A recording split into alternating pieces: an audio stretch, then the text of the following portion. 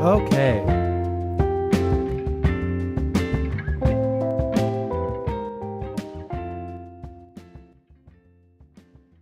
All right, here we are. Let's see what we're doing here.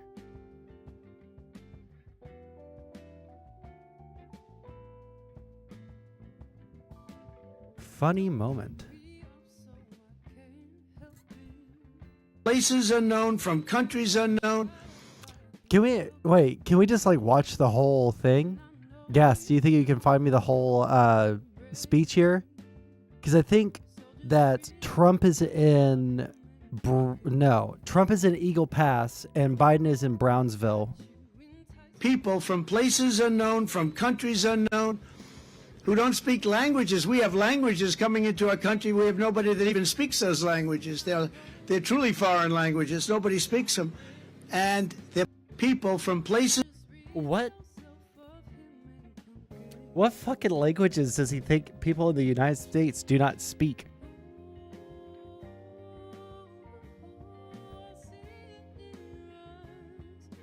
Free Trump book?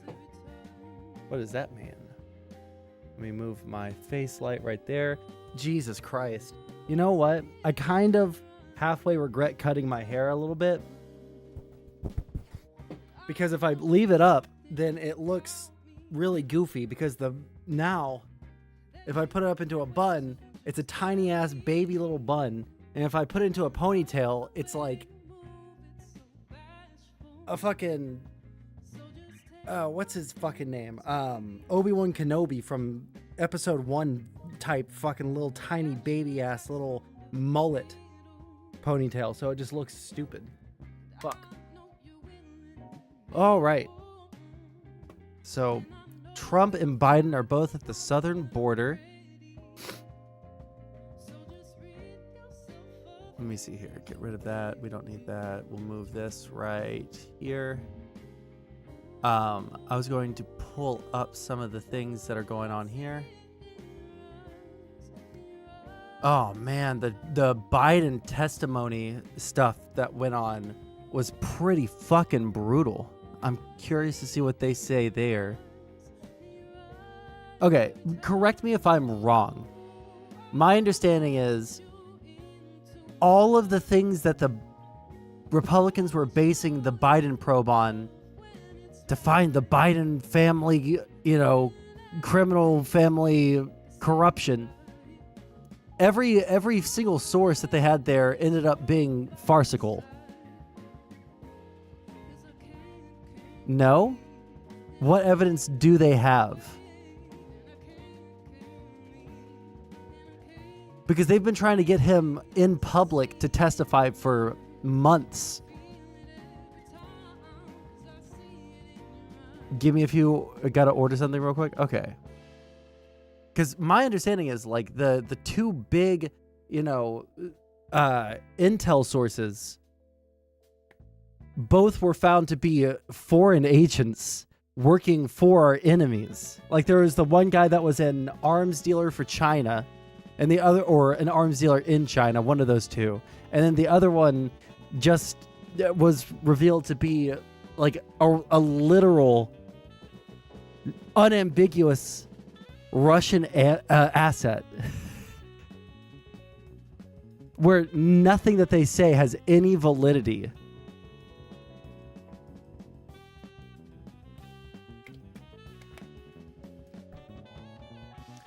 Skip 14 minutes in. Thank you so much, Gas.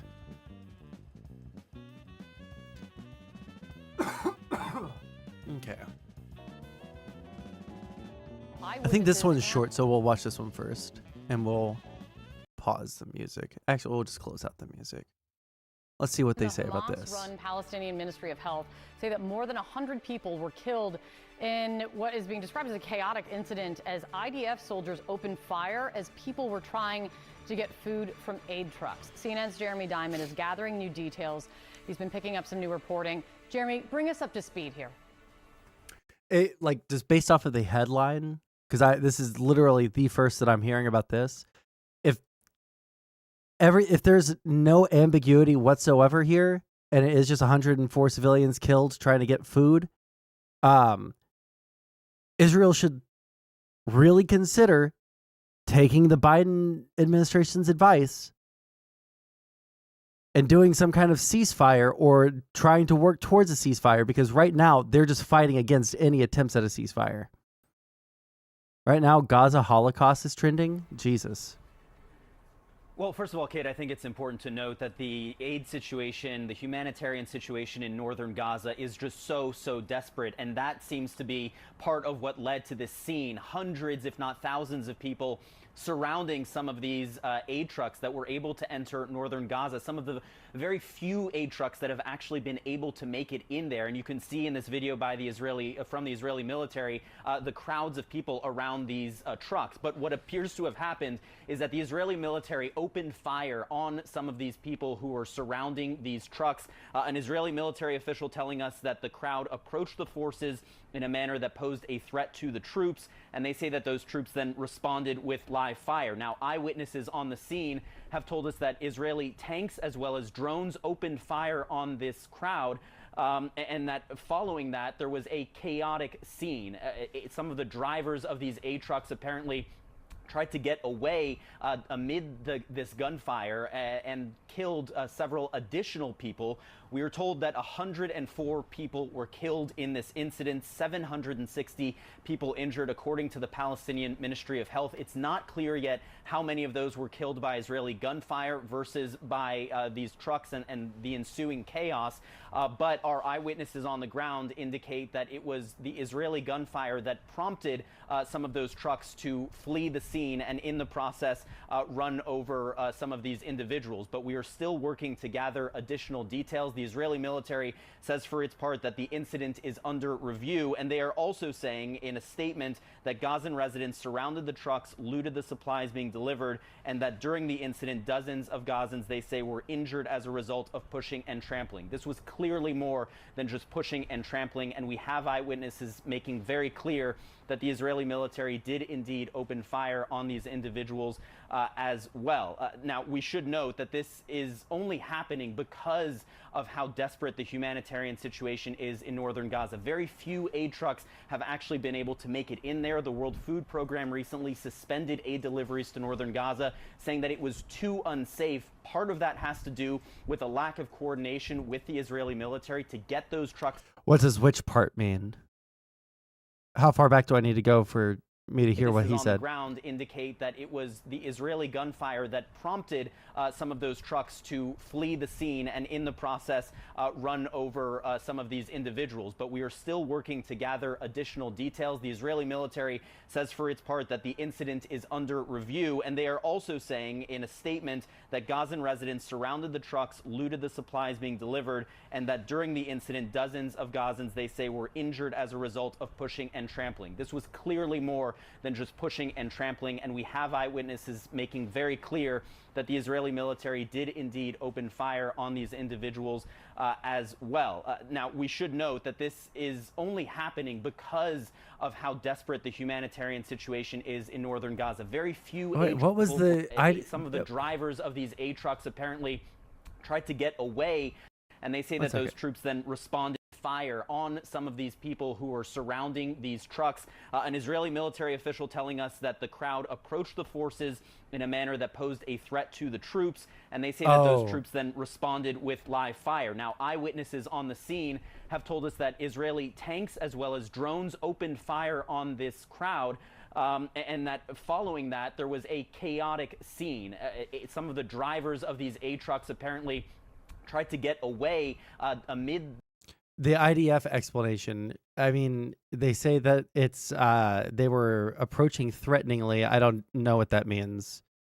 It could mean a billion different fucking things if we're completely fucking honest, right? Like maybe approaching them threateningly or menacingly just means that they were approaching them while Muslim. It could mean that they were approaching them with rocks and sticks and screaming at them. It could mean a bunch of different fucking things. I don't know. It is a bad look for Israel, which is why I'm saying, like, I don't think at this point, I don't know what the situation is on the ground, because I'm not following it that fucking closely. Like, I don't know what the fucking situation on the ground is, but I don't think that you're going to be able to continue on with this operation, this whole little affair that you got going on. I don't think you're going to be able to keep on doing it if everybody's just seeing you kill civilians. At this point, I feel like they're just shooting themselves in the dick, you know? Okay. Now, the other thing that you were talking about. Oh, hold on. Let's finish this video, and then I'll read what you said about the Hunter Biden thing. The ensuing chaos. But our eyewitnesses on the ground indicate that it was the Israeli gunfire that prompted some of those trucks to flee the scene and in the process run over some of these individuals. But we are still working to gather additional details. The Israeli military says for its part that the incident is under review, and they are also saying in a statement that Gazan residents surrounded the trucks, looted the supplies being delivered, and that during the incident, dozens of Gazans, they say, were injured as a result of pushing and trampling. This was clearly more than just pushing and trampling, and we have eyewitnesses making very clear that the Israeli military did indeed open fire on these individuals as well. Now, we should note that this is only happening because of how desperate the humanitarian situation is in northern Gaza. Very few aid trucks have actually been able to make it in there. The World Food Program recently suspended aid deliveries to northern Gaza, saying that it was too unsafe. Part of that has to do with a lack of coordination with the Israeli military to get those trucks into a war zone safely in a way that they are not targeted.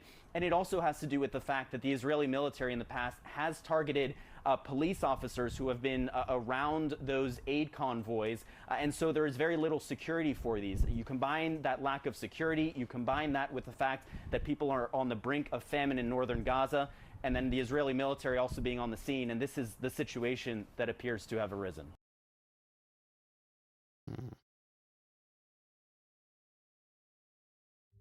Pro-Israel people trying to debunk it. This has now been debunked by this footage released today, showing the Gazans trampling over each other in order to loot aid trucks before Hamas had a chance to steal it.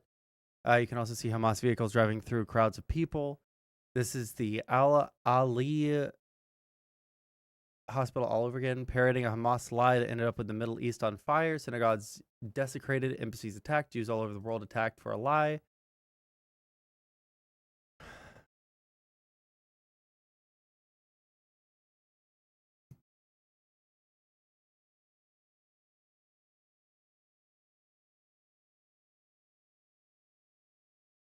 Let more fucking food aid in.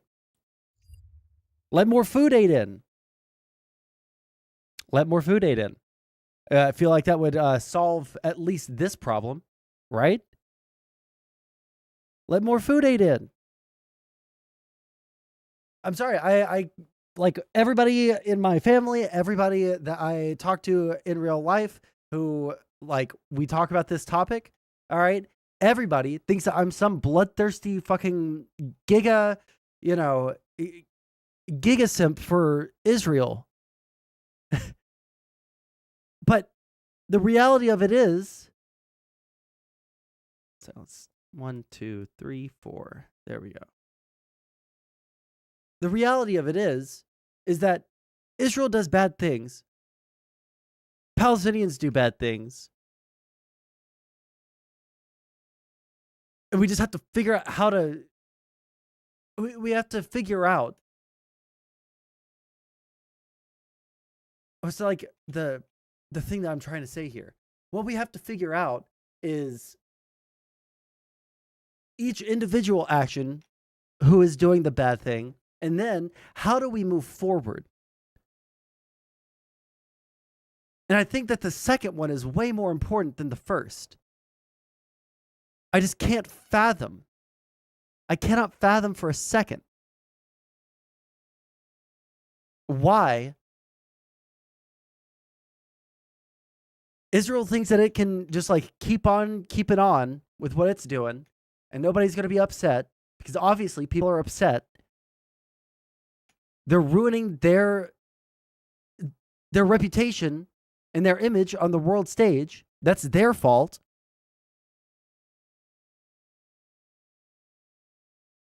They got to do something about it before they lose all support. Otherwise, it's just their fault.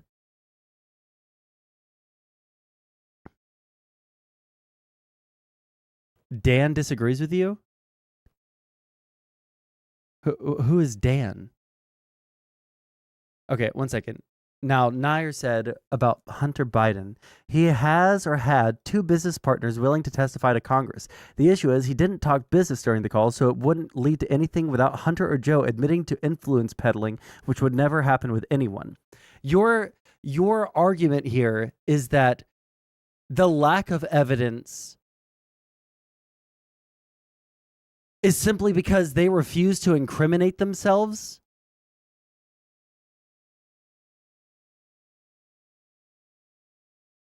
Is that actually what your argument is right now? You can't be serious.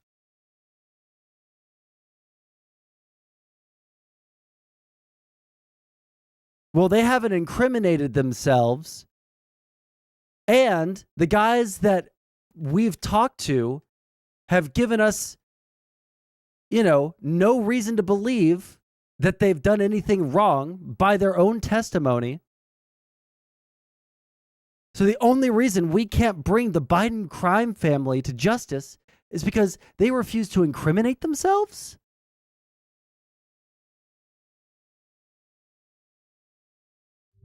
What is this streamable?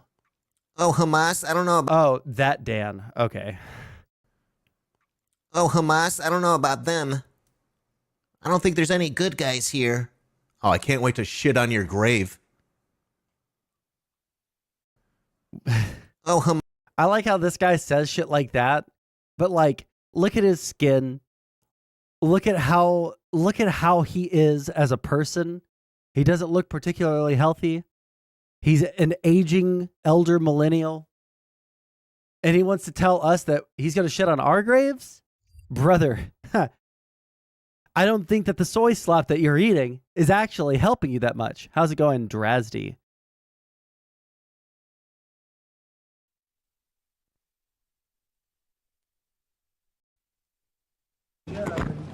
There we go. Look at Arizona, they haven't done anything there. Wait, is the audio this shitty? This is a Joe Biden invasion. Okay, they fixed the audio. Brandon's a friend from hasn't done a thing, and the governor in California hasn't done a thing. People are flowing through there like nothing, but Texas is very secure and it's going to be even more secure by the time you finish, which will be soon. And I just want to thank some friends of mine. Brandon Judd has been a friend from day one. He knew what we were all about and knew what we were saying and doing. And I think. Can I link an actual Justice Warrior video? I don't. What's the topic? We were ahead of our time, and General Thomas Sondsol was somebody that was always right there and understands this Texas military department about as well as you could have. I think he understands war, because that's what you're in. You're in a war. And William Mike Gorby, you know who he is, and he's been. I don't know who he is. Who is he? That you put together. Fortunately, I might ask Brandon to say a couple of words, because right at the beginning we were into it. We saw what was happening, and the governor was there, and then he really stepped it up.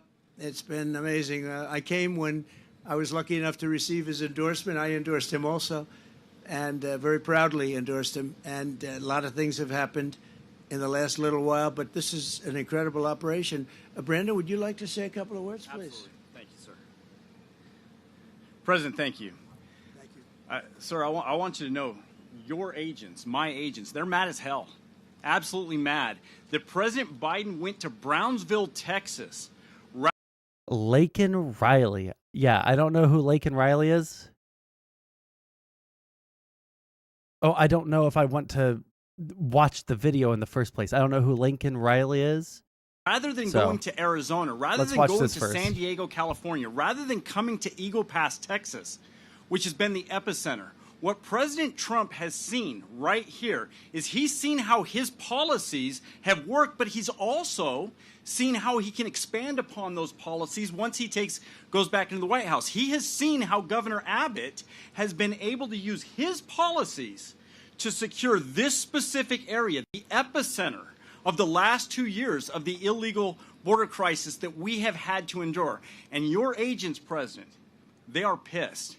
Border Patrol agents are upset that we cannot get the proper policy that is necessary to protect human life, to protect American citizens, to protect the people that are crossing the border illegally. We want to protect them as well. And we can't do that because President Biden's policies continue to invite people to cross here. Thank goodness we have a governor like Governor Abbott. Thank goodness we have somebody that's willing to run for President of the United States. Forgo everything else that he... Now, don't all of the Border Patrol agencies, like, haven't they come out in support of Biden's? Have they come out in support of Biden's bill, the bipartisan bill, I should say?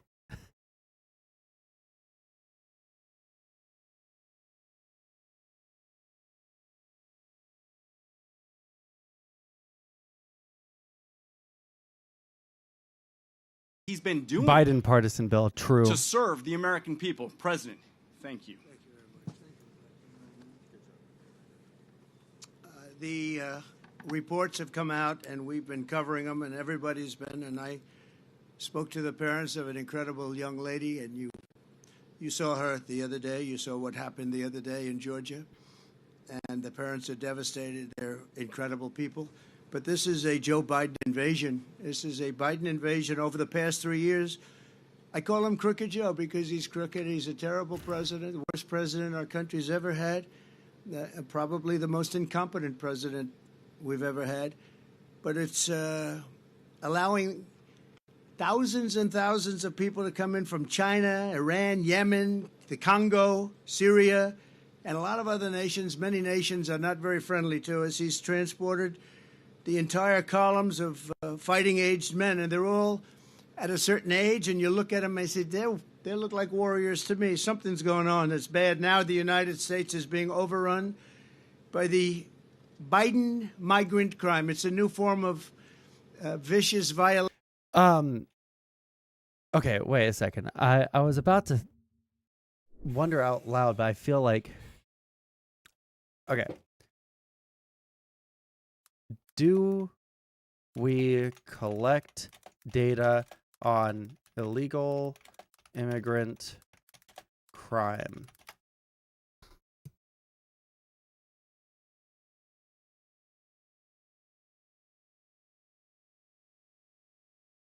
Oh, as of 2020. That might not be that.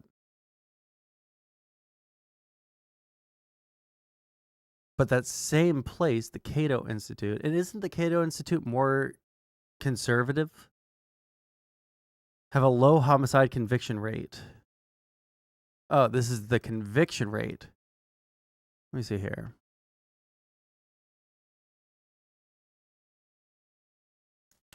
Center for Immigration Studies, CIS, published a report alleging my papers missed illegal immigrant criminals who were identified in prison by the Texas Department of Criminal Justice, resulting in an inaccurately low criminal conviction rate for illegal immigrants. After making numerous additional data requests from DPS, analyzing the data and communicating with one of the authors of the CIS study, it is now clear that illegal immigrants have a lower homicide conviction rate in Texas.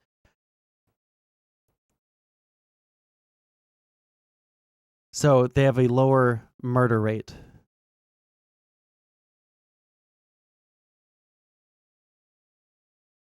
Not strictly. Yeah. I was saying more conservative, but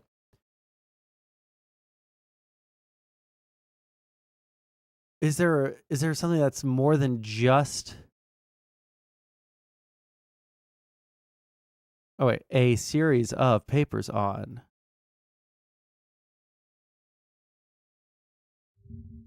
Let's see what this one is.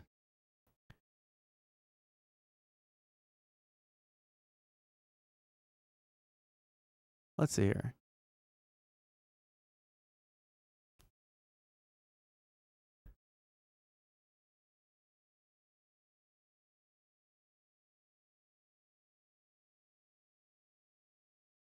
were 65% less likely to be convicted of a crime than native-born Americans. That illegal immigrant crime wave.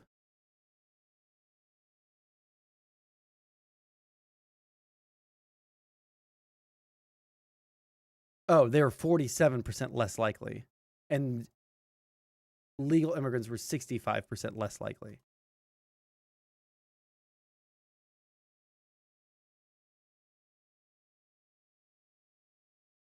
Interesting.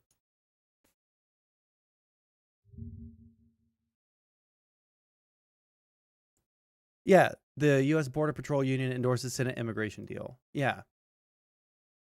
Relation to our country. It's migrant crime. We call it Biden migrant crime, but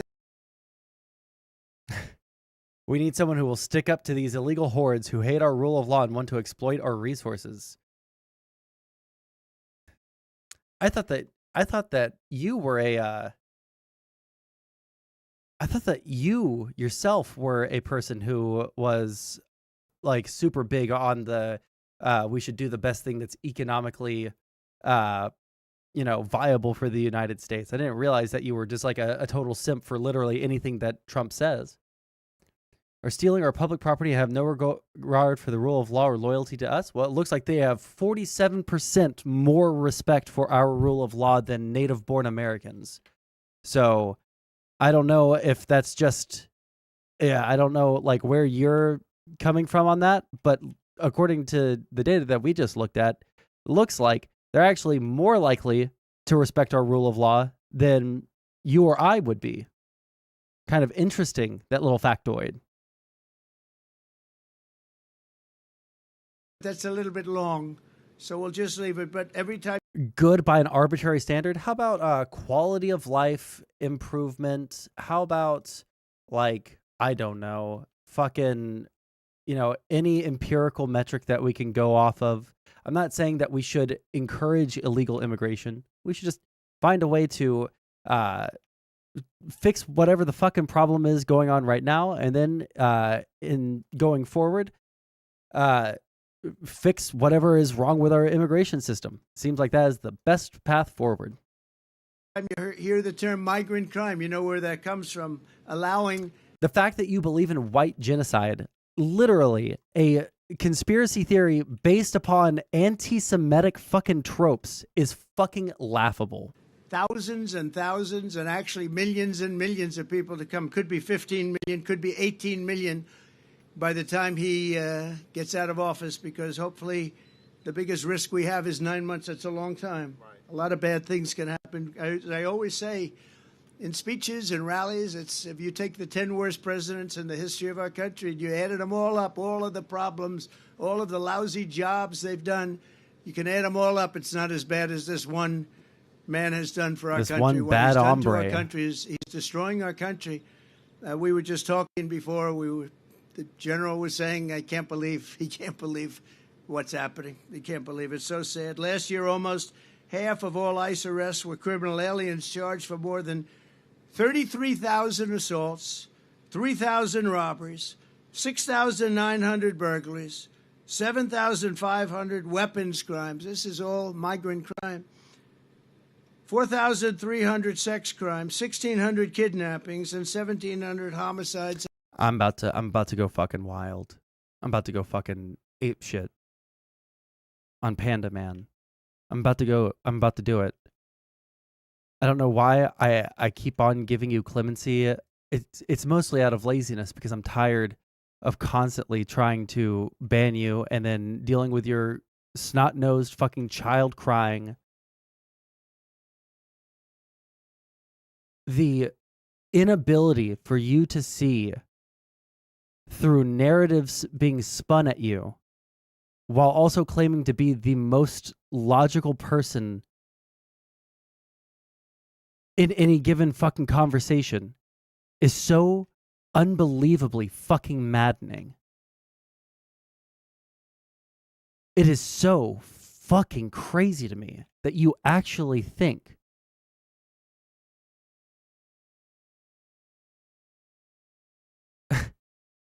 no, You don't think. That's why you say the things that you do. Never mind. And murders. These are the people that are coming into our country, and they're coming from jails, and they're coming from prisons, and they're coming from mental institutions, and they're coming from insane asylums, and they're terrorists. They're being led into. How are all these people coming from insane asylums? Are they just being? Are they sneaking out? Are they breaking out? Fucking, fucking like super spy style? Where the fuck are they? Where the fuck are they coming out of all of these insane asylums? Where are these insane asylums that they have millions of people in insane asylums that are coming over here? Holy shit. Our country, and it's horrible. It's horrible. And, you know, I know many of the leaders of these other countries that are doing it, and it's not just South America. It's all over the world. The Congo, a very big population coming in from jails from the Congo. You look at the jails now, you take a look at the jails throughout the region, but more importantly, throughout the world. They're emptying out because they're dumping them into the United States. And these guys try and make like, oh, isn't it wonderful? They don't have a clue. Is there like literally anybody that just like, is there anybody left in the fucking world that can think for them fucking selves? And it has like an ounce of fucking curiosity in their fucking minds where they're like, you know what? This claim where they're emptying out prisons around the world and they're sending them to the United States, that seems like a bit of an extreme claim to me. One that I don't know if it can be actually substantiated. I feel like this one might be just narrative spinning. Nobody thinks. Nobody hears some kind of fucking actually fucking crazy claim like that. When I say crazy, I mean it is so beyond the realm of possibility in my mind that the world is destroying their prison populations in order to send them to the United States. That if anyone unironically said that shit to me in person,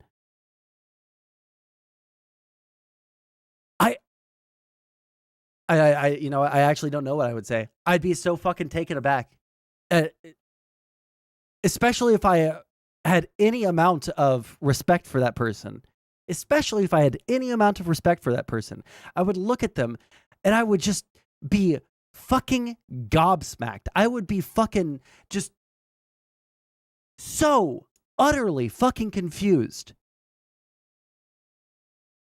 How did you arrive at that conclusion? And the only way that you could arrive at the conclusion that, yes, they are emptying out prisons across the entire world and sending them to the United States, and they're emptying out their insane asylums from the Congo and sending them over here to the United States and all over South America and sending them over here to the United States is so fucking ridiculous. It is so fucking funny. It sounds like some shit that you would hear someone making fun of conspiracy theorists say. It doesn't sound real.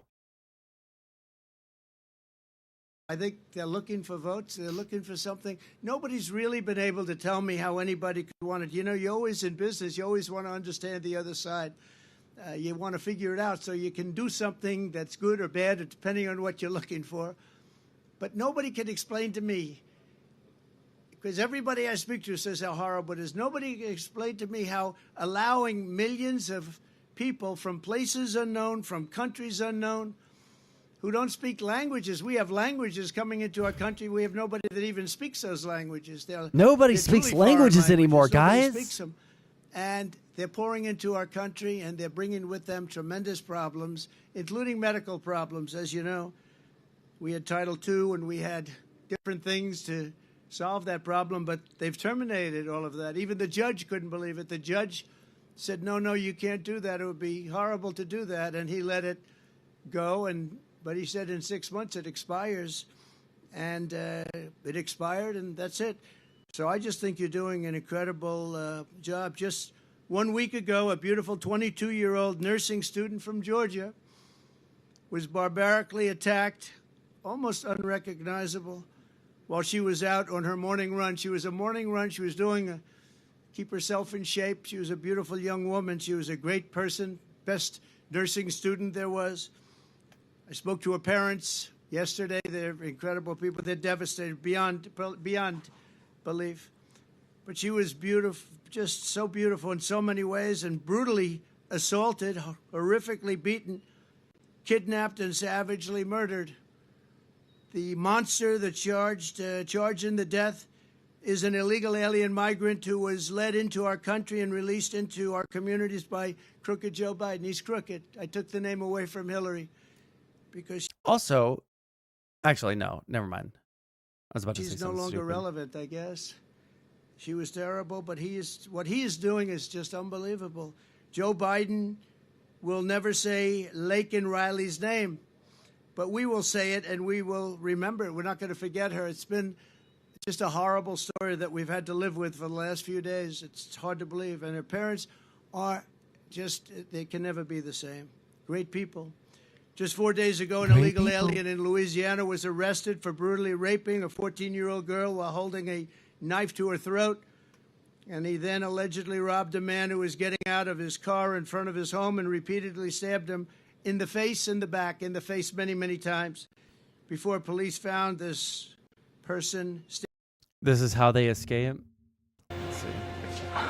Look, whatever you got going on, fill me in. 'Cause I'm in the dark here.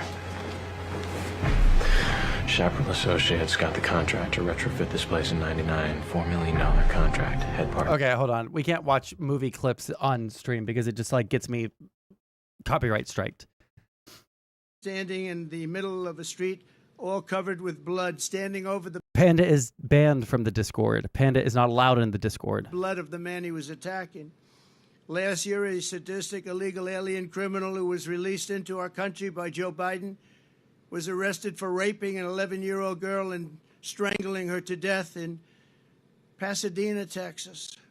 And shortly before she was... Hold on. Who? What was the name on that one? 11-year-old girl and strangling her to death in Pasadena. And criminal, the person standing in the middle of a street, all covered with blood, standing over the blood of the man he was attacking. Last year, a sadistic illegal alien criminal who was released into our country by Joe Biden was arrested for raping an 11-year-old girl and strangling her to death in Pasadena, Texas. Who? And shortly before she was murdered, she texted her father that someone was knocking at the door. He arrived home from work and found his daughter's body. Hold on. I maybe said the name there while I was reading chat. Arrested for raping an 11-year-old girl and strangling her to death in Pasadena, Texas. And shortly before she was murdered, she texted her father that someone was knocking at the door. He arrived home from work and found his daughter's body stuffed in a laundry basket underneath the bed. Horrible. Crooked Joe is the blood of countless innocent victims. It's so many stories to tell, so many horrible stories. 3 years ago, we had the most secure border in history. It kills me when they talk about, well, the entire point of talking about individual stories like that is to make it seem like it is way bigger of a problem than it actually is. You're highlighting specific stories because it's really rhetorically effective. That's literally the only reason. But we know this. I mean, people on the Democratic side do it. People on the Republican side do it. It's just, we're going to try and make this seem like a much bigger deal by highlighting these really, really sad stories. But, and it's because also humans we're not equipped to think in like percentages on these large scales, right?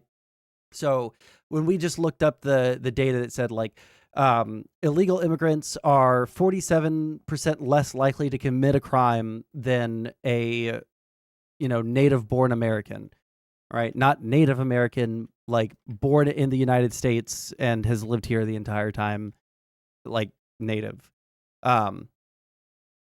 We can look at that and we can say, okay, well, it seems like this idea that illegal immigrants are going on crime sprees and raping and murdering like fucking crazy is just not true, because they are less likely than people who are accepted as members of our society. They're less likely to commit a crime than one of our own. But that doesn't matter. And it never mattered, by the way. Because the problem isn't that these people are coming over here and they're like looking for a better life, right? Which isn't a necessarily valid reason for someone to come into another country, and we should admit that, right? Just because you're looking for a better life doesn't entitle you to be able to go to that country and live there undocumented, right? If you come to this country and you are willing to work and you're willing to follow the laws, I think that you should be able to get citizenship at some point. Whether that means that you're, naturalized and then you get to, or you're naturalized after working for a certain amount of years without any kind of like felony or like violent offense, then sure, yeah, let's do that. But they don't care about that. They love the stories of like the one good illegal that came over and he worked really hard and he got his citizenship and he never committed a crime, and why can't they all be like that, right? Because they don't actually care about that. They just like to point out, hey, look at this guy. He's illegal, or he was illegal, but then he decided to, turn himself around, as if like being an illegal immigrant is something that you have to turn yourself around from. It's and I always hate repeating like Democrat talking points, even when they're correct, because holy fuck, does it make me feel soy as fuck. But when they're right, they're right. That's simply not true. Hispanic commit more crime than non-Hispanic whites for America, or in America. Yeah. Now look at the average age of white Americans and Hispanic Americans and account for that in the data, and you'll see that they commit less crime. There's just a lot more young people, and people who are old generally are much less likely to commit violent crimes than people who are young.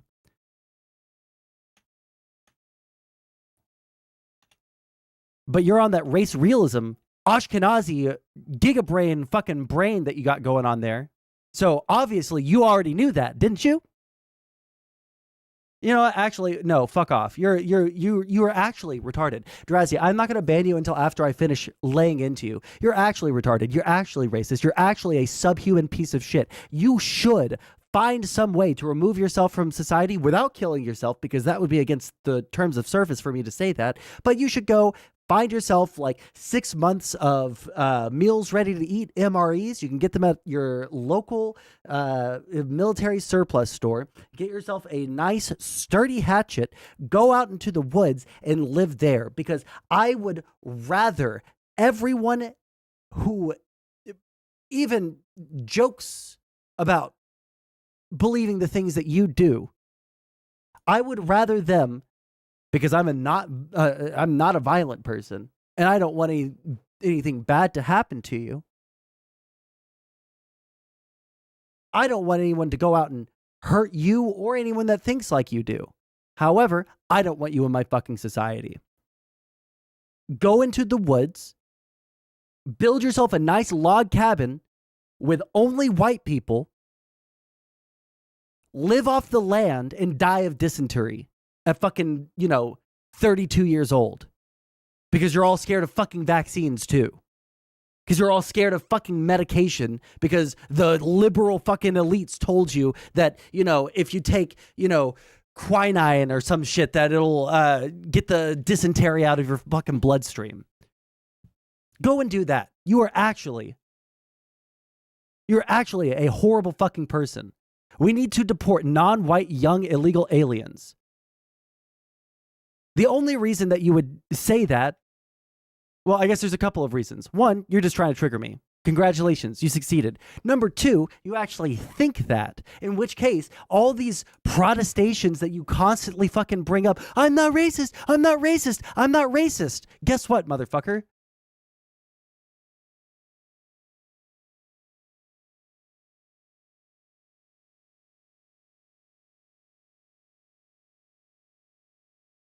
Yes. Yes, you are racist. Yes. You are a horrible person. Yes. You should leave my society. You do not believe in liberalism. You do not believe in the same society as I do.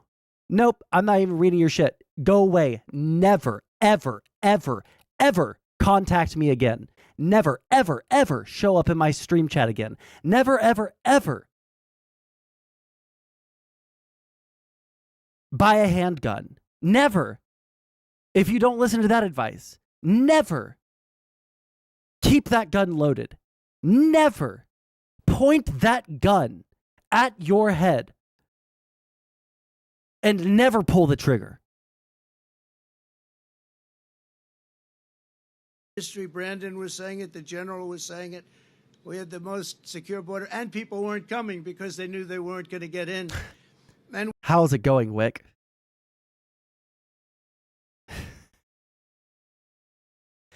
I got tired of someone for the last time. I got here at the right time. Yeah. I'm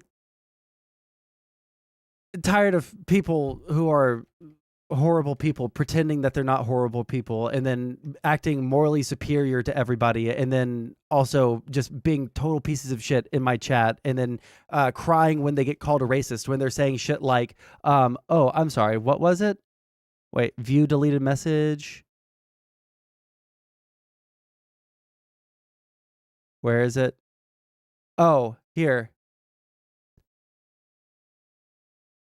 Go. Stupid fucking view deleted message.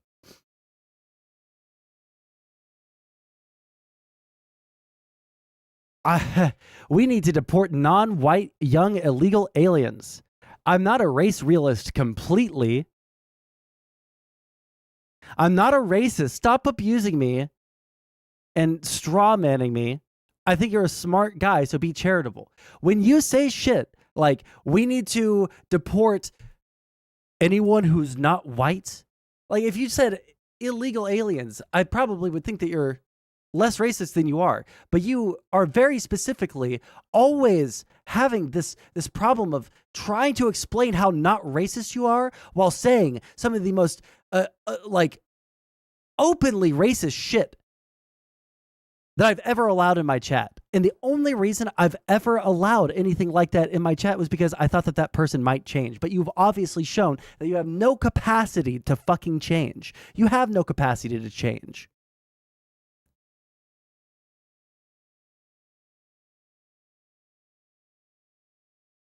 I used to talk to fucking white nationalists on stream on a fairly regular basis. And the only ones that I allowed to stay in my chat were the ones that I thought had the capacity for change. And only one of those people ever did change. The rest of them, guess what? Got banned, just like you. The only seeming contradiction here is that you are a hyper-Jewish fucking like Orthodox, hyper-religious Mossad agent almost, with how much you care about the Jewish people. And yet you repeat fucking literal Nazi groiper talking points like no one I've ever seen in my entire life.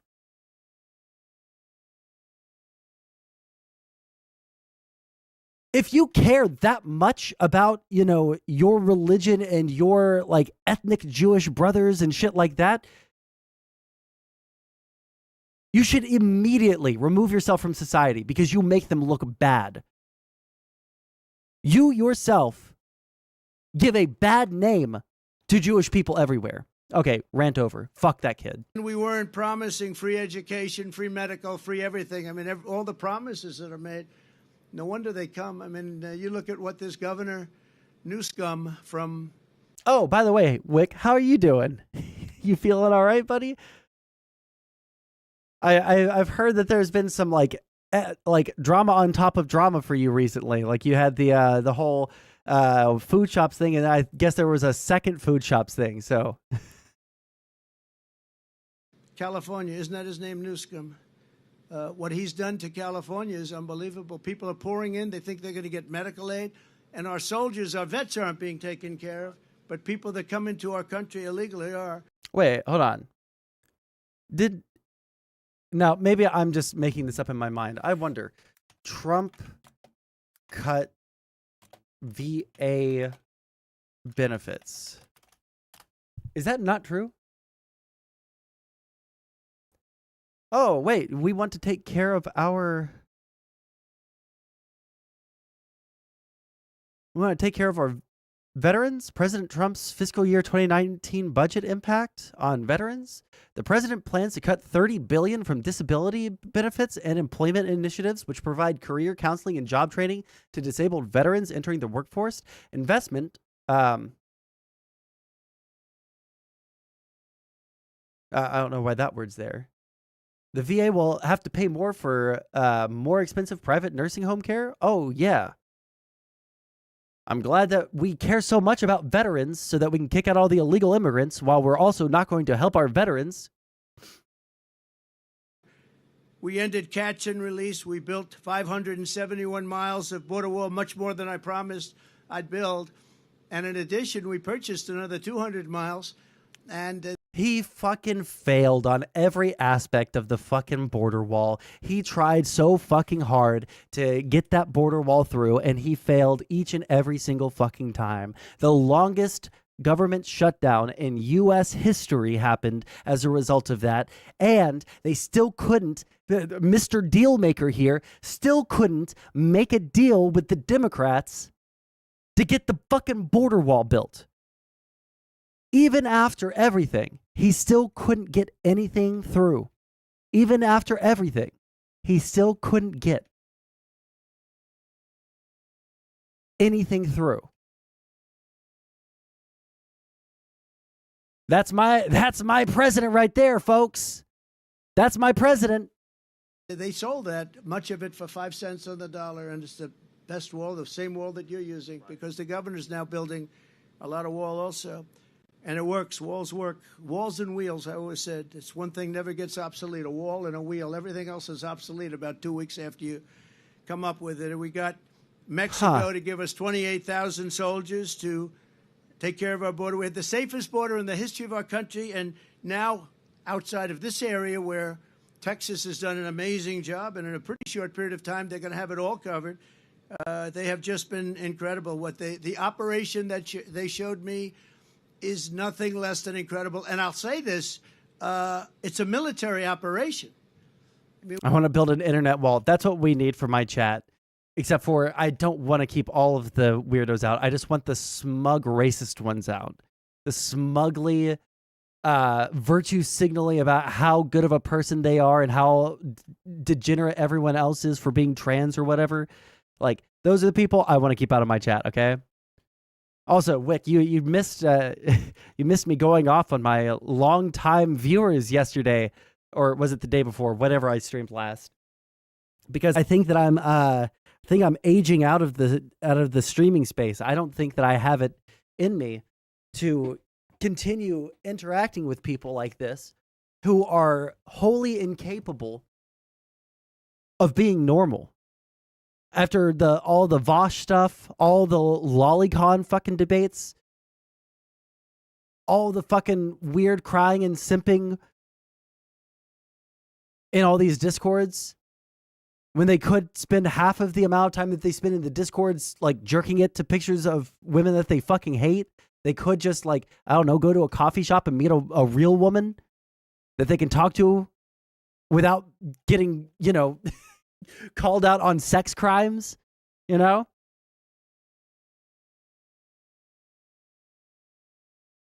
just feel like the entire, maybe I'm just old and I can't keep up with the kids, but like I do not understand what the fuck is happening in this space at all.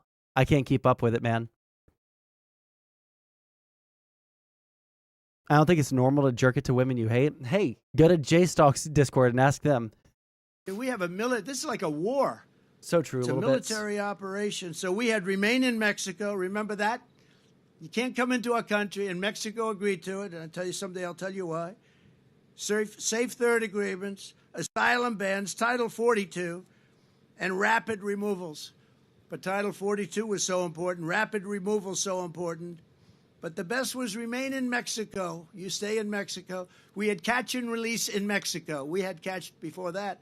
It was catch and release a criminal, and they released him in the United States. We had no more catch and release. Our catch and release was we released him in Mexico. And if you broke the law, we caught Say you, it again, we deported Trump. you, or we did something else. But we were doing a great job, and that's where it stood. And then we had an election that we ended up getting many millions of more votes than we did. We did much better in 2020 than we ever even thought about doing in 2016. And very bad things happened. And from that moment on, it was a whole different ballgame. He can't stop himself. God, can you imagine?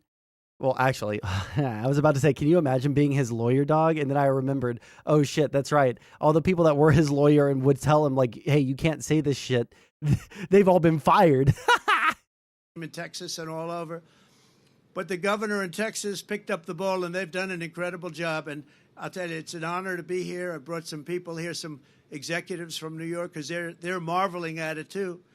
And you're doing your job. Now we have to find out what's going on the side, each side, because Arizona's not doing their job. You have a Democrat, liberal, or more than that, governor that probably doesn't want to do anything. So people are just pouring in through Arizona. Probably. And they're pouring in through the beautiful state, the once beautiful state, still beautiful, I guess, but they have a lot of crime and a lot of problems, California, because the governor's not doing his job in California. He's doing a terrible job. He talks a good game. You know, he talks about how wonderful things are, but he's wrong. And they have a big outflow of people. He's wrong. People that pay taxes, people that don't commit crimes. Into discussion. They're leaving. A lot of them are leaving.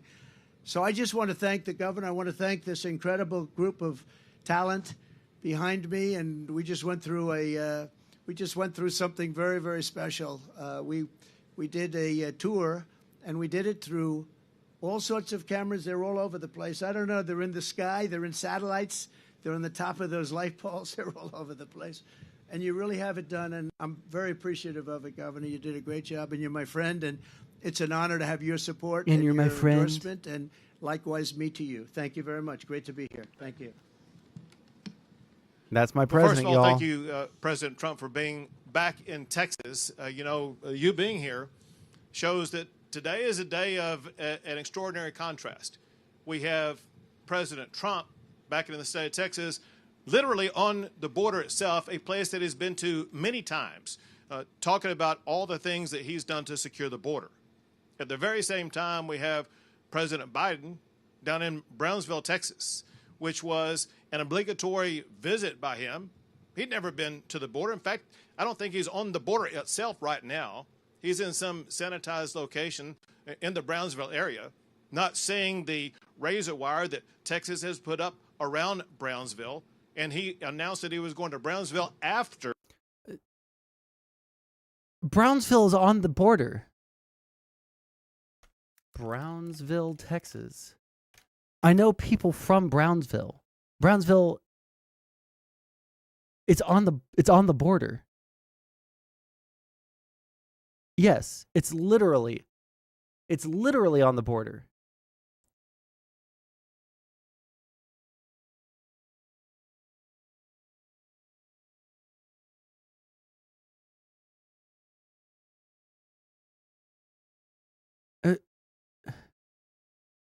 Brownsville sounds like a shitty place. I mean, it's, well, what? What's its population?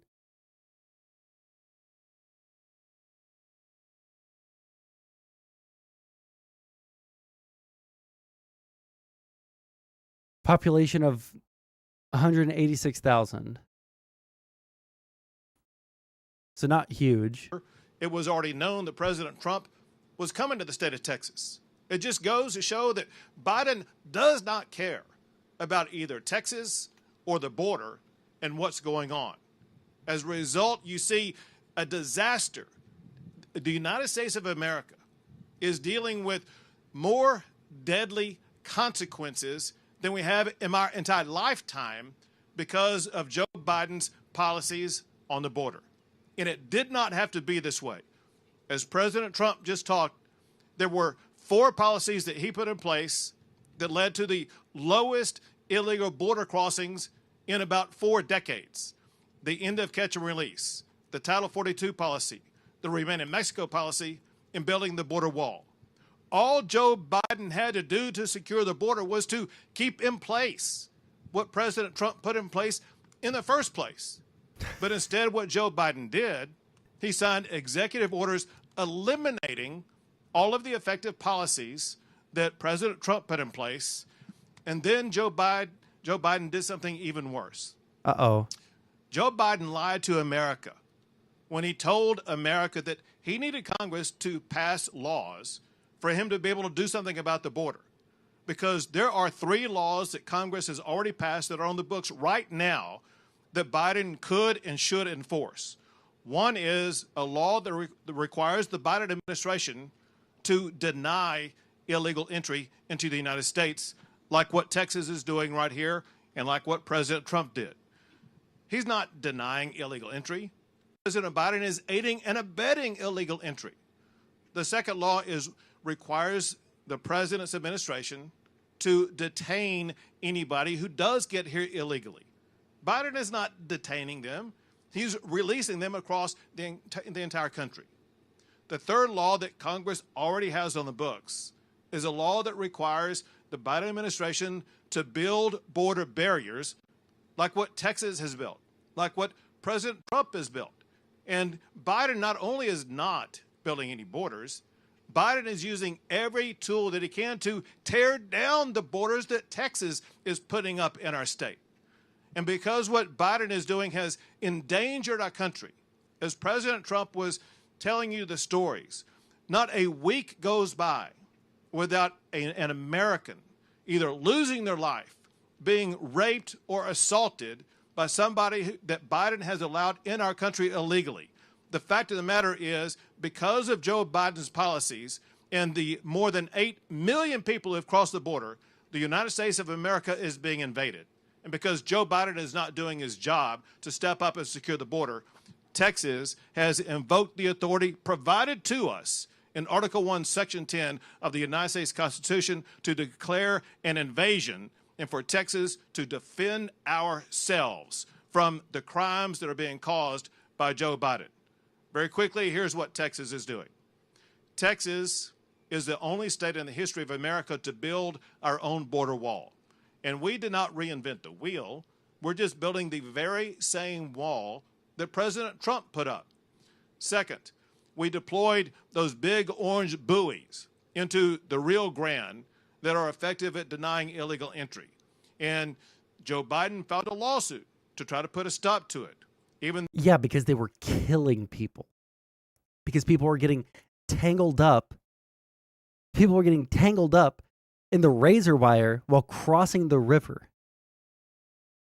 And that makes us look fucking terrible on the world stage. Yeah, no shit.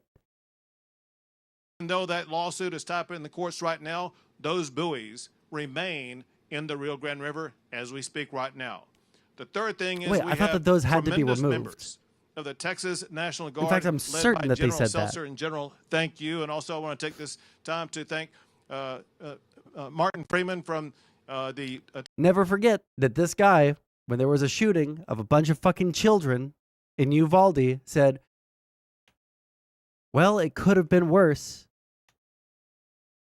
And then did literally fuck all. Nothing. Literally nothing. At all. Just to remind you guys. Just a quick little reminder. Texas Department of Public Safety and Mike Banks, where we have our own border czar. Mike Banks has spent more time as the Texas border czar in one day than the United States border czar has spent in her entire tenure. And I want to thank Mike Banks for his job as a former Border Patrol agent and now as the Texas border czar.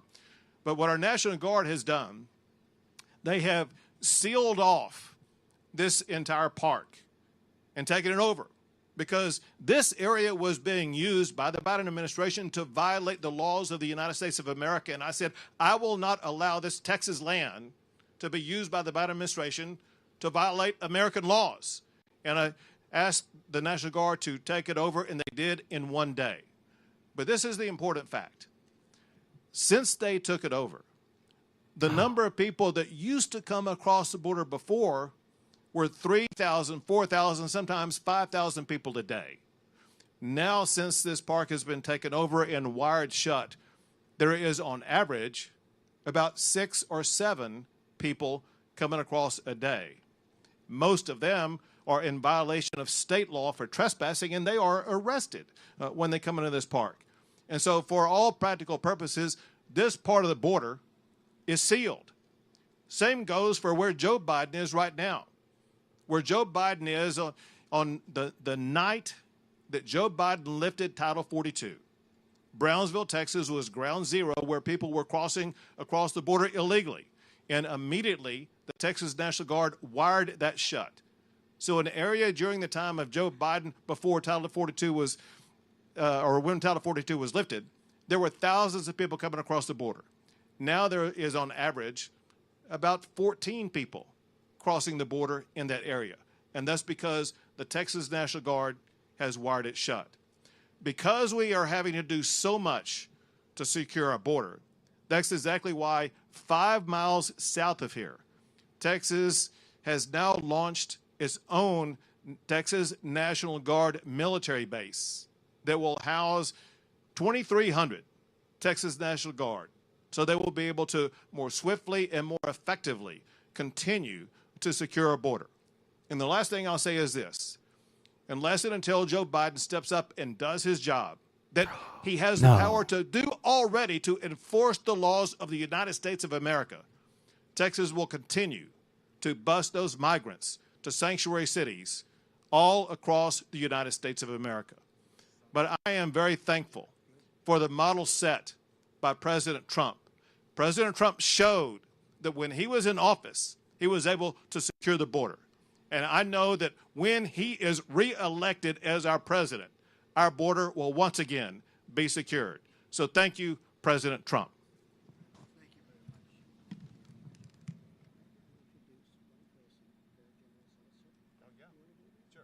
At this time, I would like to introduce you to the person leading the effort on behalf of... Okay, Trump's done speaking. Abbott's done speaking. I'm done with that. Alrighty. What else do we got? Oh, we have the Democrats talking about Hunter Biden. Okay, Nair, are you still in chat? I would love to see a steel man. Personally, I would love to see a steel man of this idea that the Republicans still have a case. I don't feel like they do. How do the Republicans have a case if the two, people that were supposed to be,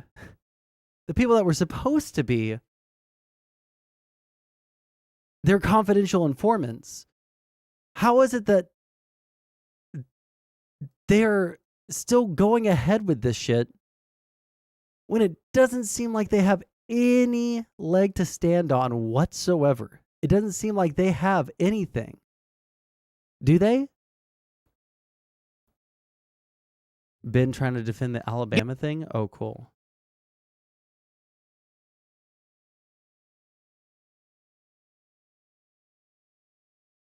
We'll look at that here in a second, but I want to watch the Democrat thing real quick, unless it's really boring.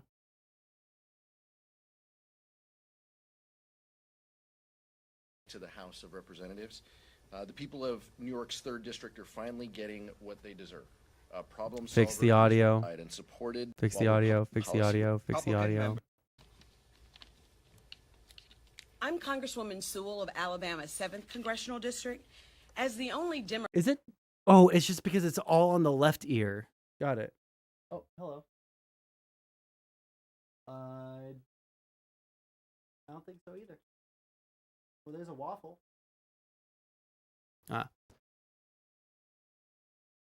Democrat in Alabama. Okay, it's just because it's Democrats, only the left Republicans, ears got it. Back to the House of Representatives. The people of New York's 3rd District are finally getting what they deserve. A problem solver who is ready to deliver to defend the freedoms of working families. In contrast, last week, extreme MAGA Republican carried on their anti-abortion movement and they secured another legal victory. This time, the Alabama Supreme Court jeopardized the use of IVF in the state. While gut-wrenching, this is exactly what Republicans have been fighting for, and their record is clear. After Republicans swallowed their pride and supported Donald Trump, he made good on his pledge to stack the Supreme Court with partisan judges that would overturn Roe v. Wade. This is something that he openly bragged about. In Congress, 96% of House Republicans turned their backs on women and voted against the Right to Contraception Act. 147 Republicans signed the amicus brief asking the Supreme Court to ban mifepristone. And now the Speaker of the House and 169 other congressional Republicans have sponsored a bill that would end IVF as we know it. All of this happening today while Republicans continue their march across America to restrict abortion access. Don't let MAGA Republicans tell you any differently. They are preparing a nationwide abortion ban that would end reproductive freedom in all 50 states. The American people are going to see through these lies and their desperate attempts to change their own records.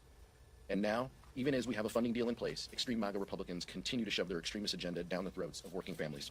We've been down this road before. The extremists continue to torpedo bipartisan deals. That's been the hallmark of this Congress. House Democrats will not allow any policy riders that gut life-saving programs and limit access to reproductive care. We want common sense solutions to fund our government, fulfill our national security needs, and secure our southern border. Now let's get this done. Now, Vice Chair Ted Lieu. Thank you, Chairman Aguilar. The star witness for the Republicans' sham impeachment proceedings was indicted by the Department of Justice for lying about Hunter Biden and for spreading Russian disinformation. Public reports are that this star witness met with Russian intelligence. And so what we have here are Republican members who have been trying to take out an American president through impeachment using Russian disinformation. Not only should these impeachment proceedings stop, but the Republicans that were spreading this Russian disinformation should apologize to the American people. They were essentially using Russian disinformation to try to impeach an American president. This is anti-American traitorous conduct. Additional anti-American he conduct called we them see traitors. comes from the House Republicans who are unwilling to put a national security supplemental that passed with bipartisan support from the U.S. Senate on the House floor. Speaker Johnson has repeatedly said he wants the House to work its will. Well, guess what? How does the House work its will? We vote. Just put the bill on the floor for a vote. Let us vote. Maybe it'll pass, maybe it won't pass. But if you don't want it to pass, then you make your argument for why you don't want it to pass. We think it's going to pass, but let the House vote. That's how the House works its will. Not behind closed doors with Speaker Johnson and crazy people like Marjorie Taylor Greene. That's not how the House works its will. We work our will by simply voting. And then the third thing I'd like to talk about is how Republicans only want to ban abortion. They now want to ban IVF. And we have with us an amazing representative, Terry Sewell from Alabama, who's going to discuss what's happening in Alabama as well as across the nation. What I don't understand is why they want to ban IVF. Can someone explain that to me? Because it feels like, now I could be like just super fucking giga wrong, but it feels like they want there to be more babies. Right? If they want there to be more babies, getting rid of IVF, which is something that, guess what, a lot of conservatives use too, feels like that's just like the wrong move. They denounced the Alabama ruling? Who did?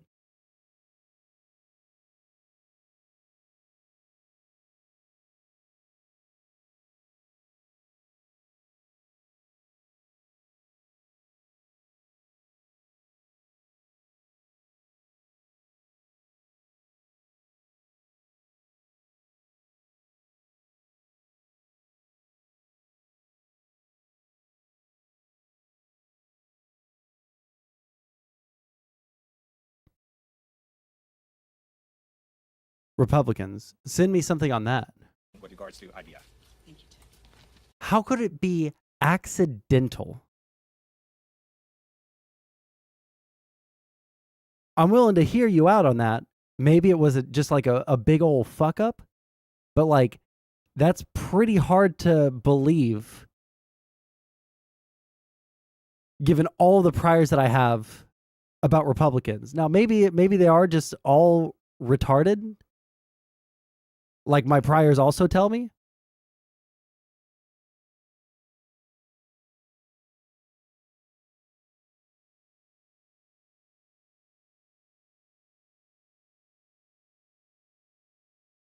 was ruling that the hospital shouldn't throw out the eggs. Now that ruling that now means, not that ruling now means it's an abortion. These people are on the Supreme Court of Alabama. They should be able to understand the implications of legislation.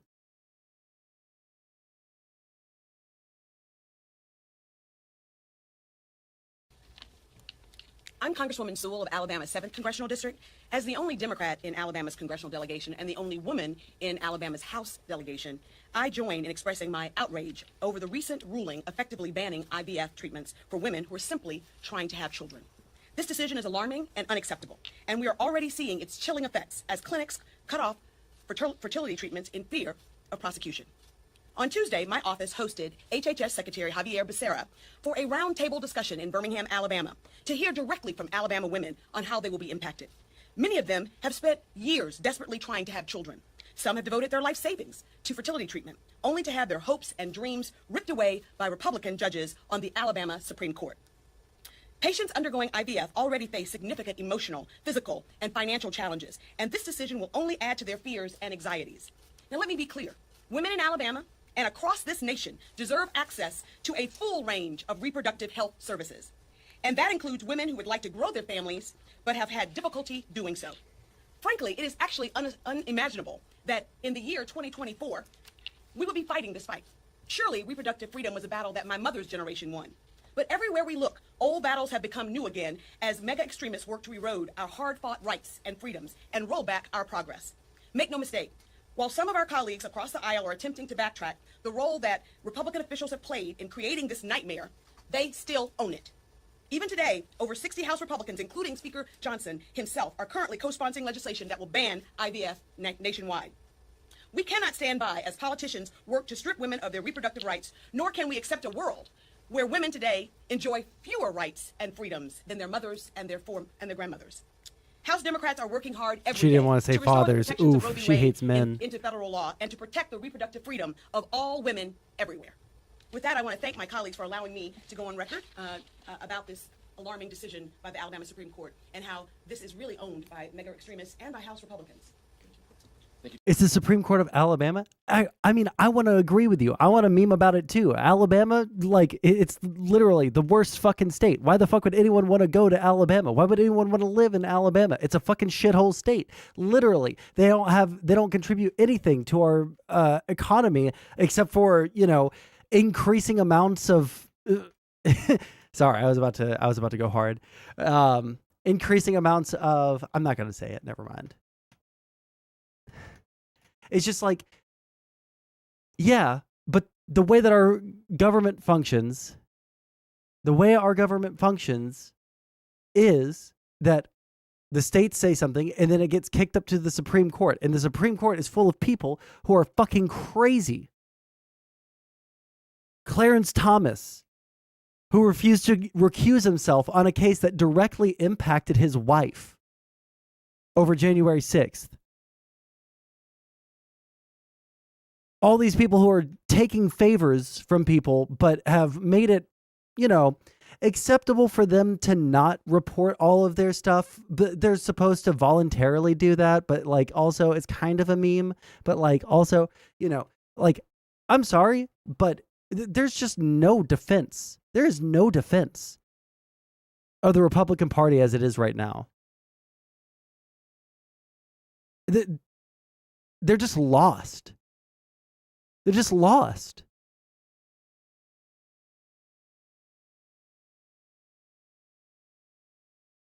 Wait, hold on.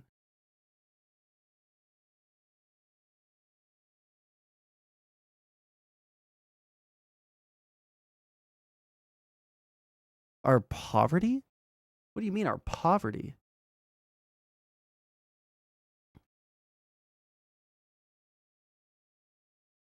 Okay, anyways.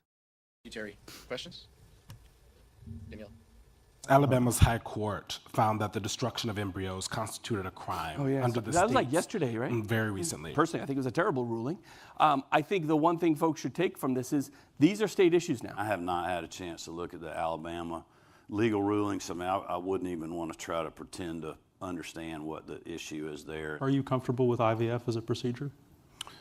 I am, yeah. I'll just say I'm generally in favor of IVF. I can't speak to that particular case, but I'm generally in favor of that. Do you believe that destroying embryos is a crime? No. I mean, listen, the IDF and those kind of infertilization, that's not Oklahoma. But I will say, if you want to talk about Roe v. Wade, we believe that every state has the right to choose what they want to do on this issue. Nikki Haley has struck some chords that are similar to what. I wish that we really did just go full states' rights, all the states are their own entities, and then we get to see how fucking shit. I mean, we can already see the Republican policies in place right now, and we can look at Alabama and Mississippi and Louisiana and Arkansas, and we can look at all these shit-ass southern states that produce nothing but take in government welfare to keep their states functional on a regular basis, while arguing that the individuals within that state ought to have their welfare cut further. Meanwhile, making it an even shittier place to live, because you can't even, if you're trying to start a family, but can't do so through normal means, can't even do IVF. No, he misspoke. I almost made a joke about it, but what you just said about the sort of need to find areas of consensus, and this is very. Then does it apply to every state? Well, if they sue if this gets appealed, which is going to be appealed, and then it gets thrown to the Supreme Court, and the Supreme Court rules that, whatever, or if they rule that it's down to the individual states, then we're going to see Republican states all over the place start fucking banning this shit. Very divisive issue. Surprising to see her say that she thinks frozen embryo has personhood status. You have a lot of people out there in this country that they wouldn't have children if it wasn't for that. I mean, on one hand, I'm at the point right now where I'm so just done with how crazy it used to be funny to me on Republicans, but now it's fucking depressing. Now it's insane. Where all of the things, guess what? Hey, by the way, all of the things that Democrats said Republicans were going to do after Roe v. Wade was overturned have started happening. All of the things that, they wouldn't go that far. They just don't believe in abortion. They wouldn't get rid of contraception, even though there have been multiple attempts to get rid of contraception and bring it to the Supreme Court, even though they said that they weren't going to try to get rid of gay marriage, when several Supreme Court justices signed on to the majority opinion saying that they ought to look at it, like sodomy laws, like gay marriage on the chopping block. So is contraception. So is all these things that everyone said that the Democrats are just being, scaremongers, just like they did with Donald Trump. Oh, Donald Trump can't do all those things. Like, he's just a dude who speaks his mind, and that's why I like him. You like him because he wants to do all the things that you want to do, which is restrict as many people's rights as possible, except for your own. And when they come after yours, eventually, then you're going to be all upsetty spaghetti about it. But by then it'll be too late. I want all of these stupid fucks to live in the world that they live in, or that they say that they want to live in, right? And leave the rest of us the fuck alone.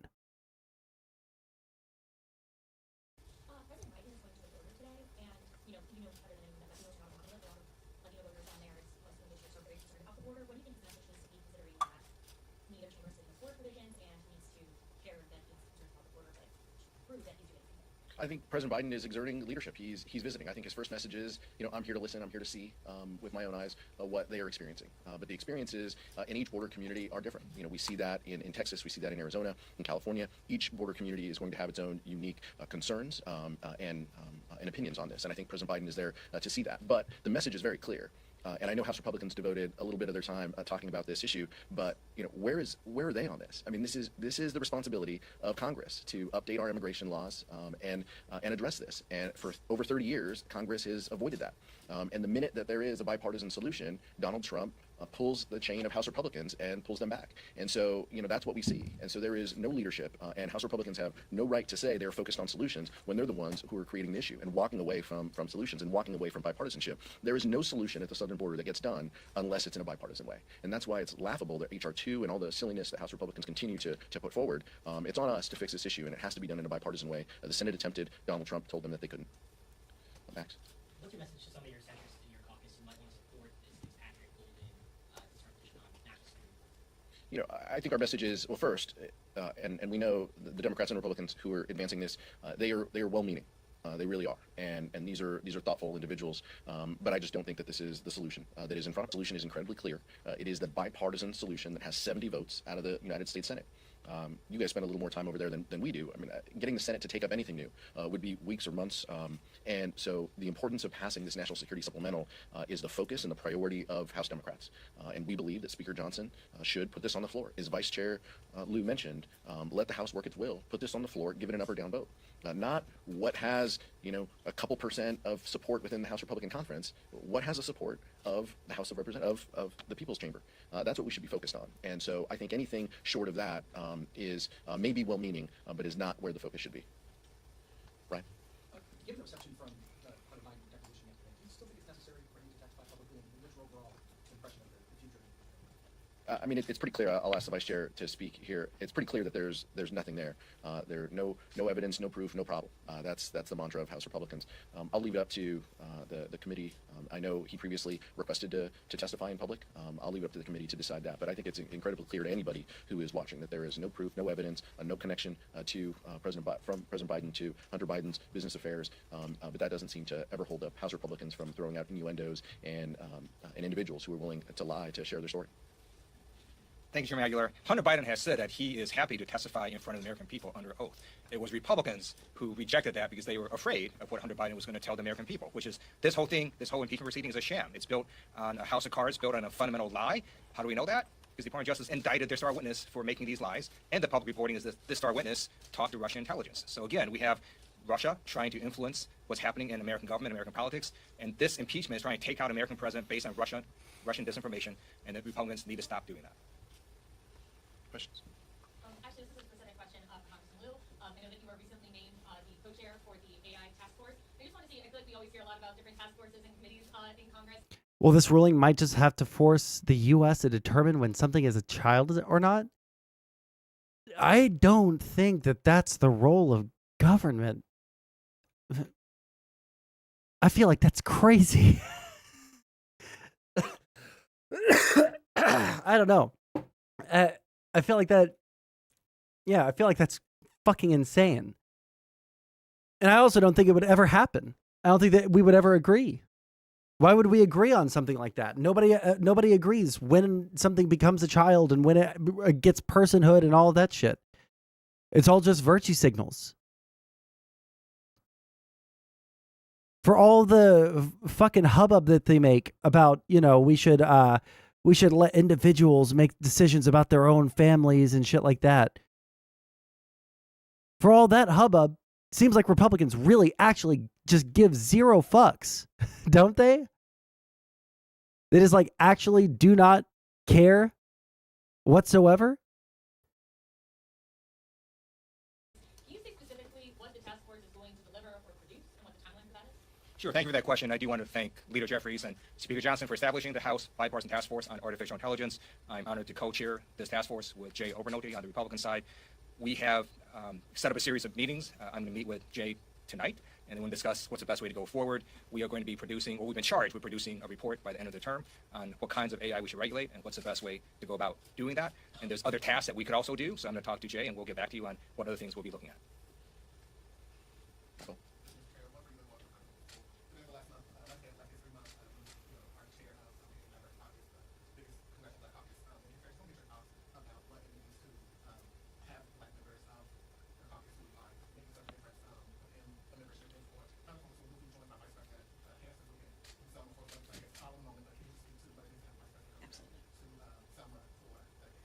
59th anniversary that Congressman Sewell will be leading. So privileged to be able to attend with my family last year. Look forward to attending in the future. And her leadership, standing on the shoulders of John Lewis, Jim Clyburn in our caucus, who have always reminded us about the history, about those events, and about our responsibility to honor that and to carry forward our advocacy of voting rights.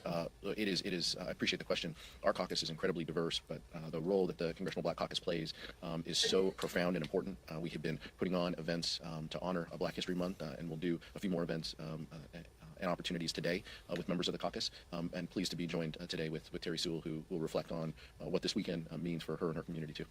Thank you. Well, you know, growing up in Selma, Alabama, literally a stone's throw away from the Edmund Pettus Bridge, I have a deep, abiding understanding of how ordinary Americans can bring about extraordinary social change. I'm excited this weekend, as today is the last day of Black History Month. You know, I've often said that we in Alabama, especially in my district, which includes the historic cities of Birmingham, Tuscaloosa, and Montgomery, and my hometown of Selma, we're merely custodians of America's history. Black history is American history, and we have a solid united in our efforts to make sure that Leader Jeffrey becomes Speaker Jeffrey in the Congressional Black Caucus, and we're led ably by Stephen Horsford, and who will also be joining me in Selma.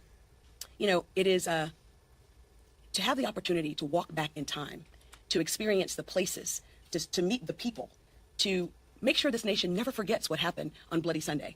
And given that old battles have become new again, not just for reproductive rights and reproductive freedoms, but for voting rights, you know, I think it is, I would have never guessed that my cause would be the same cause that John Lewis fought for 59 years ago. John was bludgeoned on a bridge for the right of all of us to vote, and we have seen Republicans roll back that Republican-led Supreme Court with the Shelby decision, and it's simply unacceptable. So I actually look forward to having the opportunity to stand there with our Vice President, who has done a great job of talking about this rollback of freedoms and rights that we enjoy, whether that's reproductive freedom or voting rights. She's been leading the charge in the White House on those issues. And I look forward to standing with her on the bridge, as John would say, one more time. But I also want all of us to understand the importance of this election. And I think that she'll touch on that. She'll touch on what's at stake when it comes to progress. And I look forward to her also espousing on what her thoughts are about how we can motivate, especially younger folks, to get out the vote. I think that there's one threat that I worry about, it's voter apathy. And I'm going to use this opportunity this weekend to talk about the difference that we can make when we vote. And when we vote, we win as a nation. And when Black folks vote, I think that they make a difference. Look at Atlanta. And so I really will take this opportunity to not only share with my colleagues the great history that lives and breathes in my district, but also to challenge them to go back and rededicate ourselves to the struggle for which John Lewis and so many others, known and unknown, fought for. Oh, yes. And then also, I just want to note that the State of the Union this year is on March 7th. March 7th, 1965 was the actual day of Bloody Sunday. It was on that bridge on March 7th that John and those marchers were bludgeoned and run over. I mean, we all have seen the footage. And I think, I'm sure there was no intention on my Republican colleagues in choosing that date, but we're going to seize the opportunity of having the State of the Union be on that anniversary date by welcoming some of the foot soldiers who will remind all of us that we have a role to play in making sure that this country lives up to its highest ideals of equality and democracy. Thank you, Terry.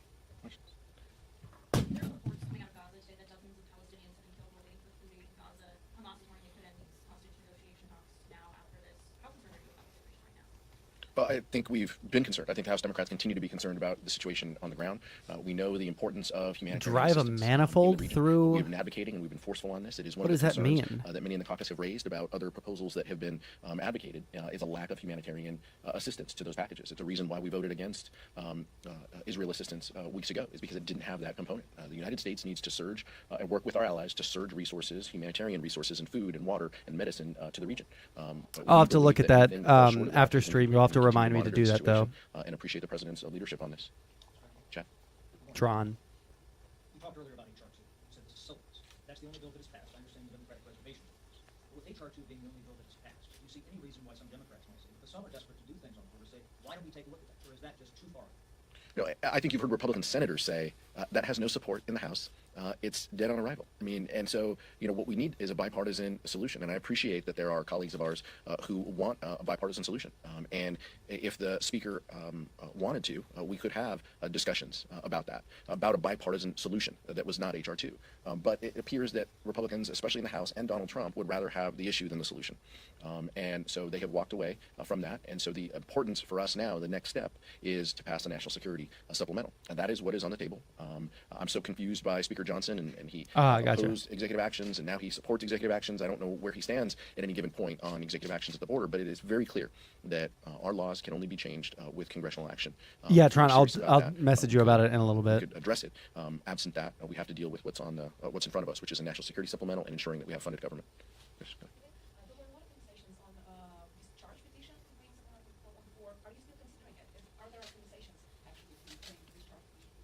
Whip Clark and Leader Jeffries have both indicated every option is available. The importance of providing aid to Israel and Ukraine, humanitarian assistance, Indo-Pacific resources is so incredibly important, and the urgency with which that is necessary is right in front of us. Any procedural step, will take time. The most I want to see if they say anything about the Trump. Is for the speaker to put this bill on the floor. I think earlier today or yesterday there was some kind of. The Supreme Court ruled on, or said that they would take up the legal argument on whether or not Trump has presidential immunity into perpetuity. But it's kind of bullshit because they're essentially giving him immunity until the election or just after the election, instead of just like hearing it and ultimately agreeing, because it seems like they already know that they're going to rule in favor of Jack Smith. They're waiting and giving Trump extra time to delay and like kicking it to the latter half of the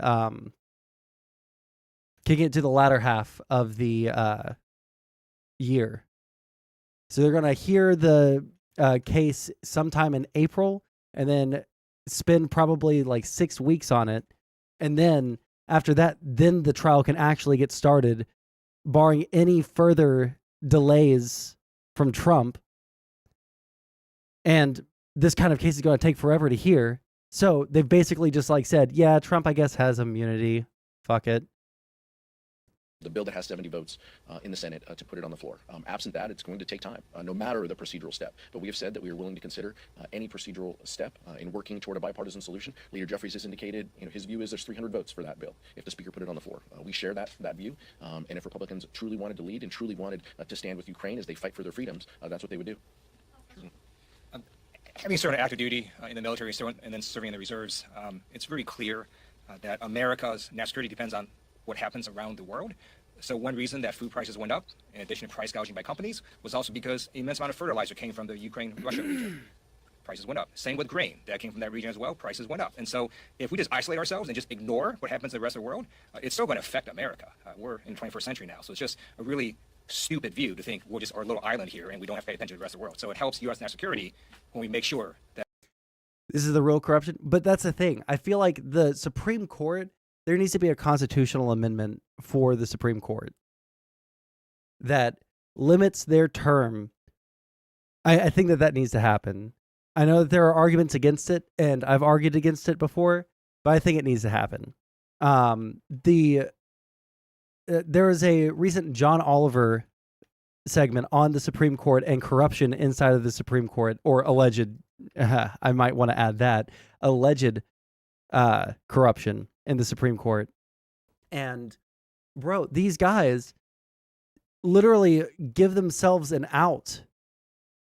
They give themselves an out for reporting gifts from people for being who they are, for being Supreme Court justices. I think the amount of gifts that Clarence Thomas has gotten in the past couple of decades has amounted to something in the multi-millions of dollars worth of lavish vacations, gifts, paying for his family's school, paying for his mother's like house and end of life care and shit. I think it should be one election and one Supreme Court pick, enforced retirement of the longest serving. Well, that would mean that every 40, like the max. Well, I guess I actually don't know if I think that's a bad idea. Because that would mean that you have a 45-year term, right? If I've got math right? No, hold on. 36.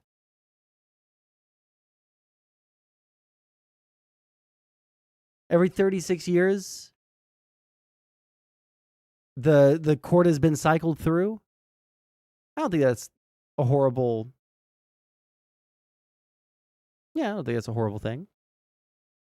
That Russia doesn't succeed in Ukraine, and it will also help bring us prices down if we can end this war quickly. And the way we end it quickly is to give Ukraine the resources to end the war quickly. Last one.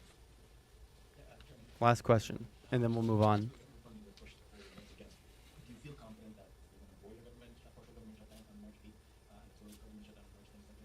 One sec. Well, Toronto is saying if one dies, the same president or their VP picks the replacement. I mean, whatever it is, something's got to fucking change, dude. Something's got to change hardcore. Because it's just like what's going on right now is absolutely untenable. Well, look, that's our hope. There's an agreement in principle is what we have today to address to have this CR to move the dates to the 8th and the 22nd, as you mentioned, and to. I know we can't. We're saying that we would like to see some kind of constitutional amendment to limit their shit for just a little bit, you know?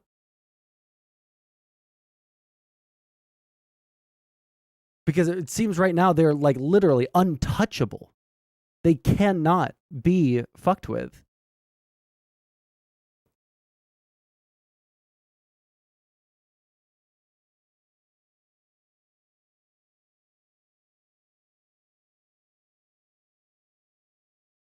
Well, I mean, weird with the president or VP. That's... Oh, shit. Wait, how do I order a quarantine? Can I order a quarantine?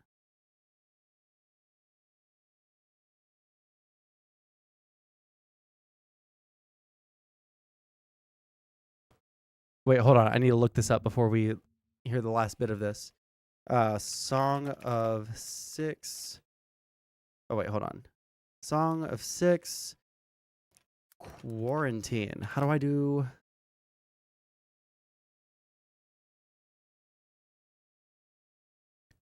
It's flavor text. You wait for them to sleep and wall them inside.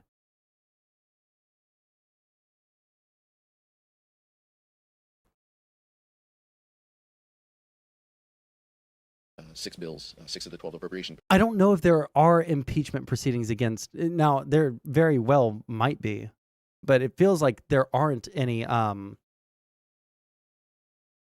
impeachment proceedings for Supreme Court justices, right? That's what is in front of us, but as I mentioned before, Republicans have walked away from bipartisan deals in the past, and so you can? We're Okay. optimistic that we can meet these deadlines. I think that clearly the second group of bills could be difficult and problematic, especially as Republicans in the House continue to insist on policy riders that erode women's reproductive freedom. And so I think that House Democrats will stand in lockstep to ensure that that doesn't happen. But that is a position of House Republicans. We look forward to working with our colleagues to avoid the shutdown. And House Democrats continue to put up the votes, by the way, to pass every continuing resolution and every funding opportunity, while Republicans go back and forth on whether they support funding our government and funding key priorities, including those at the border. I'm probably going to lose half my fucking population here, even though I have a fuckload of hospitals. Thank you so much.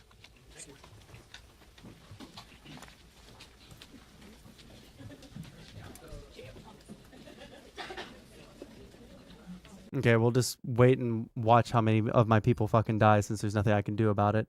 All right, what else is going on? Do we have anything in the content suggestions? Oh, also, look at that. I got a DM.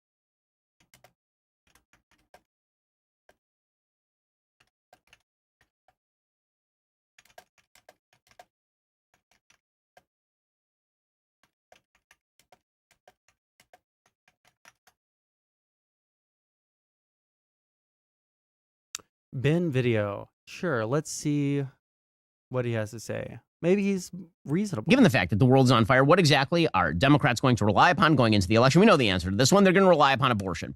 So their latest argument with... Yeah, we are, because most people believe in allowing some level of abortion. It's only your side that believes that we should be keeping everyone, as brood mares, to use the soy fucking talking point.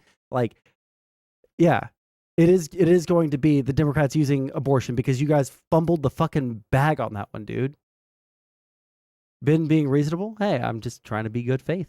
Regard to abortion is predicated on an Alabama court decision, a Supreme Court decision, ruling that embryos deserve constitutional rights in the state of Alabama, which makes logical sense. Right? If the basic idea is that an Alabama court decision, a Supreme Court decision, ruling that embryos deserve constitutional rights in the state of Alabama, which makes logical sense. Right? If the basic idea is that life begins at conception, and that is the predicate for Alabama law with regard to abortion, then if that life is conceived, even in a petri dish, then it still deserves a level of protection in the state of Alabama. According to the Washington Post, for patients and their doctors, in vitro fertilization, or IVF, had long been associated with hope and reassurance for the future. In Alabama, seeking or providing infertility treatment is now mired in anxiety. That is because the Alabama Supreme Court has ruled that frozen embryos are children and deserving of life and protection, which again makes perfect sense. If it were in a woman's womb, then it would already have the protection of Alabama law. The only question was if it's located outside the womb, does it no longer have those protections? Let's see if he dives into any of the implications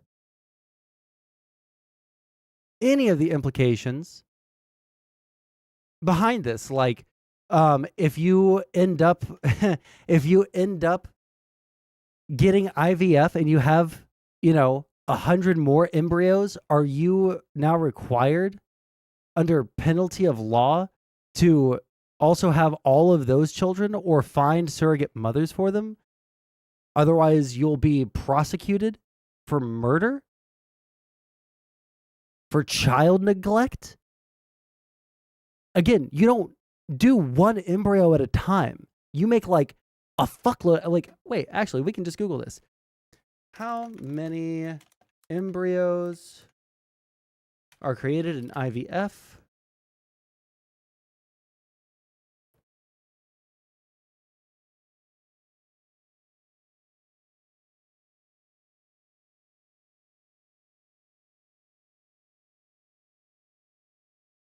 Optimal number of eggs.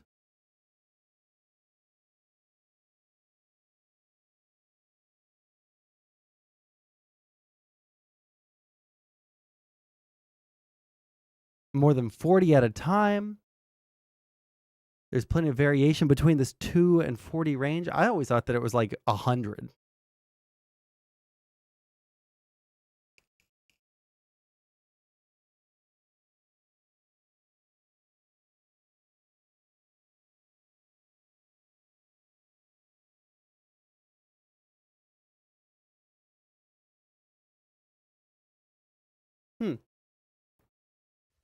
So the question really is the definition of life... Even so, like if you want to get IVF to have one kid, are you now on the hook to do,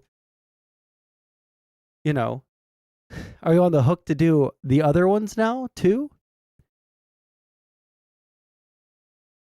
Because that just seems insane to me. Locational or is it not? Just on a logical level. If there's an embryo and it is, again, located outside the womb, is it human life or is it not? Now, again, the entire predicate for the pro-life movement is that location is not the defining feature of what makes human life. It is the pro-choice movement that suggests that location is what truly matters, right? This is why the pro-choice movement will argue that a baby who's born is a baby, but a baby still in mommy's tummy is just a cluster of cells. And the pro-life movement has argued whether it's in the stomach or out of the stomach is irrelevant. The real question is the definition of life itself. So the Alabama Supreme Court last week ruled that frozen embryos are people and someone can be held liable for destroying them. The first of its kind ruling came as at least 11 states have broadly defined personhood as beginning at fertilization in their state laws. That Alabama case focused on whether a patient who mistakenly dropped and destroyed other couples' frozen embryos could be held liable in a wrongful death lawsuit. The court ruled the patient could, writing it had long held that unborn children are children. Now, that was also true for frozen embryos, affording the fertilized egg the same protection as babies under the wrongful death of a minor act. Now, again, that makes perfect logical sense. People are trying to say that that's crazy. I fail to understand how exactly. Because they're frozen, fertilized eggs, and no one on Earth would recognize them as babies. Nobody in a burning building who had the choice to save one born baby would ever leave that baby behind to save the 100 frozen eggs. Because nobody thinks that they're actually babies. Because that's fucking crazy.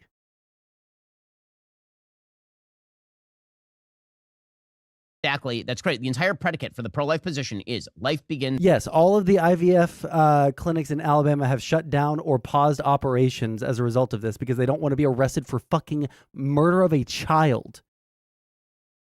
Yes.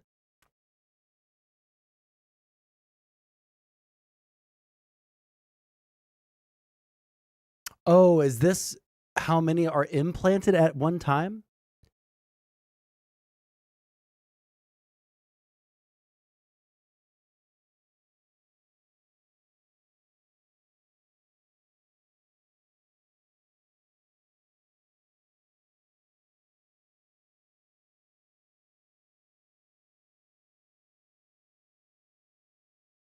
Let me see here.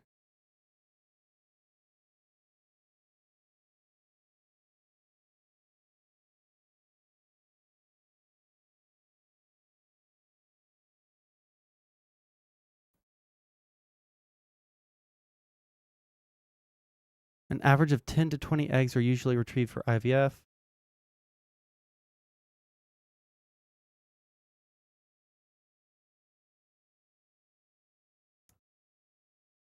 So if you do it one time, it can be up to 20, and then they'll insert between 2 and 40 at a time, depending on the likelihood of you getting pregnant.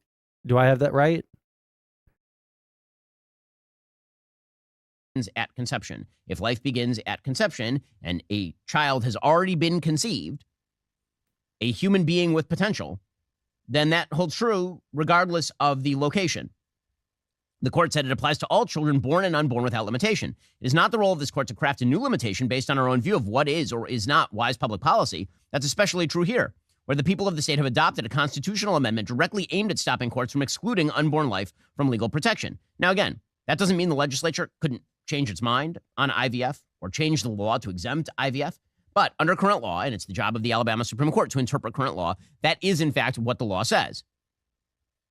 So this has led to what Democrats think is a winning issue, which is the suggestion that IVF will be outlawed everywhere, because if you are saying that you have to protect embryos that are conceived, then what do you do with IVF?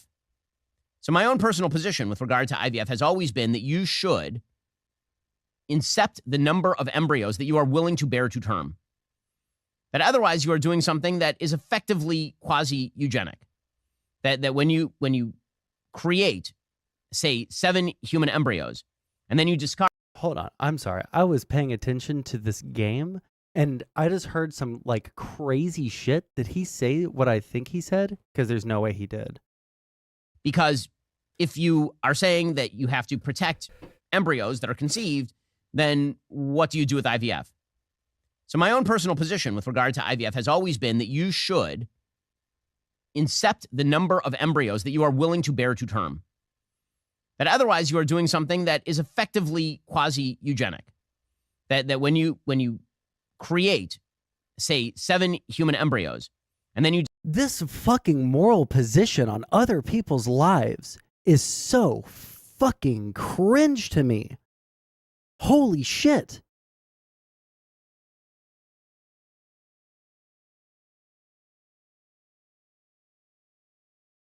Like I can like from a real point of view, I totally understand the idea that like we shouldn't just automatically trust everything that doctors say just because, you know, they are whatever, right?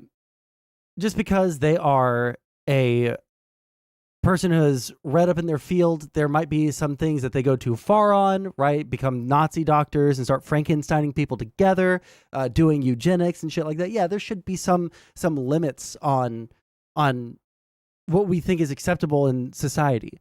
But like, for fuck's sake, this is people just trying to start a fucking family. And why wouldn't you just allow the doctors to do what is going to give them the highest possible chance of having a child because of your moral position that you personally have that nobody else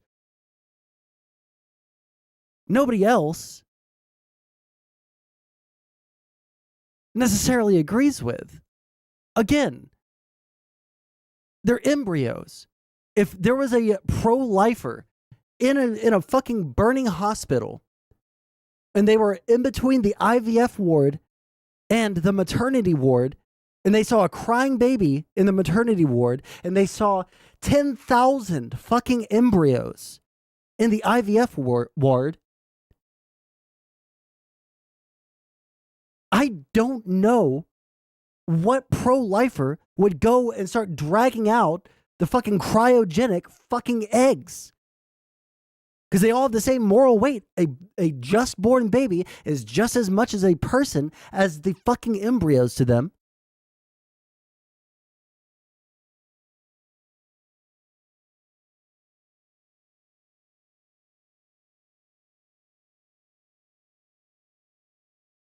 We're not trusting doctors now? What I'm trying to say is, like, in 99% of cases, I'm probably going to trust the doctors, but there should be a healthy skepticism of anyone coming to you with from a place of authority, telling you that something is good for you, right?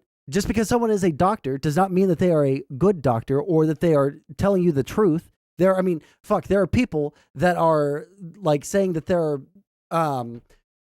nanoparticles in the vaccine. Oh, look, there you go. Anti-vax arc. Yeah. But like, there are doctors that are anti-vax. It doesn't mean that we have to listen to them just because they're doctors, right? There are doctors that don't think that a woman who has been raped can get pregnant. Quote unquote legitimate rape. Why the fuck would we listen to those people?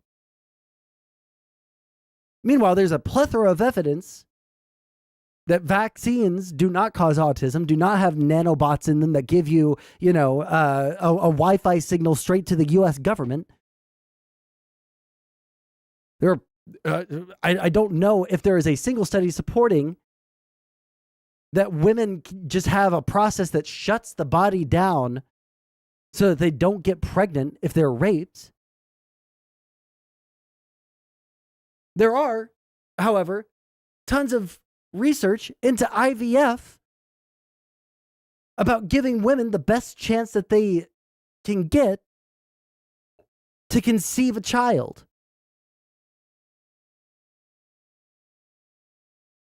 You discard 5 of them so that 2 of them can be implanted. The only thing that separated the 5 that were discarded.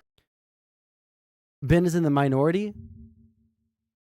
Frozen embryos shouldn't be considered people, 2/3 of Americans say. Support or oppose frozen embryo personhood. Oh my God. Wait, bro. Republicans are 50-50 on this, dude.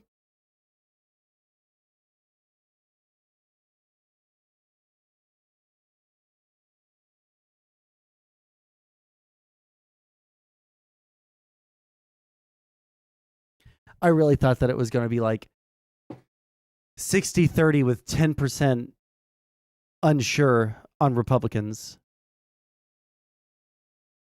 I hate them. I hate conservatives. I hate Republicans. I don't hate conservatives. I hate Republicans. I live in a country with these people. How fucking disgusting. Started from the two that were implanted was your choice. It was not the definition of the life. If you had picked one of the other five, that also would have turned into a human child. And I've seen people who are comparing this to sperm or egg. That's obviously a different thing. Sperm on its own will not grow into a human. An egg on its own will not grow into a human. A fertilized human embryo will, in fact, turn into a human. On its own? Benny boy? On its own? Sperm need egg. Egg needs sperm to move on to the next part. Sperm and egg meet, become fertilized egg. What does it need, Benny boy? They don't just start growing in the fucking cryo chambers. If they turned the cryo chambers off, they would be dead in 3 minutes. So which part, Benny boy? Which part does the embryo by itself turn into a fucking baby? If placed in the proper conditions. And when I say turn into a human, I mean it is a human now. It will turn into a baby if placed in proper conditions. Are you tired of seeing that? Misspoke. Receding hairline getting deeper and com/Shapiro. So the Washington Post, of course, is jumping all over this. There are a lot of people, I mean, I know people who have used IVF to conceive. I've offered money. Oh, and would you condemn those people for doing very normal IVF practices, like, discarding unused and never going to be used frozen embryos? Because if you don't, then you are logically inconsistent, Ben. You're not going off of facts and logic there. You should look at them the same way that you look at someone like the Casey Anthony lady killing a baby. Need to help people. But he doesn't look at them the same way. Why? Because even he doesn't think that an embryo is a fucking human being. We use IVF to conceive. My only condition in actually providing a loan or a charitable giving on that was my own pro-life position, which is implant them, even if it's more expensive. If you want to implant 2 embryos, then conceive 2 embryos. That is the pro-life position on this particular measure. Now, does that make for awkward politics? Sure, because pro-life always makes for awkward politics. The reality is that the vast majority of Americans are like in the 15 to 16 to 12 week stage with regard to where they think abortion is and is not appropriate. That doesn't mean they're right. A lot of people think a lot of things about morality that are wrong, as it turns out. However, the attempts a little bit of to projection paint, there, Ben. 2 things can be true at once. One, the Alabama Supreme Court is totally correct, morally and legally speaking. And second, this can be politically damaging for Republicans. Those 2 things can certainly coexist. There are a lot of things that you say that are true that are not necessarily politically helpful. Democrats are counting. Like Donald Trump is a actual criminal, and Republicans are more willing to say something unpopular, like we're going to make it nigh on impossible to get pregnant via IVF, but they're too much of fucking cowards to point out that Donald Trump is destroying their fucking party. Even you're too much of a fucking coward. What am I saying? Ben himself is too much of a fucking coward to call out Donald Trump on the majority of issues that he has. He looks at Donald Trump like a retarded child and still is gunning for him to get president again.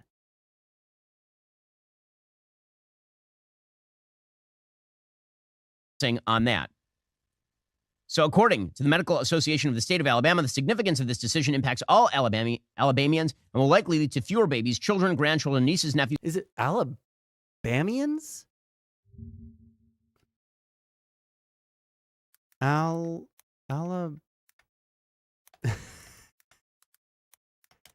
Plural.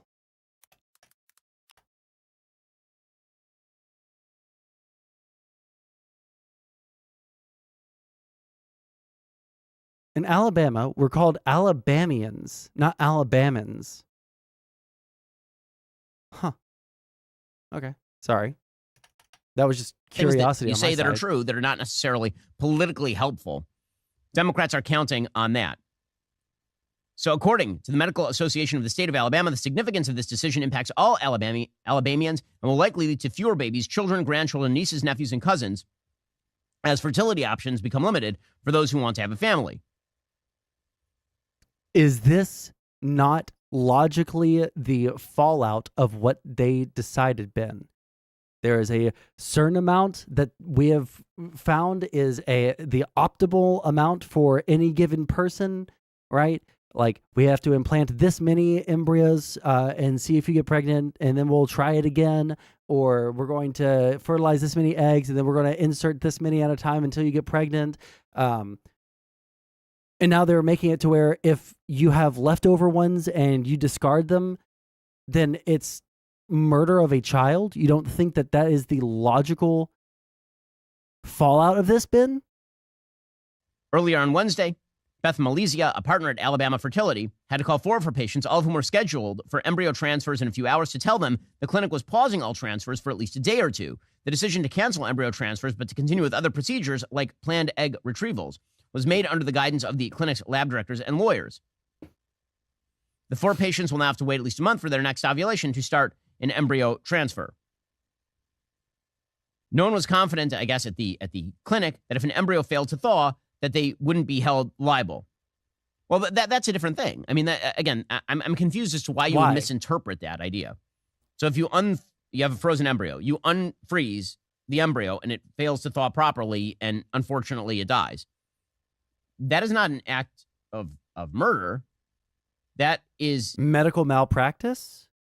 Is it not an open question? So if they just like need to dispose of these things and they just like accidentally thaw them incorrectly, that wouldn't be murder to you? An accident. That is what happens with many human embryos that do not come to fruition. I mean, a huge number of miscarriages are effective. Wait, what? Murder. That is an accident. That is what happens with many human embryos that do not come to fruition. I don't think that anybody's embryos that are naturally conceived are unthawing within the human body, Benny boy. I mean, a huge number of miscarriages are effectively spontaneous abortions by the body. So, again, it's not an abortion. It's a miscarriage. I hate him. As always in politics, 2 things can be true at once. The right position can be politically damaging. Democrats are counting on that. Full stop. Does that mean the end of IVF? No, it means much more careful use of IVF and serious. It means significant drawdown of IVF in limiting people's ability to start families because of a retarded idea that an embryo is equal to a baby. Serious thought about how many embryos ought to be fertilized in order to be implanted. It will lead to fewer embryos being fertilized and fewer embryos implanted, and also fewer embryos being randomly discarded. Are you tired of the lies and the twists? Randomly discarded? I hate these fucking people so fucking much, dude. Jesus fucking Christ. Okay.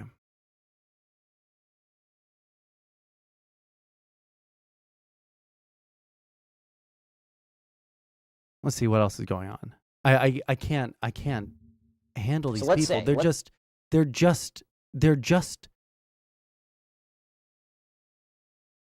talking machines, talking point machines. They're factories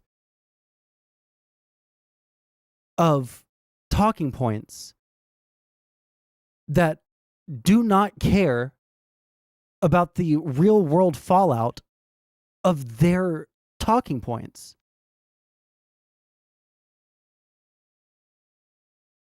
So let's say, for the sake of argument, that all of the water levels around the world rise by let's say 5 feet over the next 100 years, say 10 feet by the next 100 years, and it puts all the low-lying areas on the coast underwater, right? Which, let's say all of that happens. You think that people aren't going to just sell their homes and move?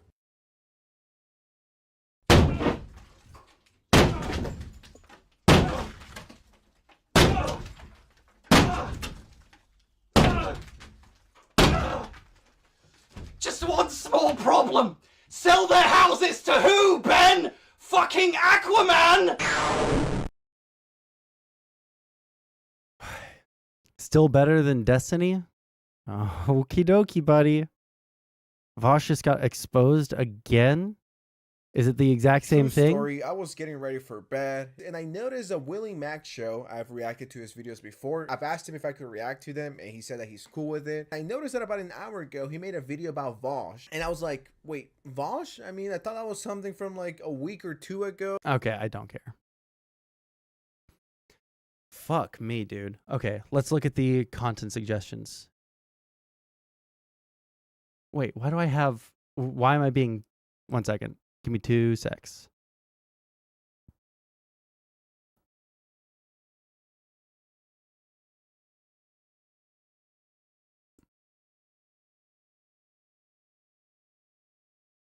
Oh, okay, got it.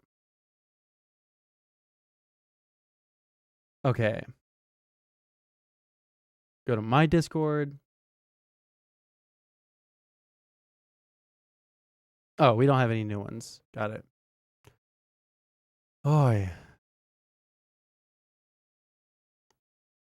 Oh, let's see who what this also is didn't show up to the happening. rally, and then we find out afterwards it was. Okay, I wanted to kind of maybe have a question to kind of recenter this, because we talk a lot about influence, how every country tries to influence the United States. I just want to see the and opening its populace statements. and things like that. That may. Gang, I have a new microphone. We just set this up, so if the audio's off, please let me know as soon as possible, and I'll try to adjust it. But start us off, introduce himself, give the opening statement, and we'll just go from there. Shot, go.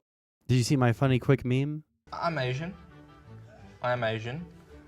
I'm so Asian. My pronouns are he.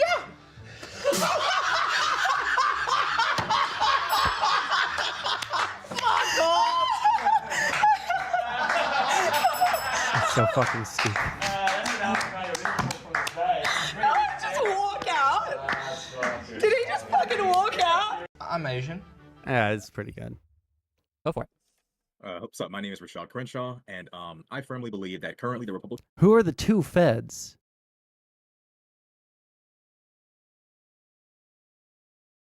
Are you saying Counterpoints and Dylan Burns, who I saw earlier?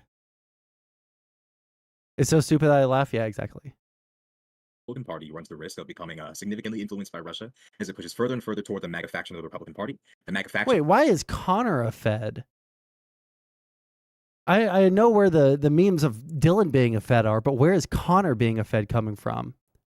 And other Republican Party alongside. I don't want to watch another Daily Wire person. Media Sorry. have shifted the Republican base further I'll and further actually toward lose it. geopolitical ideologies and narratives that are beneficial to Russia and destructive to the geopolitical interests of the United States. Okay, thanks for being here. Admiral Gibbs, you're up next. Yeah, so I'm Admiral Gibbs. You can find me everywhere at Admiral Gibbs on all the socials. It's good stuff.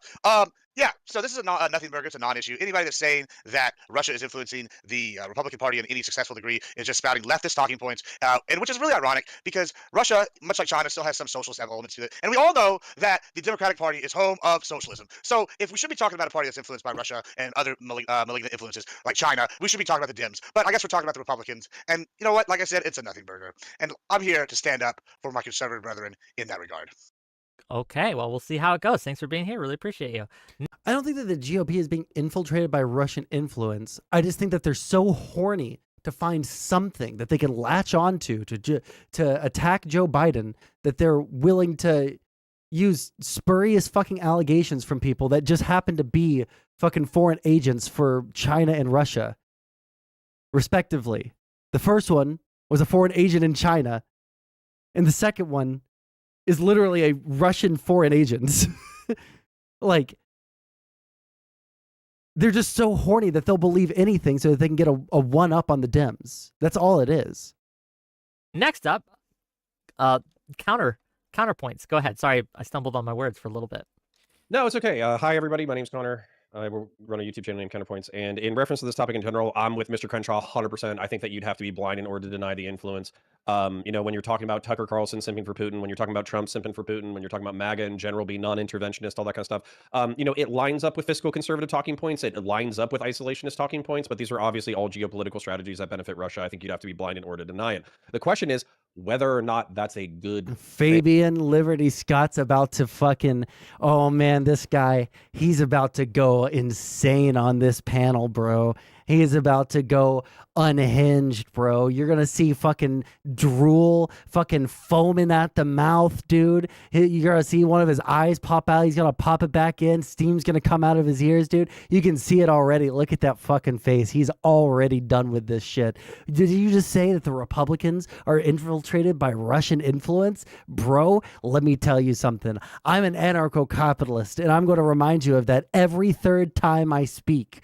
And also, you're wrong, queer. I don't fucking thing, right? So I think that MAGA people, they might say, and question mark? That might be because basically we have international influence that affects our politics all the time. Obviously, we're in bed with Saudi Arabia. Obviously, we're in bed with Ukraine. Obviously, we're in bed with a whole bunch of other countries. So what makes Russia unique in that we should not be having a positive relationship with them? And I think that's what we need to talk about really is like why are our geopolitical interests at odds? And that's kind of going to be the crux for me, but I'll leave it for the open. Oh, excellent. Thanks for being here. I don't understand all of the Connor hate.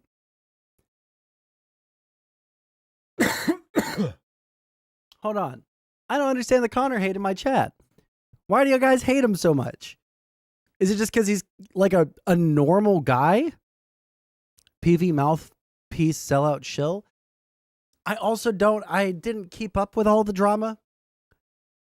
But if there's like something actually wrong with progressive victory, what is it? Do y'all just hate the fact that streamers are getting paid for doing something that you don't like? Is it that you don't like it that it's these streamers?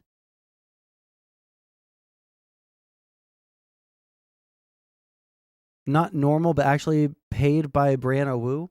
Okay, he seems like one of the most normal grass-touchingest people in this space. As someone who has touched too much grass, and I hate most of the people in this space, he seemed like a pretty normal fucking person.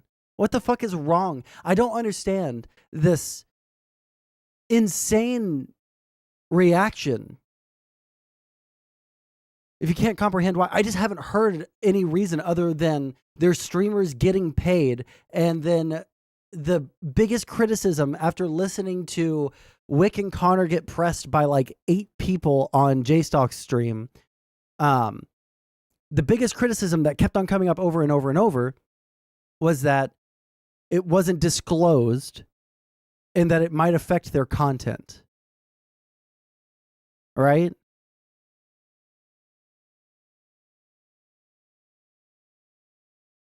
He is working for a PAC to get progressives elected. A normal conservative would work with another righty PAC to get someone other than Trump primaried.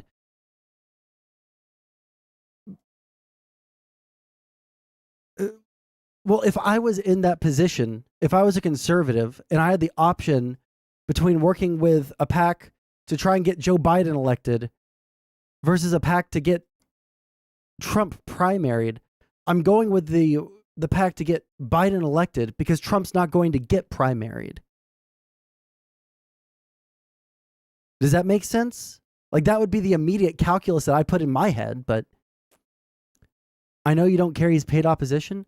By paid opposition, you're saying that he's a conservative that's being paid to come onto these channels to put up a light conservative defense but ultimately get bodied. Yeah? Granted, I don't watch that many debates anymore. All right. I don't keep up with every debate that happens in the space or anything like that. The times that I've seen Connor on panels or have been on a panel with Connor, this motherfucker will take time to go hard on someone for saying some retarded shit. I've seen him go extremely hard on lefties. Now, has that changed? Has he stopped shitting on people for going too far left?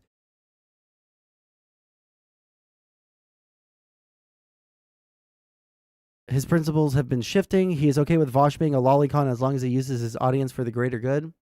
Okay, well, that's fucking insanely fucking cringe. That is giga cringe. I won't argue with you on that one. Really appreciate it. Oh, before I forget, I am being paid by Progressive Victory. I just try to say that. Oh, fuck. Oh, Jesus fucking Christ, dude. Holy shit. Oh, fuck. The timing on that was just so fucking good, dude. Fuck me, dude. God fucking damn, dude.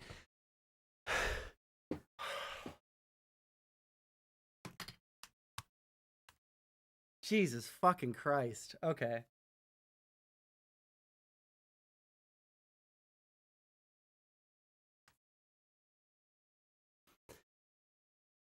Okay, we're good. We're good.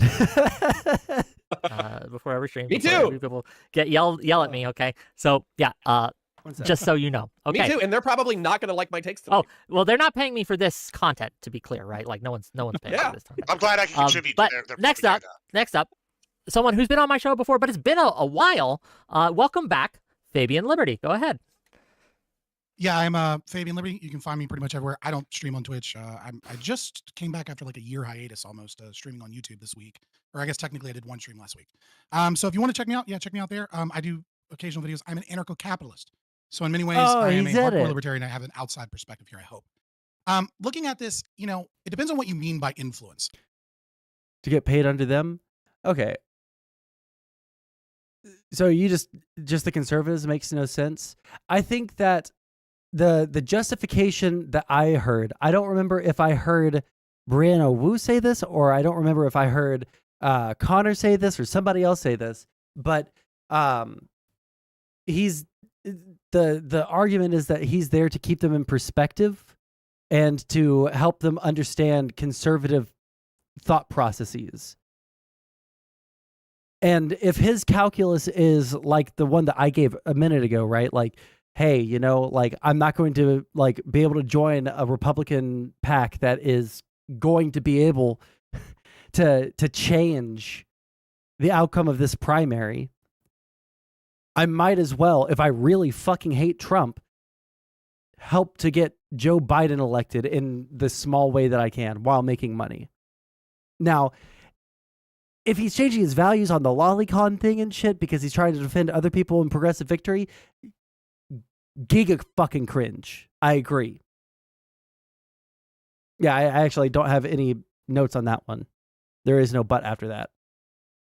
I think if we can do a Mott and Bailey here, where, I think you could say that any country with power is going to have influence on both political parties. So to deny that there's any influence would be to deny reality. Is there significant influence? Clearly not. It's a progressive fairy tale that is, on the back of Trump derangement syndrome that has been occurring since 2016. Almost a decade of Russia. But it's more than that. And so when I thought about this topic, trying to understand why leftists might even think this, I realized where this is actually coming from. Like it dawned on me. It's coming from the fact that Democrats are having to cope with the knowledge that they are no longer the party that is anti-war, that they are no longer the faction that is against going to war, is against spending hundreds of billions of dollars to fund overseas wars and bombing of countries, etc. And so this is a kind of a required reactionary. But the entire point of funding Ukraine is so that we don't have to like end up going to war with Russia or China. It's to deter their ability to do anything to our assets abroad. Thing that the left has to do. And then we're going to give lip service to this idea of defending democracy and helping our allies and stuff. And we should do those things. Like that would be the moral position. But the like real politique argument would be, Russia is hyper aggressive on the world stage. They're not good. People, like the government is not good. They're doing shit that fucks with us constantly, right? They aided the fucking Syrians to beat back the rebel groups during that civil war. They've basically been on the opposite side of every geopolitical issue that the U.S. has seen for the past, I want to say like 20 fucking years, outside of some things that they just like literally couldn't. Like it would be optic suicide to defend someone like Gaddafi, right? You know, I'm giving the moral versus the real politic, which I guess was more of a thing back in the 80s. So I guess that makes sense, but I'm just giving the perspective. I think that we should give money to Ukraine because fuck Russia. I just don't like them. Because I'm a red-blooded American and I don't like communists. To understand why they're the ones that want to spend hundreds of billions of dollars to continue a war with Russia, as opposed to just pulling out money and trying to vie for peace, which is what the Republicans want for the most part. And most of them are far more concerned with our southern border than they are with two countries that they really don't care that much about fighting in a place over resources. And so that's what I think is kind of the real crux of the issue here, is the left having to understand and come to terms with the fact that they're not anti-war and they're not pro-peace. They're neocons. Okay. And with that, let's open it up to the general discussion. I feel like the neocon position would be feels like the neocon position would be sending troops over there or way more aggressive actions. Rashad, what do you... I don't know. Like neocon means you're a conservative that I don't like to everybody. So you think all of that? I think the left is far from trying to cope with being anti-war. I think the left has grown up geopolitically. I think the left has grown up and realized currently. Oh my God. Certified Xanderholic in Wix chat right here. Oh no. Not a Xanderhall fan, dude. Considering after 9/11 we saw what neocons did, I don't think people could fathom how neocons would handle Ukraine. True. Yeah, look at that. Certified. Where's my mouse? Certified Xanderholic right there, dude. Okay, we heard their opening statements. That was interesting. A little copy, but let's see here.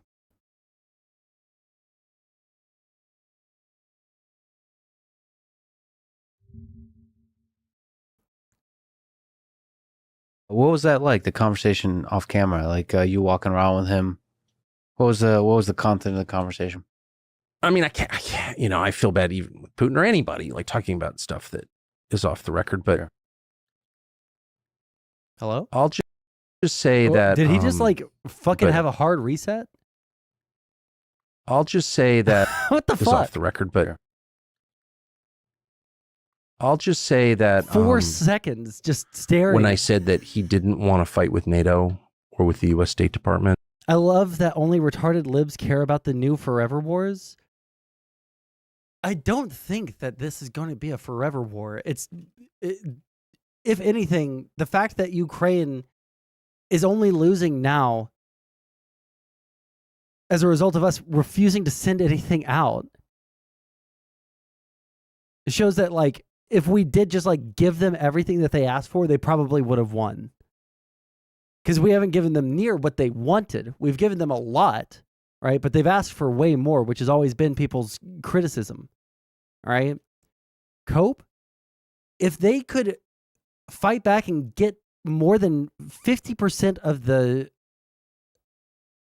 territory back from Russia with like a quarter of the shit that they were asking for, I'm pretty sure if they got everything that they asked for, like F-16s and way more fucking bombs and shitloads more cluster munitions and all these fucking tanks that they wanted, but they only got like a quarter of the amount that they asked for, like, I'm pretty sure with that equipment, they probably would have like gang raped the fuck out of Russia. Am I winning? I'm losing because I'm streaming. Or with Joe Biden because he wants a settlement. That's a very informed, perspective. I don't he doesn't. understand how the army thing works. You know, say with Joe Biden because he wants a settlement. That's a very informed, perspective. He doesn't. Say whatever you want about that, believe it or not, but that is true. So, so he's open for peace. For peace negotiations. Look, Russia tried to join NATO in 2000. That's a fact. Okay, they tried to join NATO. So just think about this. NATO exists to keep Russia contained. Mm-hmm. It exists as a bulwark against Russian territorial expansion. And whether or not Russia has any territorial ambitions is another question. Like, why would it? It's the largest landmass in the world, whatever. But that's why it exists. So if Russia seeks to join NATO, it is by definition a sign that NATO's job is done here. We can declare victory and go home. The fact that they turned him down is like so shocking to me, but it's true. Then he approaches the next president, George W. Bush. That was with Bill Clinton at the end of his term in 2000. He approaches the next president and said, let's, in our next missile deal, let's align on this and we'll designate Iran as our common enemy. Iran, which is now, effectively in league with Russia, thanks to our insane policies. But, and George W. Bush, to his credit, is like, well, that seems like kind of an innovative, good idea. And Condi Rice, who's like one of the stupidest people ever to hold power in the United States, if I can say, who's like monomaniacally anti-Russia because she had an advisor at Stanford who was, or something during the Cold War. No, we can't do that. And Bush is just weak. And so he agreed. It's like, what? That is crazy. If you're crazy, fighting with someone and the person says, you know what, actually our interests align, and you've spent 80% of your mental disk space on hating me and opposing me or whatever, but actually we can be on the same team. If you don't at least see that as progress, like what? Why would you, if your interest is in helping your country, what's the counter argument? I don't even understand it. And no one has even addressed any of this. Trying to be a pacifist in a world where everyone else is an aggressor. Trying to be a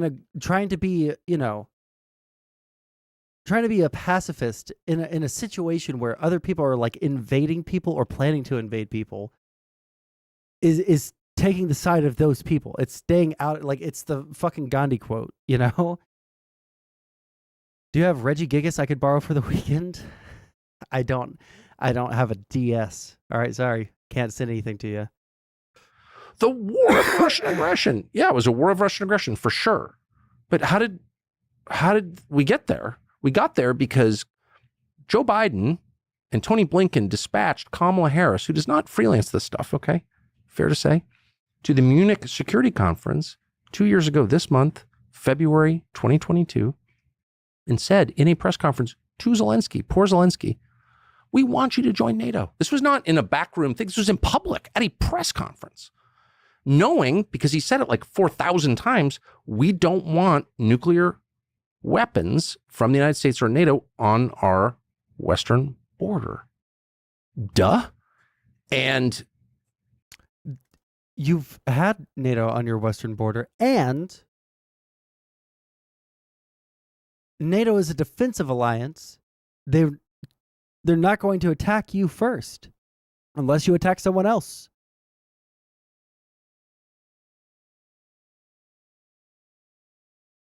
Oh, wait, hold on. Undeactivate.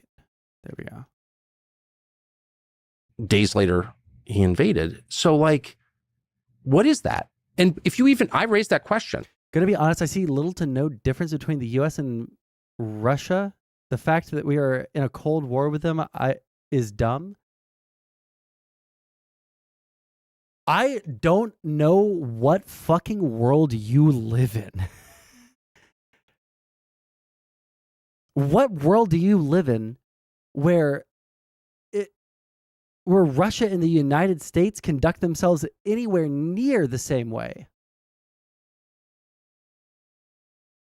Like, actually, what world? And my previous job, and I was denounced as, and of course, a traitor or something. But okay, great, I'm a traitor. What's the answer? What's the answer? These are not Toria Nuland, who I know, not dumb, hasn't helped the U.S. in any way, an architect of the Iraq War, architect of this disaster, one of the people who destroyed the U.S. dollar. Okay, fine. But she's not stupid. So, like, you're trying to get a war by acting that way. What's the other explanation? By the way, NATO didn't want Ukraine because it didn't meet the criteria. So, for admission. So why would you say that? Because you want a war. That's why. And that war has enriched a lot of people to the tune of billions. So I don't care if I sound like some kind of left-wing conspiracy nut, because I'm neither left-wing nor a conspiracy nut. Tell me how I'm wrong. Who do you think is behind it? If you were to analyze, like zoom out, looking at the entirety of human history, the military-industrial complex, you said Kamala Harris. Is it individuals? Is it like this? Former NATO chief Vladimir Putin wanted Russia to join NATO, but did not want his country to have to go through the usual application process and stand in line with a lot of countries that don't matter, according to a former Secretary General for the Transatlantic Alliance. Collective flock that people are just pro-war as a collective. It's the hive No mind. notes. That's just funny. And I, spent my whole life in D.C. from 85 to 2020, so 35 years. And again, I grew up around it in that world. And I do think that conspiracies, of course, there are conspiracies, but in general, the hive mind is responsible for the worst decisions. It's a bunch of people with the same views, totally, views that have not been updated in decades. Putin said something that I thought was absolutely true. I don't know how he would know this, but it is true because I lived among them. So the Soviet Union dissolves in August of 91 on my honeymoon in Bermuda. I'll never forget it. And it was a big thing, If you lived in D.C., the receptionist in my office in 1991 was getting a master's in Russian from Georgetown. He was going to be a Sovietologist. And he was among... Lex stinks. What a drone.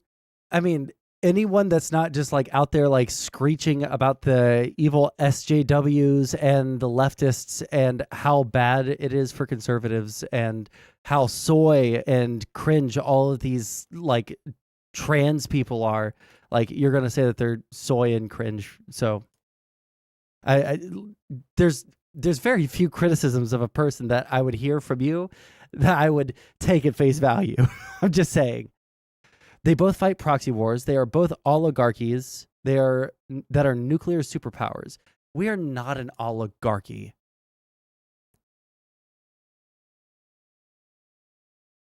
We both fight proxy wars.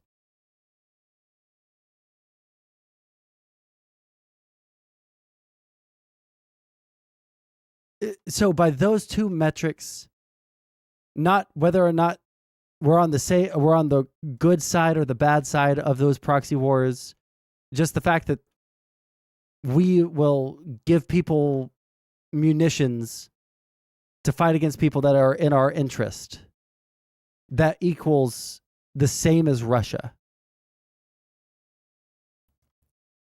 Given the fact that we supported people like the Kurds, just means nothing, because Russia also fights proxy wars for actual fucking extreme dictators. Also, they don't even do what we do. Like, we'll do proxy wars. They'll jump into fucking Syria. They'll jump into those places.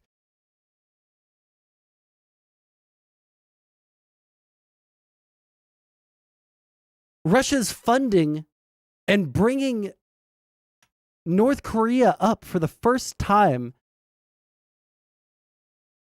in its entire history. And we're the fucking bad guys? Equivalent morally to the Russians?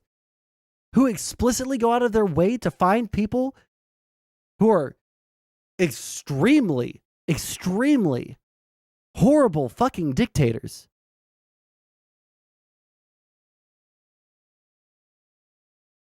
Thousands of people in Washington on that same track. And so the Soviet Union collapses. Well, so does the rationale for like, you know, a good portion of the U.S. government. What is Citizens United? What does the ruling say? Has been dedicated for over 40 years to opposing this thing that no longer exists. So there's a lot of forward momentum. There's a huge amount of money, the bulk of the money in the richest country in the world, aimed in this direction. And it's very hard for people to readjust, to reassess. And you see this in life all the time. You know, I love my wife. All of a sudden she ran off with my best friend. Holy shit. I didn't expect that this morning. Now it's a reality. Like, how do I deal with that? Well, you know, I got stage 4 cancer diagnosis. Okay. And it's all bad, but I'm just saying, like, that's the nature of life. Things that you did not anticipate, never thought you'd have to face, happen out of nowhere. And you have to adjust your expectations and your goals. And people have a hard time with that, very hard time with that. So that's a lot of it. You know, people, if you're Condi Rice, sort of Condi like Rice, highly ambitious midwit who gets this degree from Stanford, and you read Tolstoy in the original, sure you did. And you spent your whole life like thinking that Russia is the center of evil in the world. It's kind of hard to be like, well, actually, there's a new threat and it's coming from farther east. It's primarily an economic threat. And maybe all the threats aren't reduced to tank battles. That's the other thing, is these people are so inelastic in their thinking, so lacking imagination and flexibility, that they can't sort of imagine like a new framework. Citizens United was a Supreme Court decision that allows corporations to find and buy off politicians. That's not true. I don't even want to defend Citizens United. Like, it's not that I super like Citizens United. It was the best decision between two horrible realities.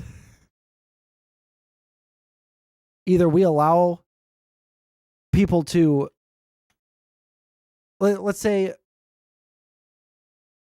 okay, let's take two examples. Let's say that there is a businessman that wants to invite a congressperson to a dinner and talk about policy and talk about why this policy would be really good for, you know, XYZ reason, right? And it would be really good for business and it would increase the economy of the United States. Do you think that that is a bad thing? Yes or no?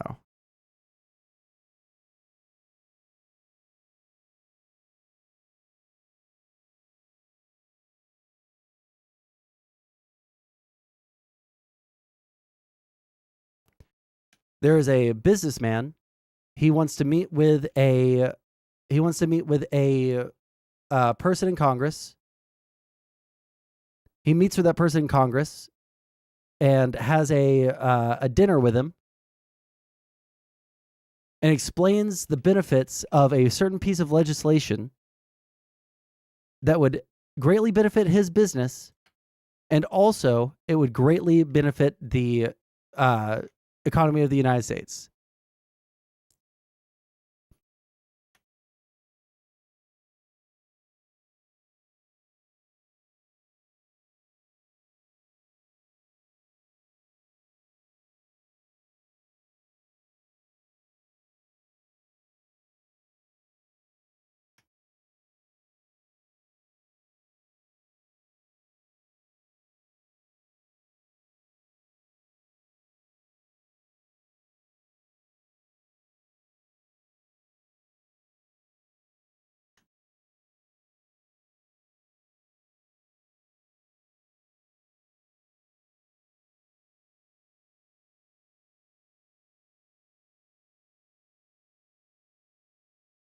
I don't want to press play until, all right.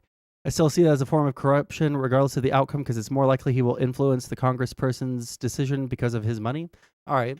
Let's say that there is someone who is a climate activist that wants to invite a congressperson to a dinner to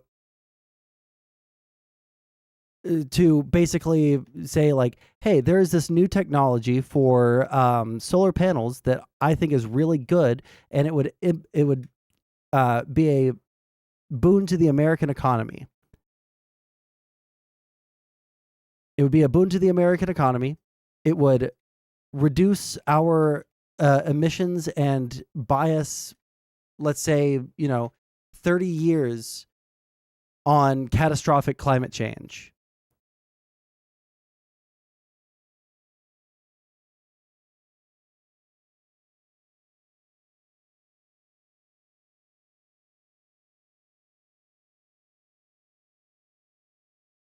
Is that acceptable?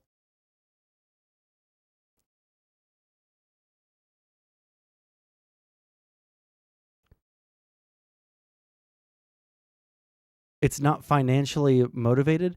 Both of these things would be good for the U.S. economy. It would be a boon to that industry and that technology to be able to go out and essentially be subsidized by the United States government. You don't think that that's very, very much the same, but just from two political angles?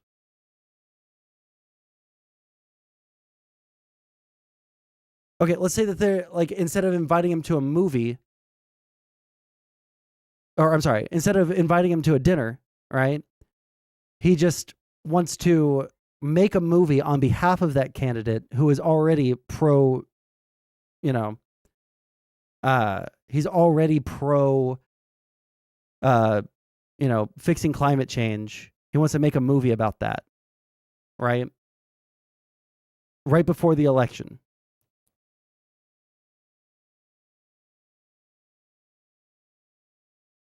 Is that okay? Instead of directly asking him for it?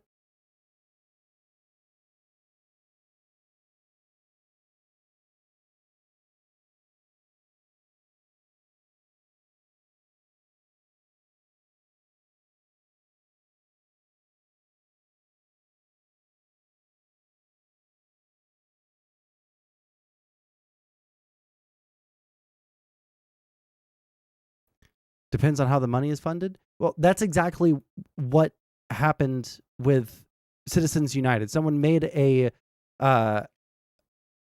film that was political in nature, and because it was political in nature, they said that it was against campaign finance laws, and it became this whole clusterfuck. Why? Because it's really hard to tell whether or not that's a legitimate use. But we would be okay with it when it's happening for our side, but we're not okay when it's happening on the other side. But there's also a really, really difficult thing to try and parse there. What is political speech that is protected by the First Amendment, and what is, unjustly giving money to a campaign? That's what Citizens United is about. Meanwhile, Russia literally has to make decisions based off of how much, like geopolitical decisions, and shit like that, based off of whether or not the oligarchs will agree. And if all of the oligarchs agree except for like one or two, those oligarchs just end up dead, which is something that, believe it or not, doesn't happen in the United States. We're not in the business of assassinating or politically persecuting our political opposition. How the fuck can you say that the United States is equivalent to Russia? Here, join VC. I'll talk for a minute. I was going to say it later, but it's hard to explain my position because it's complicated. Well, let's say it later. Let me finish this, and then I got to pee, and then we'll talk. And the new framework is not that you're going to go to war with China over Formosa, Taiwan. No, the framework is that all of a sudden all the infrastructure in Tijuana is going to be built by China. And like, that's a different kind of threat. But they can't kind of get there because they're not that impressive. And maybe all the threats aren't reduced to tank battles. That's the other thing. Is these people are so inelastic in their thinking, so lacking imagination and flexibility, that they can't sort of imagine like a new framework. And the new framework is not that you're going to go to war with China over Formosa, Taiwan. No, the framework is that all of a sudden all the infrastructure in Tijuana is going to be built by China. And like, that's a different kind of threat, but they can't kind of get there because they're not that impressive. So you've mentioned this. It's not just the Cold War, it's World War II that populates most of their thinking in Washington. You mentioned Churchill, Chamberlain, and Hitler, and they kind of seeing the World War II as the kind of the good war and the successful role the United States played in that war. They're kind of seeing that dynamic, that geopolitical dynamic, and applying it everywhere else still. Yeah, it's a template for everything. And I think it's of huge significance to the development of the West, to the civilization we live in now, to world history. It was a world war. History? And so I think it's worth knowing a lot about and being honest about and all the rest. But it's hardly the sum total of human history. Yeah. It's a snapshot. And so you keep hearing people refer to not even the war. No one ever talks about the war. Like how much does Tony Blinken know about the Battle of Stalingrad? Probably zero. Doesn't know anything. Why do you Largest think battle in human that? history. But I bet he knows nothing. But he knows a lot about the cliches surrounding the 38 to 40 period, 1938 to 1940. And everything is kind of expressed through that formula. And not everything is that formula. That's all I'm saying. And the Republicans have a strange weakness for it, particularly the closeted ones, the weird ones who were like, have no life other than like starting more wars. Everything to them, the most vulnerable, I would say, among them, emotionally, psychologically vulnerable, the dumbest, they will always say the same thing. And it appeals to Republican voters, unfortunately, that every problem is the result of weakness. Everyone's Chamberlain. Like, Germany never would have gone into Poland and Czechoslovakia if England had been stronger. That's the argument. Is that true? I don't know, actually. Maybe. It might be totally true. It might not be true at all. I really don't know. But not everything is that. That's not always true. If I go up to you in a bar and I say, I hate your necktie, I'm being pretty aggressive with you, pretty strong. You might beat the shit out of me, actually, or shoot me if I do that. Like, an aggressive posture doesn't always get you the outcome that you want. Sometimes it requires a more sophisticated Mediterranean posture. I mean, it kind of depends. It's a time and place thing. And they don't acknowledge that. It's like everything is this same template. And that's not the road to good decision-making at all. Huh. Okay.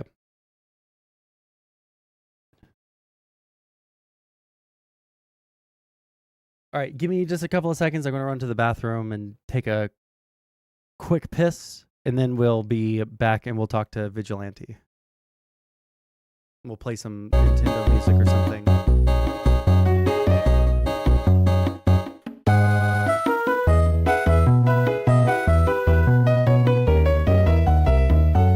Be right back.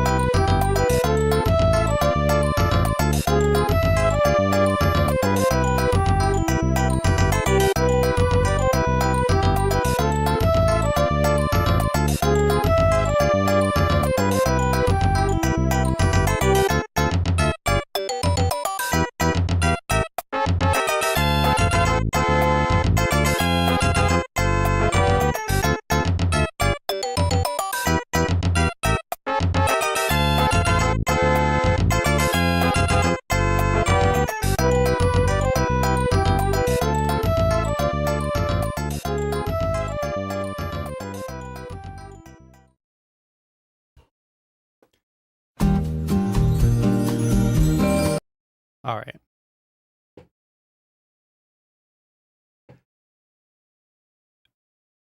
Vigilante, whenever you're ready.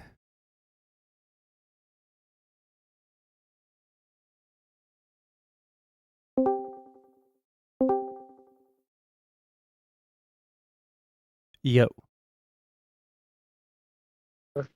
Wait, I was muted. You're all good? What's up?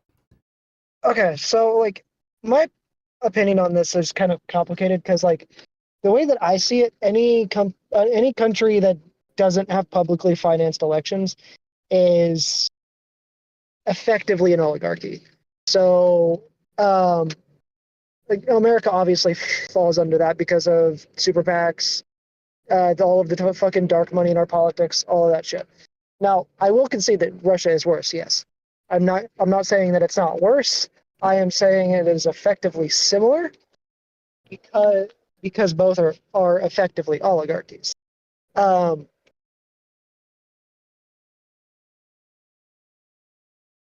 if they don't have unions, they're just an oligarchy? No, it's not unions. It's publicly funded elections. So we don't have publicly funded elections. Yeah, we have There's some like mixture of private and yeah, public. we have a mixture of private and publicly funded elections. I mean, I would say that certain candidates that so you mentioned AOC, that does grassroots funding for their election. Those people aren't really being controlled by the people funding their election. But the way that our system works, like we can sit here and say that there's like no proof that the fucking people donating millions and millions of dollars to people's super PACs doesn't influence their decisions. But at the same time, it's the reality of how shit works. It's a fucking quid pro quo. Okay, so if you think that it's an oligarchy, I feel like we would see a lot of decisions being influenced by money, right? Or by like these people are putting a lot of money into it, right? Well, we do. Not as much when the Democrats are in power, but when the Republicans are in power, we see it significantly more often. Where they're doing tax cuts for corporations, tax cuts for the rich, and all of these other things. Like, I mean, while I support the CHIPS Act that Biden did, I mean, we still see it in the CHIPS Act because most of that was doing tax cuts for corporations so that they would bring their shit back to the United States, versus where we could have put more of that money in, and it be just as effective, is put more money into research and development and all of this other stuff. There are different ways that he could have done that. The way that he did that was a financially motivated way that effectively helps large corporations, which in theory might end up helping more Americans because like if you subscribe to trickle down economics, but in reality it helps the corporations more than it helps the normal people. Like again, like what piece of legislation has passed that is unpopular with that with the broader American public? Like what policy is passed by people that is unpopular, at least within, like, let's say the Republicans want to pass something. Can you name something that they've passed that was unpopular with their base?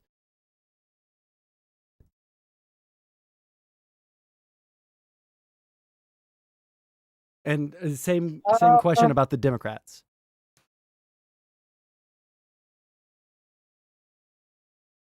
It's more of so there's nothing that I could think of at the top of my head, but I could also think of a lot of things that both sides have not done that are extremely popular with their base. The example of that would be when Obama this is going back to Obama. I know Biden still hasn't done the same thing, but it's like the fucking shit that people wanted them to do with the LGBTQ rights. My brain is freaking spacing on what that was called. Who? Which party? Sorry. The Dems with the LGBTQ rights. They kind of did it. My brain's spacing on the fucking word. They wanted. What is Sorry, instead of just the word, like what's the concept? What would be the effect? More solidifying the rights for both abortion and LGBTQ rights. That was something that is extremely popular with the base. We've had we at least had in the past the power to be able to do it, but they never did it. So we've never been able to solidify. We've never been able to solidify LGBT or abortion rights through legislation. We've never had the opportunity to do that. We've had supermajorities. We've had supermajorities, but supermajorities don't, like, especially back in like the early 2000s when we're talking about when the Democrats had a supermajority last in like all three branches of government. I don't think that even back then we had the ability to pass it because we had conservative Dems in office, right? Because their constituency was against abortion, right? People like Joe Manchin. I mean, those are the type of people that I see as a big part of the problem myself. Well, I think that they're part of a problem, but it's not a problem of lobbying, right? It's not a problem of them being corrupt. I think it's a problem of Joe Manchin comes from West Virginia, where everyone's a fucking conservative, and he's a Democrat, and he wants to stay in office, right, and represent what the people in West Virginia want, while also passing some things that the Dems want, because he's a Democrat, right? So I would say that it aligns perfectly with what his constituency wants.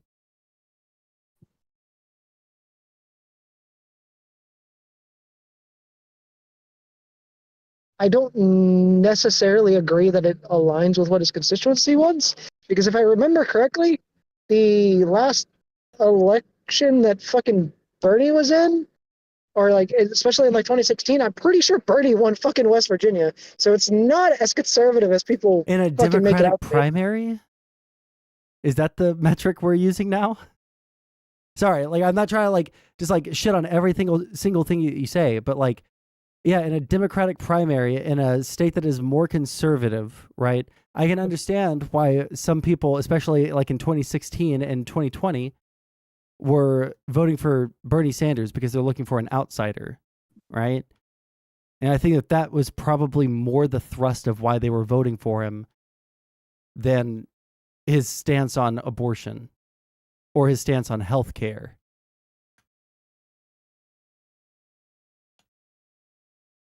Like, I'm not trying to sit here and defend the fuck out of corporations, because corporations, obviously, there is corporate greed. There is the propensity for corporations to try to put their thumb on the scale to have better opportunities given to them by the government. Yeah, 100%.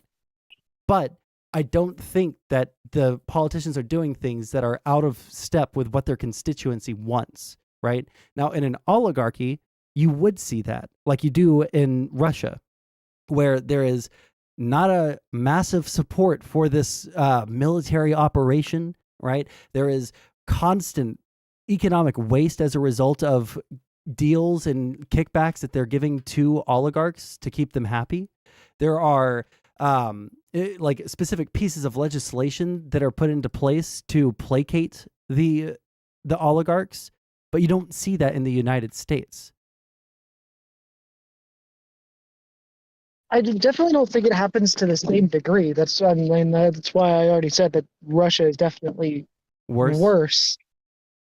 I guess for me, I don't understand the point in comparing two things that are so obviously different with a term where we can very plainly see by like every dictionary definition there is of oligarchy, like, hey, Russia is an oligarchy. And then drawing that same comparison to the United States, where you have to like twist and weave and bob just to make it seem like we do live in an oligarchy, or make it seem like there is a comparison that is worth making to Russia, right? Where I don't think that there is. I don't think that we have, our politicians going out and assassinating people for being political rivals, right? I don't think that we have people who are in danger because they go against the wishes of an oligarch, or if there's like one oligarch that's not towing the line, then maybe he gets thrown out of a window.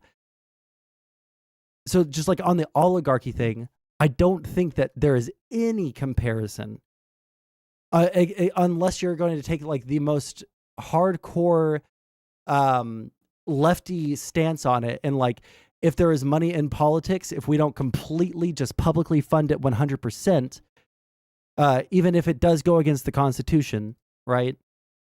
Or even if it is a very difficult question of what is political speech and what isn't, then we're an oligarchy that can be compared to Russia, right? I think that we can definitely talk about campaign finance laws, but the idea that we're going to sit there and talk about campaign finance laws like the Citizens United case, when we would be totally fine with Citizens United as long as it's on our side. That's why I brought up the idea of the climate activist, right? Who says, hey, there's this new technology. It would be really, really good for, reducing our carbon emissions, right? We could also boost our economy because of this and that. And, it would bring an industry back to the United States to manufacture these things, right? I don't think that in any, like, outside of morality or correctness, maybe, it's any different than someone who is advocating like, hey, I have this business and we sell, X product. And if we loosened this regulation, or if we invested in this technology, then it would be a massive boon to the industry that we have on this type of product. And that's where the difficult question comes in. Yeah, go ahead. I don't necessarily agree with the ability to do it if it affects our side.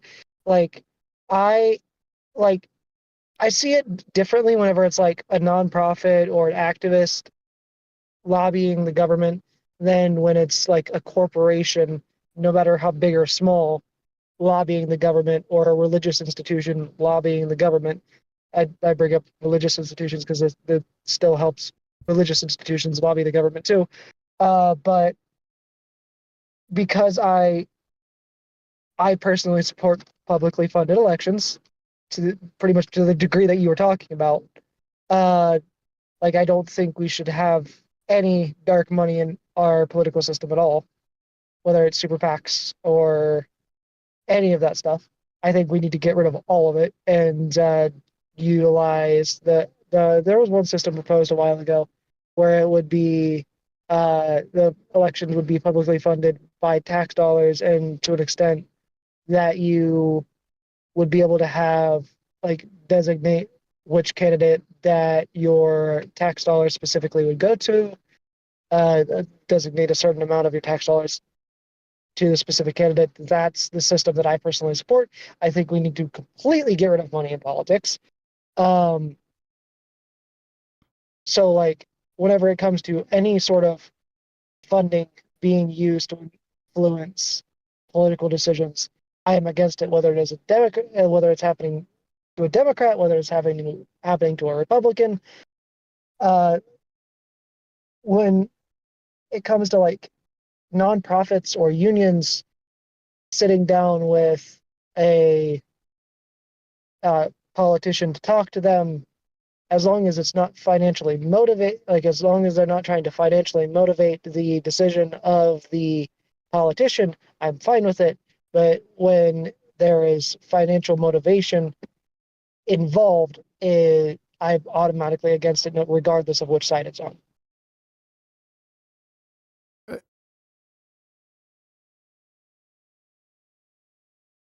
Okay, I guess how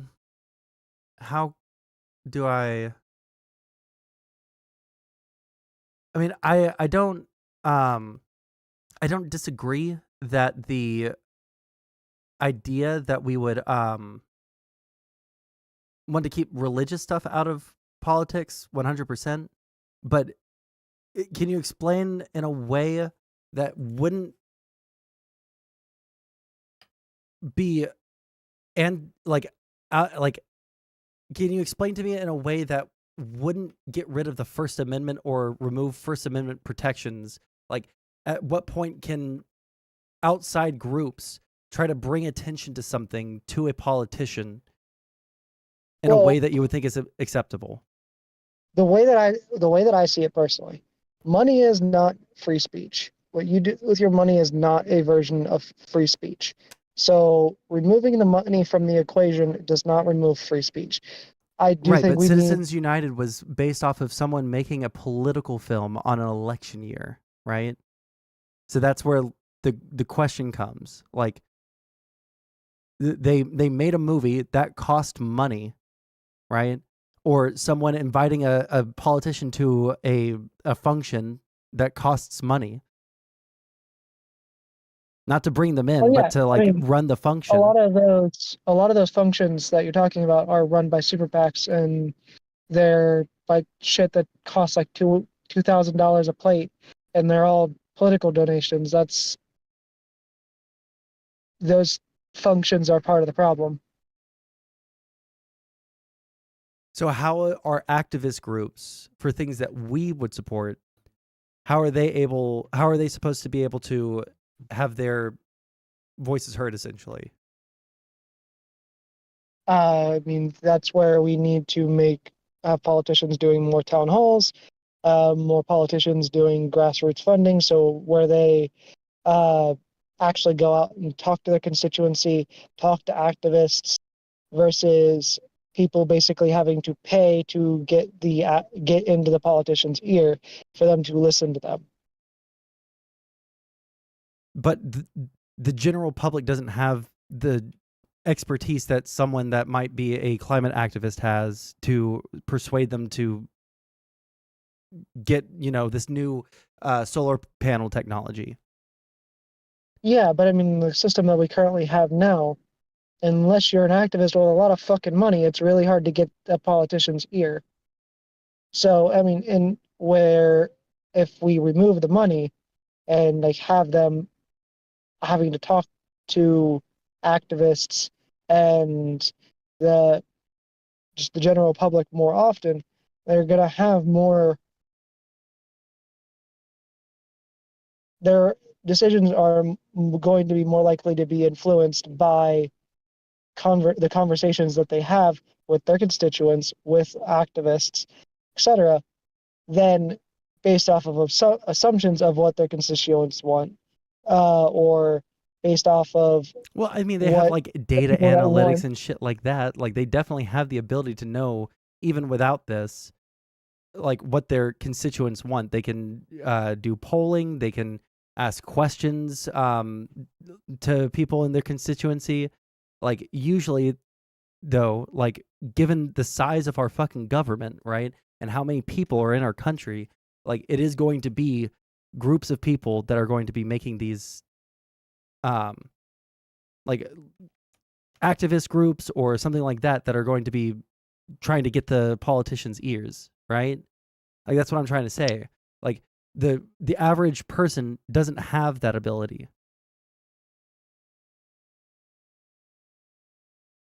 Yeah, I mean, they don't have that ability, and that's part of the problem. The reason they don't have that ability is because it's just there's so many people that we're going to have to group up in order for an individual's voice to be heard. Right? yes, there's that. There's that way to do it. Or, I mean, with the way that we have it now, I mean, there's like, you have to know a person that knows the representative or know the Making representative yourself. connections, Like, yeah. I mean, it's still going to be the same way, even if we get rid of money in politics.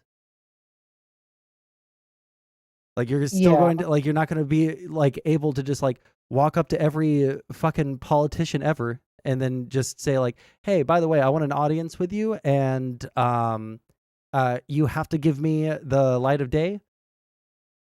Like I don't think that that's ever going to happen in any system whatsoever. Not because we're an oligarchy, but because it's just outside of the realm of logistical possibility. There's 330 million fucking Americans. And there's only, what, 538 elected representatives? Something like that. Yeah, at the end of the day, people are going to have to group up to make their voice heard. I mean, this is like the very basics of organizing and political speech and shit like that. Yeah, and I don't disagree with that. And I mean, I don't think that like having to group up to make your voice heard is a problem. But I when think money's it's more involved is the problem. it's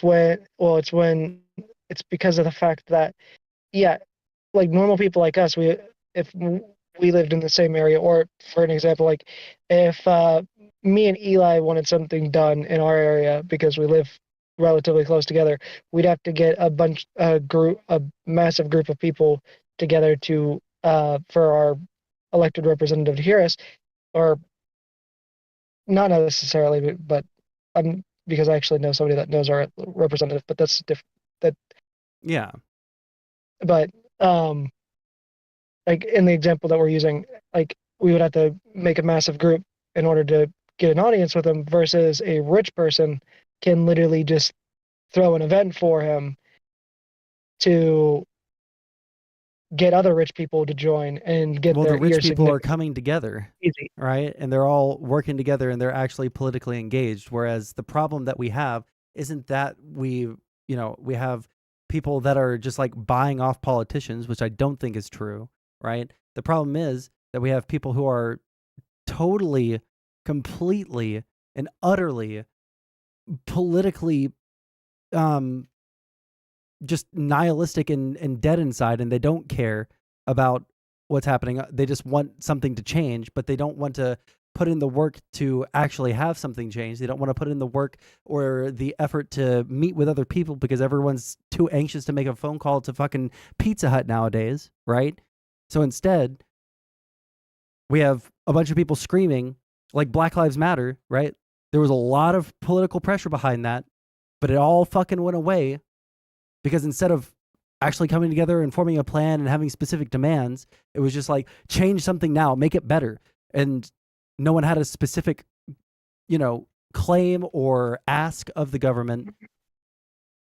So it just kind of fell to the wayside, and it was just a useless endeavor at the end of the day because there was no organization, no actual, political ask, right? And so I think that that's what the problem is. The ask that they had was fucking retarded and wouldn't have helped anyways. Yeah. And so, like, at the end of the day, like, what is a politician supposed to do?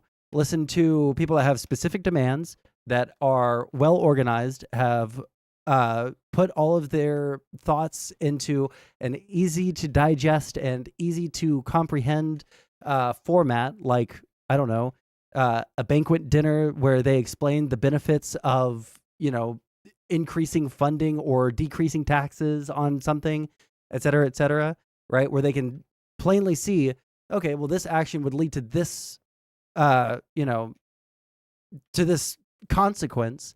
And I think that would be a good consequence. And that's what my constituency also wants. So I'm going to go ahead and go with that. Like, what part of that?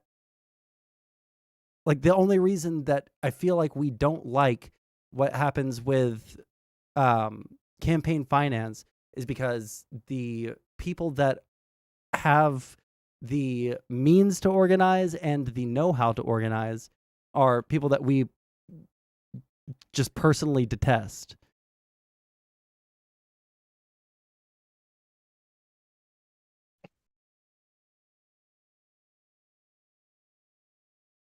The thing is, I can't think of any examples of where like lower income people have come together and organized, because it does happen. Like, Yeah, of where course it there was happens.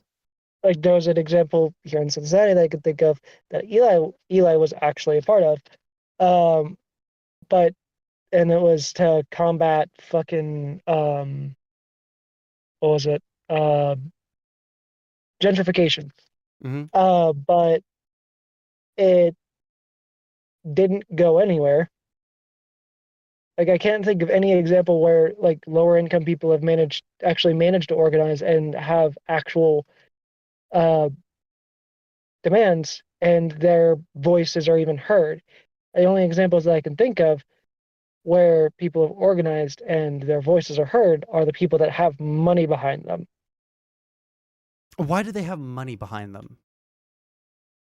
Because they're well, rich. hold on. Before I move forward with that, first off, one of the reasons why like abortion getting overturned in the Supreme Court was a decades-long project by the Federalist Society and, you know, all these The other Heritage Foundation. yeah, like conservative groups that were responding to things that people wanted, right?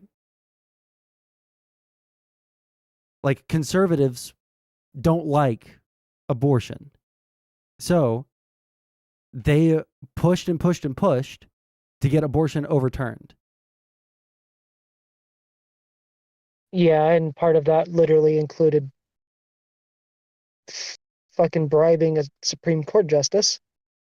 Yeah, well, the Supreme Court thing, we talked about that earlier, and something does need to change with the Supreme Court. But on a legislative level, right, there are ways that we can root out actual corruption, right? I mean, fuck, there was a Democrat recently that this happened to, all right? The guy that was friends with the people in, I think, Egypt, where they were giving him like I know fucking you're gold bars. Yeah, the guy with the gold bars and shit. Yeah, Yeah. He's part of the problem too. Yeah, but like we have means of rooting out corruption, right? And we will root out corruption. It's just that this other kind, I don't think it's the kind of corruption that we're mostly talking about. I think that the kind of corruption that you're pointing towards just doesn't exist in the United States at the level that anyone thinks it does. I think that if we look at the kinds of legislation that gets passed, it is something that whichever party's in power, their party wants that, right? Like the Democrats, we wanted to, you know, rebuke Russia. We wanted to stand with our allies. We wanted to make America great again for, you know, the things that we wanted. And Biden's gone in and he's done a good number of those things. Right? Trump, can you name a single thing that he did that was unpopular with the majority of conservatives? Actually, I can think of one, but I don't know if it was even contested with the majority of Republicans. But like, can you think of anything off the top of your head that the Republicans didn't want that Trump did? Can you think of anything that Mitch McConnell has done that isn't popular with the Republican Party, or what he's advocated for, or what he's pushed for in legislation? I can't think of anything out of those two, but I can think of something that my former Republican fucking representative when I lived up in Dayton did. Every time, because I looked at that guy's record, because some people know this, I think you know this.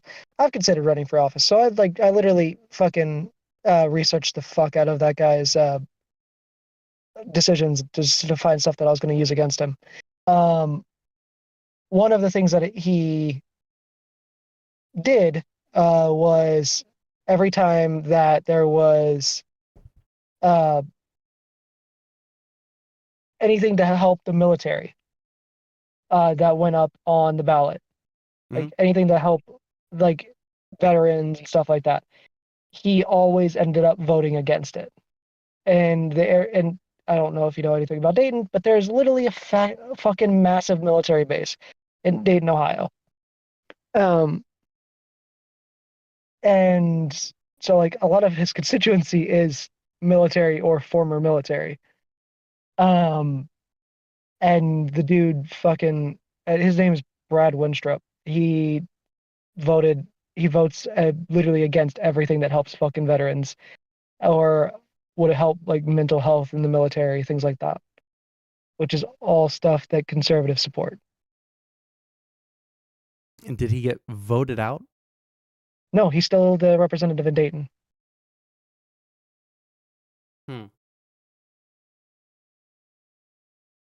So he is in power. He has one issue that he votes against his constituency on.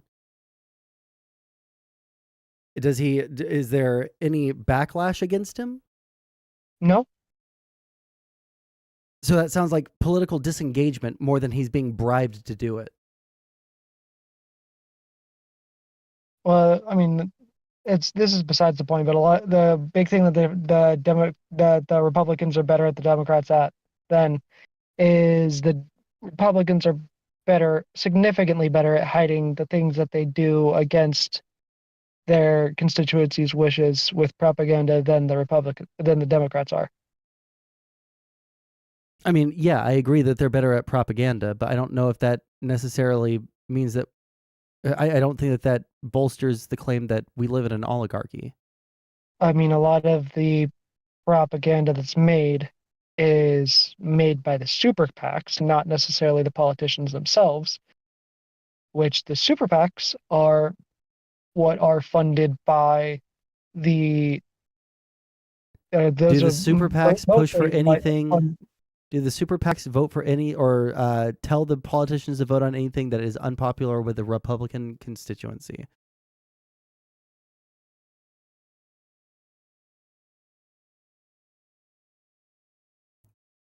There's really no way to know that. It's a bunch of... There is actually.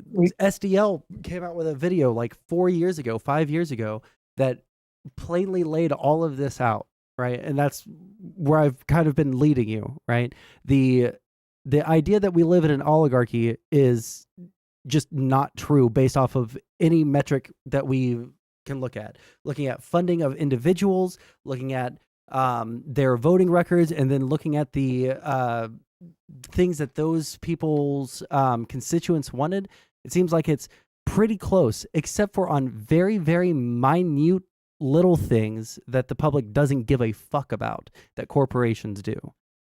And on those things that nobody ever knows about, those are the things that politicians may be bought off on. But other than that, it seems like both of the parties and the people who are in those parties seem to vote and align very, very closely with what their constituency wants.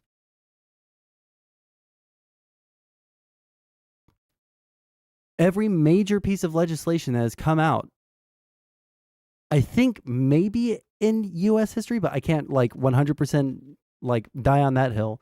But at least in modern U.S. history, every single big piece of legislation, when it was passed, even if it was later disliked by everybody, was part of a popular mandate by at least the constituency of one party. The money in politics thing, it can be a problem, and it is a problem, but it's not the problem that everyone is focusing on. If we want to pass campaign finance laws, we can do that, and fuck it, we ought to do that. But it's like running up to someone who's been shot in the chest and seeing that they scraped their knee on the way down and then putting a Band-Aid on the knee first, right? I feel like there's a million things that we need to take care of first before we start even thinking about tackling the campaign finance problem, because it's just not the issue that is fucking up our country right now. The issues that are fucking up our country right now is shit like extreme levels of disinformation, the complete derangement of the Republican constituency. We have foreign adversaries that are actively trying to undermine basically everything that the U.S. is trying to do, even things that you and I would find to be morally good, right? Like at the end of the day, what the actual issue is that we have bigger problems than campaign finance. And at the end of the day, when we look at the freedom index, like I'm pretty sure there is like an actual like freedom index that you can see. There is. Yeah. Like I reference it all the time. Yeah. We're not number 1 on that. We don't have We're the not even in best the top 10. Yeah, like I mean like the countries that we would want to be more like are like that. But I don't think that those countries have strict, anti-lobbying laws that make it to where like you wouldn't even be able to make a movie about a political opponent during an election year, which is what Citizen United is all about, right? Or inviting a politician to dinner with your organization or your corporation, bringing them in and saying, hey, this would be really good for the country. It would boost, it would help your district with this, and this. It would help the rest of the country with this, and this. That's why you should cut taxes for the wealthy, right? And as long as the politicians' constituency is on board with that line of thinking, now you could talk about indoctrination. You could talk about all sorts of shit like, propagandizing people into voting against their own self-interest. Yeah, 100%. But they are voting for things that they want. That stuff also comes from, because a lot of that is used by, a lot of that propaganda is done by super PAC money or other like lobbying group money, like the Heritage Foundation is another good example of that. That propaganda comes from the same realm of like money, certain types of money being in politics that has no business being in politics.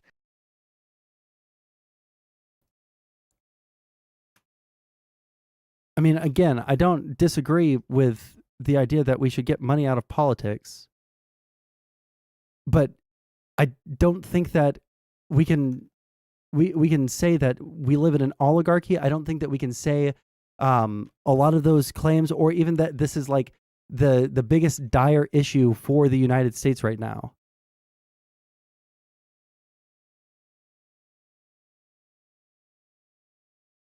I'll concede that oligarchy might not be the right word for it, because I know there's another word for it that I can't think of right now. But so like oligarchy might not be the right word for it, but like when it comes to like talking about like wanting to get the propaganda, like fix the propaganda issue, the misinformation issue, stuff like that, like the way that we have to do that is by getting rid of money in politics, because a lot of that comes from the money that we have in politics.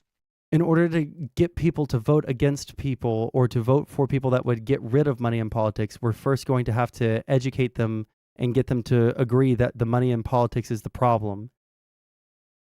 Or that, abortion is something that should be allowed even if you like personally don't want it. Like these would be like the first order problems, and then everything else after that just like falls cleanly into it. It would like just naturally happen. But as it stands right now, what we have right now is a bunch of people that are dissatisfied with the fact that nothing is getting done. Things that they want to get done aren't getting done, but they're also not willing to put in the effort to understand how the system works. And they're also not willing to, understand that compromises need to happen. And they're also not willing to understand that like, just because, abortion got overruled during Biden's presidency doesn't mean that it was Biden's fault that abortion got overturned while he was the president, right? Like at the end of the day, what I think we need to do is we need to make sure that people understand what the issues are what needs to be done to fix them, right? Then they can start voting in people that will actually do those things. And I don't think that that will be stymied or, destroyed, or people will be hunted down in the streets or anything like what happens in an oligarchy or in anything that is like a pay-for-play system, right? It just doesn't match up, because the solutions in that is just like straight up revolution. We need to like destroy this, because unless we are able to get a fuckload of money to influence the people that are making the rules, then we'll never get anything done, right? Whereas like right now, there are things that we can do, right? We don't live in that kind of system. And so like it feels like calling it an oligarchy or comparing us to actual like extremely fucked up, anti-citizen countries like Russia, right? That actively support people who like gas their own citizens, right? That actively support and lend aid to people like North Korea, who actively are invading other countries for the sole purpose of, or seemingly sole purpose of conquest of land, right? Like these comparisons are fucking crazy. And I think that for all the shit that I will fling at the United States and all of the criticisms I have of our system, I think that all things considered, outside of some economic things and outside of some like hyper niche political like organization things, I really don't think that the US is all that fucking bad. I think that the way that the US is set up, it does lend itself towards a very, very healthy democracy. It's just that we have a lot of bad actors, we have people who are willing to sell out the United States because of, perceived political gain. Like those are the kinds of things that I think that we need to focus on first. And then we can, once we figure out what the actual big problems in society are, then we can start, fucking up the like second order issues like money and politics and corruption and shit like that. But I don't think that we live in a corrupt society. I don't think that we live in a corrupt political system. We just have a bunch of really fucking retarded people who are conspiracy brained that are ruining everything for everyone else.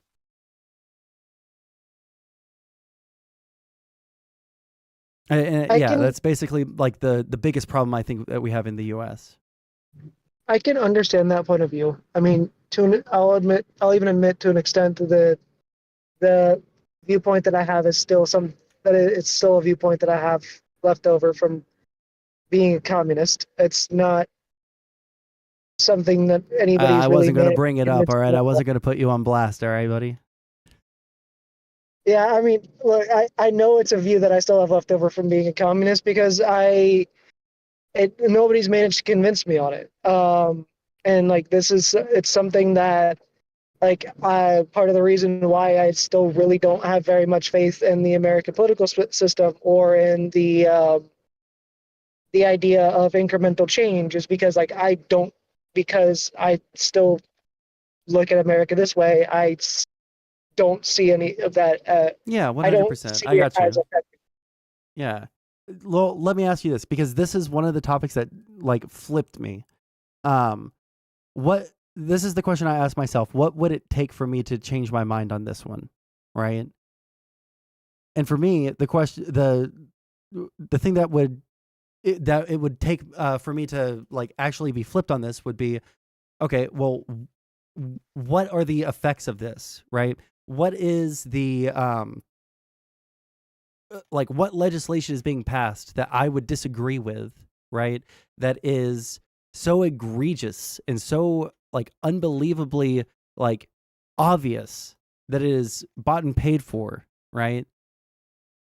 That nobody wants, but it's still being passed, that doesn't have a popular mandate at all, that doesn't, XYZ. I thought about that, and I can't find any legislation like that.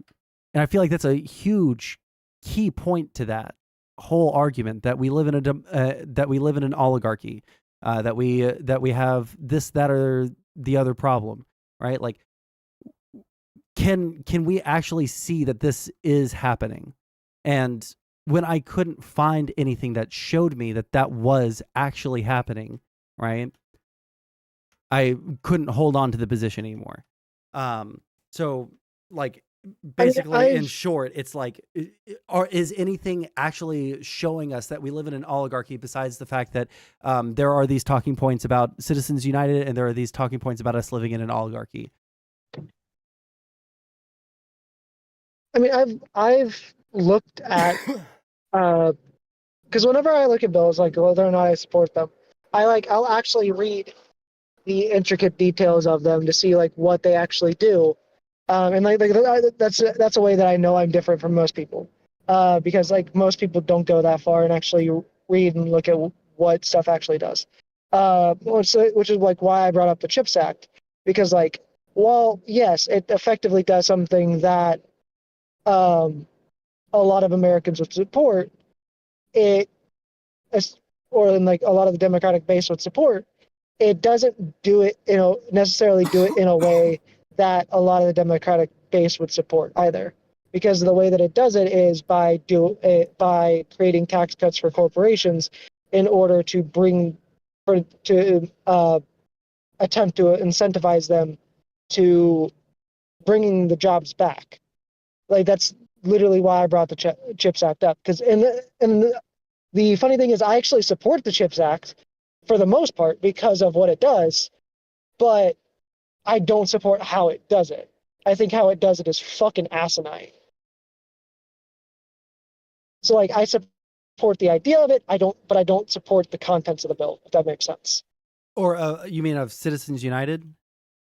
No, I'm the CHIPS Act, because it's the example that I used earlier. Yeah. I mean, like, I like it because like we need to like shore up. We have like obvious problems with like post COVID. We have obvious problems with a lot of shit to do with supply chains, and if China decides to invade Taiwan, then we're kind of fucked on chips. So it's like a necessity, right? Even if it is kind of like bad economic policy on a grand scale, on the scale that we're passing this legislation for, it is the right call, right? But like when it comes to Citizens United, you can't look at that the same way. Like you don't necessarily agree with how it was implemented or like what the effects of it are, but like it's the best solution for the problem that we were having at the time. And there hasn't been a good alternative since. Right? Like that's the way that I look at Citizens United. It's not great. There are things that people can do to get around and do like go through loopholes and shit, but at the end of the day, it is the least bad of two options where we either completely stifle people's ability to have their voice heard by a politician, groups or corporations, even if we disagree or agree with them. At the end of the day, this is the best of two bad options. I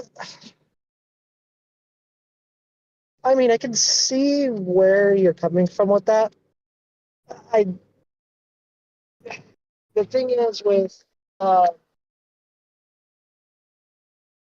the Supreme Court rulings aren't as black and white as people make them out to be, though. The problem is it's how they phrase their decision is what creates loopholes like that. So yeah, the reason they have those loopholes in Citizens United that make it to where corporations have free speech and are considered people, like that is only a thing because of how they phrased that decision. Well, which part of like at that point, what phrasing would you change that would be able to still allow people to have the ability to lobby their government for changes, but doesn't affect the ability for those people to or doesn't allow them to just like buy off the politicians.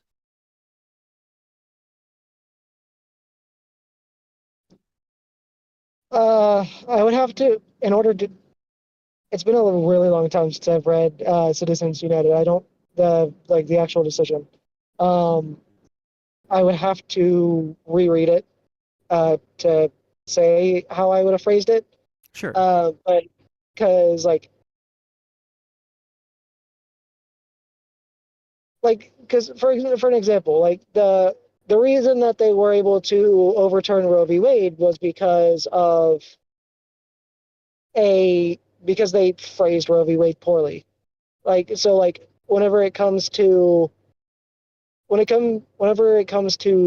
Supreme Court decisions, a lot of the reasons why loopholes are created, or a lot of the reasons why they're able to be overturned later, it's because of things not being phrased It's well. less. It's like Roe v. Wade. It's not that it wasn't phrased well. It's that it was based on a legal precedent that was novel, right? So like instead of, I think it was based off of privacy laws, right? But I can't remember exactly because it's been a while. It wasn't privacy laws, because privacy laws technically come from the Roe v. Wade. The entire reason we have sorry. They came up with a novel like legal idea of there being some kind of like implicit thing of right to privacy, right? Yeah. And so because that is like a little spurious constitutionally, it's always been on the chopping block. But because Democrats haven't been able to get the unbelievable, like, to be honest, like the actually unbelievable amount of what's the word I'm looking for? Support in Congress to get that over, or to like solidify it into law. Like that's the big problem with that. And it's the same thing with gay marriage. Actually, wait, didn't they pass something that solidified gay marriage, or no? They did, but they didn't fully solidify gay marriage. They solidified gay marriage, but they didn't solidify like anti-discrimination against gay people and stuff like that. They didn't add that to the Civil Rights Act.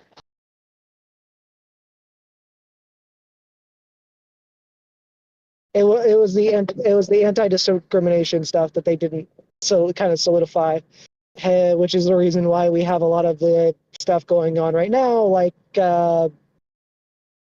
the fucking Oklahoma shit, or the fucking Baker, the Baker example that happened a while ago, or what just happened recently, and I don't fucking remember which state it was, where they're trying to make it to where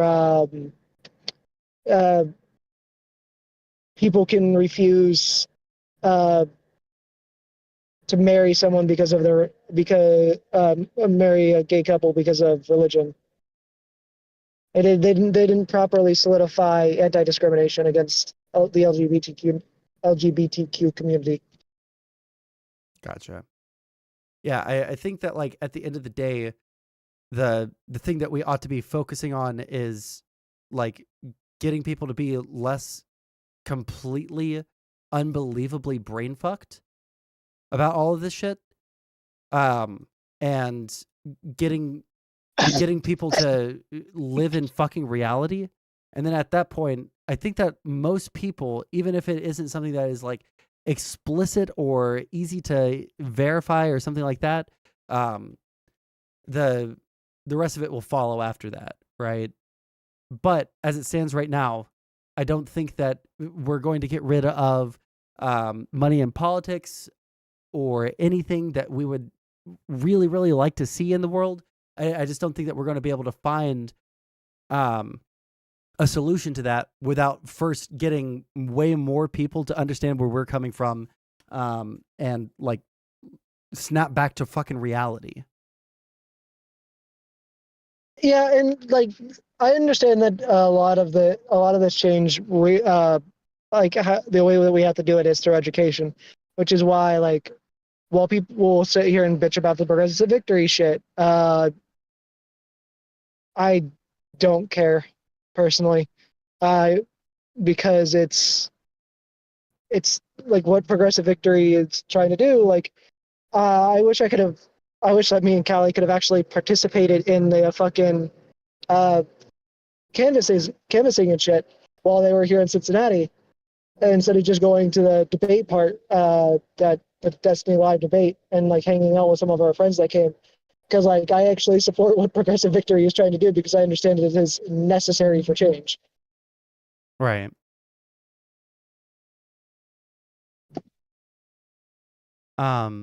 Yeah, I don't think I have anything else to really like push you on. Like it's just like I don't like the idea of us making really strong cases against things that are going on in the United States, and then comparing them to like actually like full on evil like regimes like Putin's regime, you know? Like that just seems a little out there in my opinion. I feel like at the end of the day, what we need to do in this country and what people need to do in Russia in order to, you know, actually have their voice heard are just leagues and leagues away. Where like the people in Russia probably need to, at some point, like Putin's gonna die, and then they're either going to have to vote someone in that's actually going to do them well, right? And if their voice isn't heard, then they're going to like literally have to do a revolution in order to make things better for themselves. I mean, we'll see how much my opinion changes on this, because I will do research on it. But yeah, see if you can find the SDL video, because that completely flipped my opinion on it 180. It's also whether or not my opinion's going to really change on America is very heavily dependent on how the presidential immunity case goes. Oh, there's already been 5 justices that said that they would rule against it. So that's good. But the problem is that they're implicitly giving him presidential immunity, at least for the duration of the election, because there's no way that the January 6th what's the word I'm looking for? Fuck. Trial? Thank you. Yeah, there's no way that trial is going to go forward by the time the election is like fully done, right? Like we're not going to get a conviction until well after that, which is giga bullshit. Yeah. So they've just like essentially given Trump presidential immunity because they're kicking the can down the road because they don't want to be the ones to make that decision. At least it's my understanding. I mean, as long as they rule against that, like there's hope, for my opinion, on America to change. Because like the idea of presidential immunity, like the president basically being above the law, then yeah, it's fucking crazy. The president is effectively a dictator and can do whatever they want.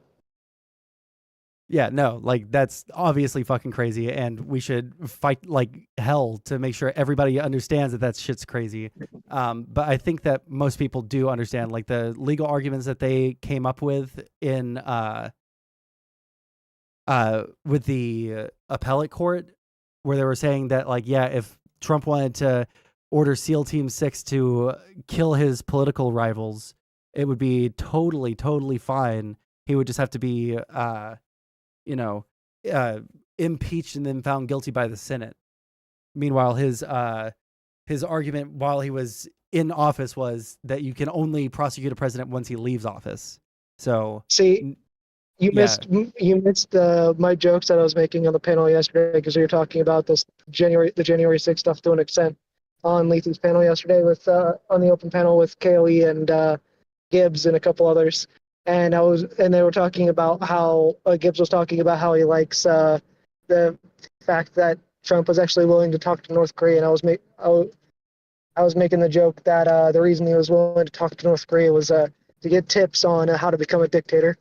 Yeah, I mean, like we should be making jokes at people's expense like that. Like, holy fucking shit. Anyone that says that it's a good thing for us to positively interact with North Korea while they're acting the way that they are with their missiles and they're making no concessions, right? And we're not forcing any concessions. Like, they're actually brain dead, retarded, just like stupid, pacifists without a cause. Like, pacifism in and of itself is not a virtue, right? Pacifism is something that we should have when we're trying to be peaceful. But if someone's going to be aggressive towards us or towards our friends, then we should be ultra fucking aggressive to them, because fuck people that are trying to fuck with our allies or fuck with us. Like, I just don't understand that. I like, when I was listening to Tucker Carlson talk earlier about, like, well, they wanted to negotiate and they wanted to, like, be part of, NATO and stuff. It's like, man, bro, for like a fucking second, listen to yourself. Like, these people, they want peace so that they can do what they want, and they don't want the United States to fuck with them while they do whatever the fuck they want. Like, that's why they want peace. Yes, Putin wants to have peace talks with Ukraine right now. Why? Because they can't carry on this war for fucking ever, right? But if Ukraine does end up getting the funding that they need, right? If, the Republicans stop being like literal subhuman pieces of shit and ruining fucking every single fucking thing the United States needs to do, both for ourselves and our allies, right? Like, Ukraine will win and Russia will lose. That's the only reason why Russia wants peace right now, because they're currently on the upper hand. Yeah, I don't disagree. And like, I'm on the side of like being an isolationist, but not to the extent that we end up with like another fucking World War II situation where we end up only fucking joining in to defend everybody because we got attacked ourselves. Like, that's a little fucking retarded. Yeah, I know. Like, if it gets to the point where we're getting attacked by fucking China or by, well, to be honest, I think that if the Republicans saw Taiwan get invaded, then I think that they would, because it's such a big thing to be anti-China with the Republicans, that the Republicans will spring for that like fucking crazy. But I think that with Ukraine, there's been so much shit handed down from the Democrats about Russia that the Republicans will literally sit there and do anything that Russia wants, because it'll make them seem like they're in opposition to the Democrats. I genuinely 100% with no caveats or anything believe that 100%.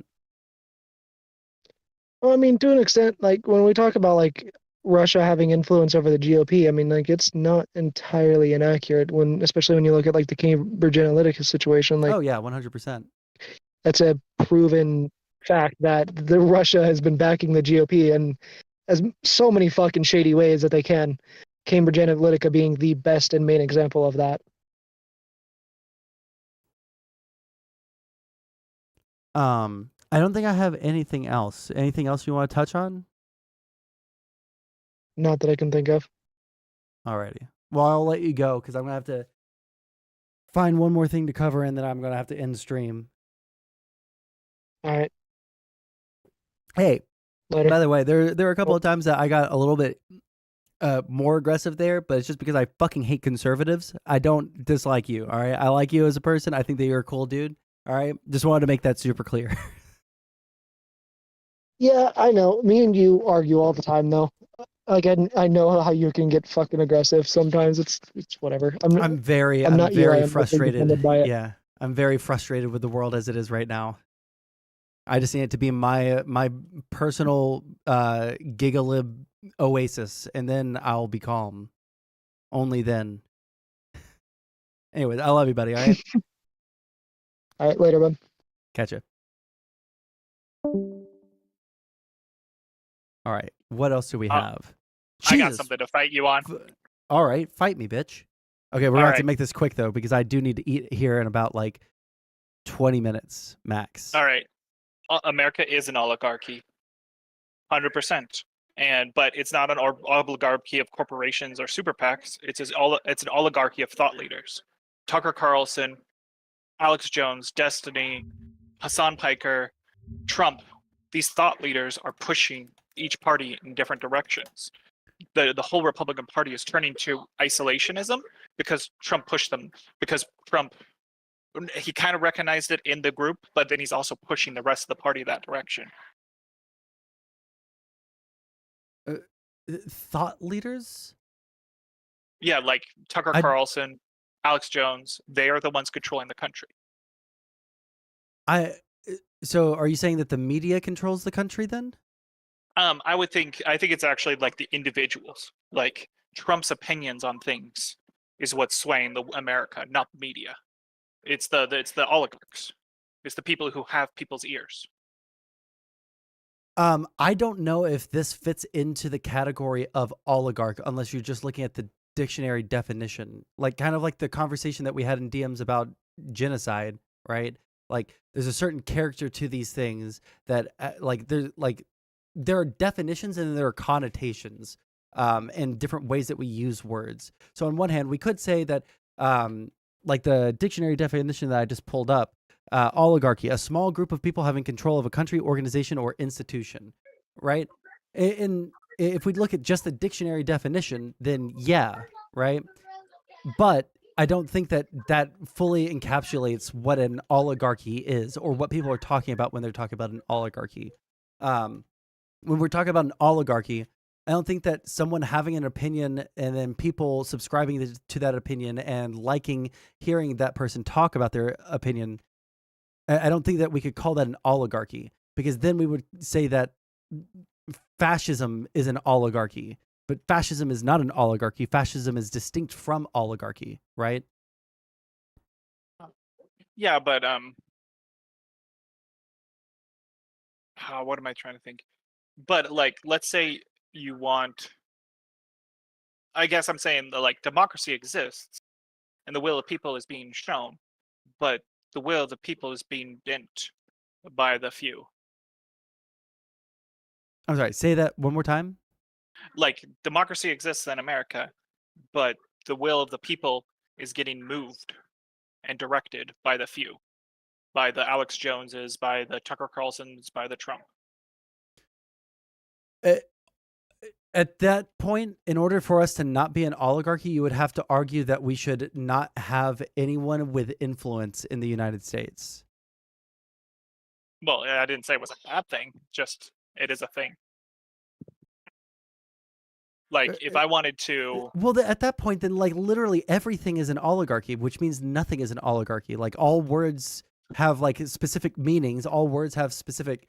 that's why I brought up, like, in the genocide argument, right? Like, I wouldn't call what's going on in Israel a genocide because it doesn't meet the characteristics of genocide.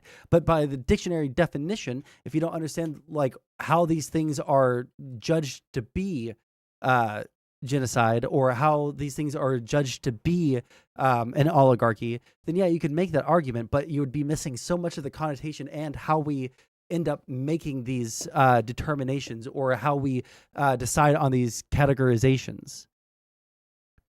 Oh, yeah, okay, that's fair enough. But I do want to fight you on October 6th. That was definitely an attempted genocide, at the very least. A group of people... Okay. A group of people went into another group. They went into there with the intent to destroy, or in whole or in part, an ethnic group. Like, it fits all the definition of a genocide. What would be so when we went? Yeah, when we were at war with Germany in World War II, and or how about this? This would be like significantly more applicable. when the Russians did their counterattack against the Germans, do you know anything about World War II history? Yeah, a fair bit. Okay. When they went in and they fucked everything up, and I mean they fucked everything up, all right? Were they committing a genocide against the Germans? If you can find official documents from Russians saying that their goal is to eradicate the German race. Oh, for instance, okay. I wouldn't call the bombing of Nagasaki and Hiroshima, even though horrible, even though like devastating, their intent was not to wipe out the Germans. I mean the Japanese. Even if Israel kills 90% of Palestine, if there's no intent, if we can't prove intent, it's still not a genocide. Right. That's been my entire point this entire time when it comes to like Israel Palestine. But like I don't think that the goal was to like or how about this, was 9/11 a genocide a genocidal act because they were targeting a nationality? I don't know. I don't know if does nationality fall Yes. underneath it? Yeah, maybe, arguably. Yeah, But no. I think though, but no, wait. I would argue that Osama bin Laden's goal was to stop the West from fucking with his affairs. His goal was to stop the Jewish influence in the Middle East. Right? And His goal was not to the stated murder goals. every. Yeah, the stated goals, and from any documents that we've been able to find from Hamas or that the IDF has presented, it seems like their goal was to prevent Israel from continuing their illegal occupation of Palestine. Yeah, and they've found. I'm pretty sure they found explicit orders on them, and they have testimony from like the people who were invaded that they were given orders to kill civilians. That their goal was to kill as many people. Killing as possible. civilians is a war crime, but it does not necessarily entail a genocide. Yes. But it's clearly genocidal intent when your orders are to kill the maximum amount of people. I feel like this is a like taking the long way around. Like talking about a military action in order to make it seem like the worst possible fucking thing possible, right?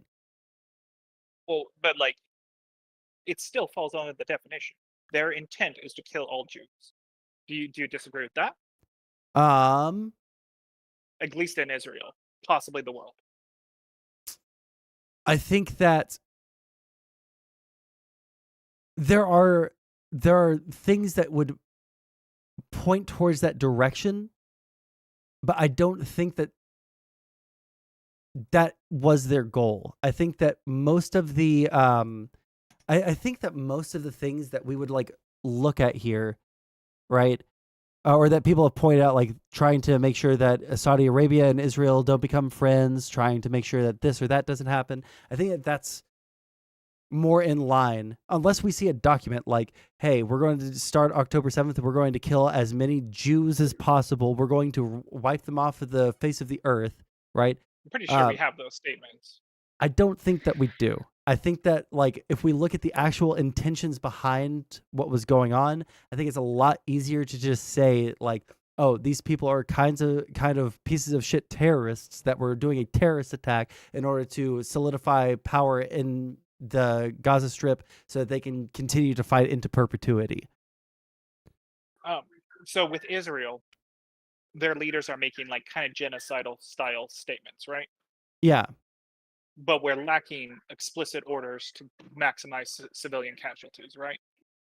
Right. But again, with 9/11, their entire goal was to kill explicitly the civilian population.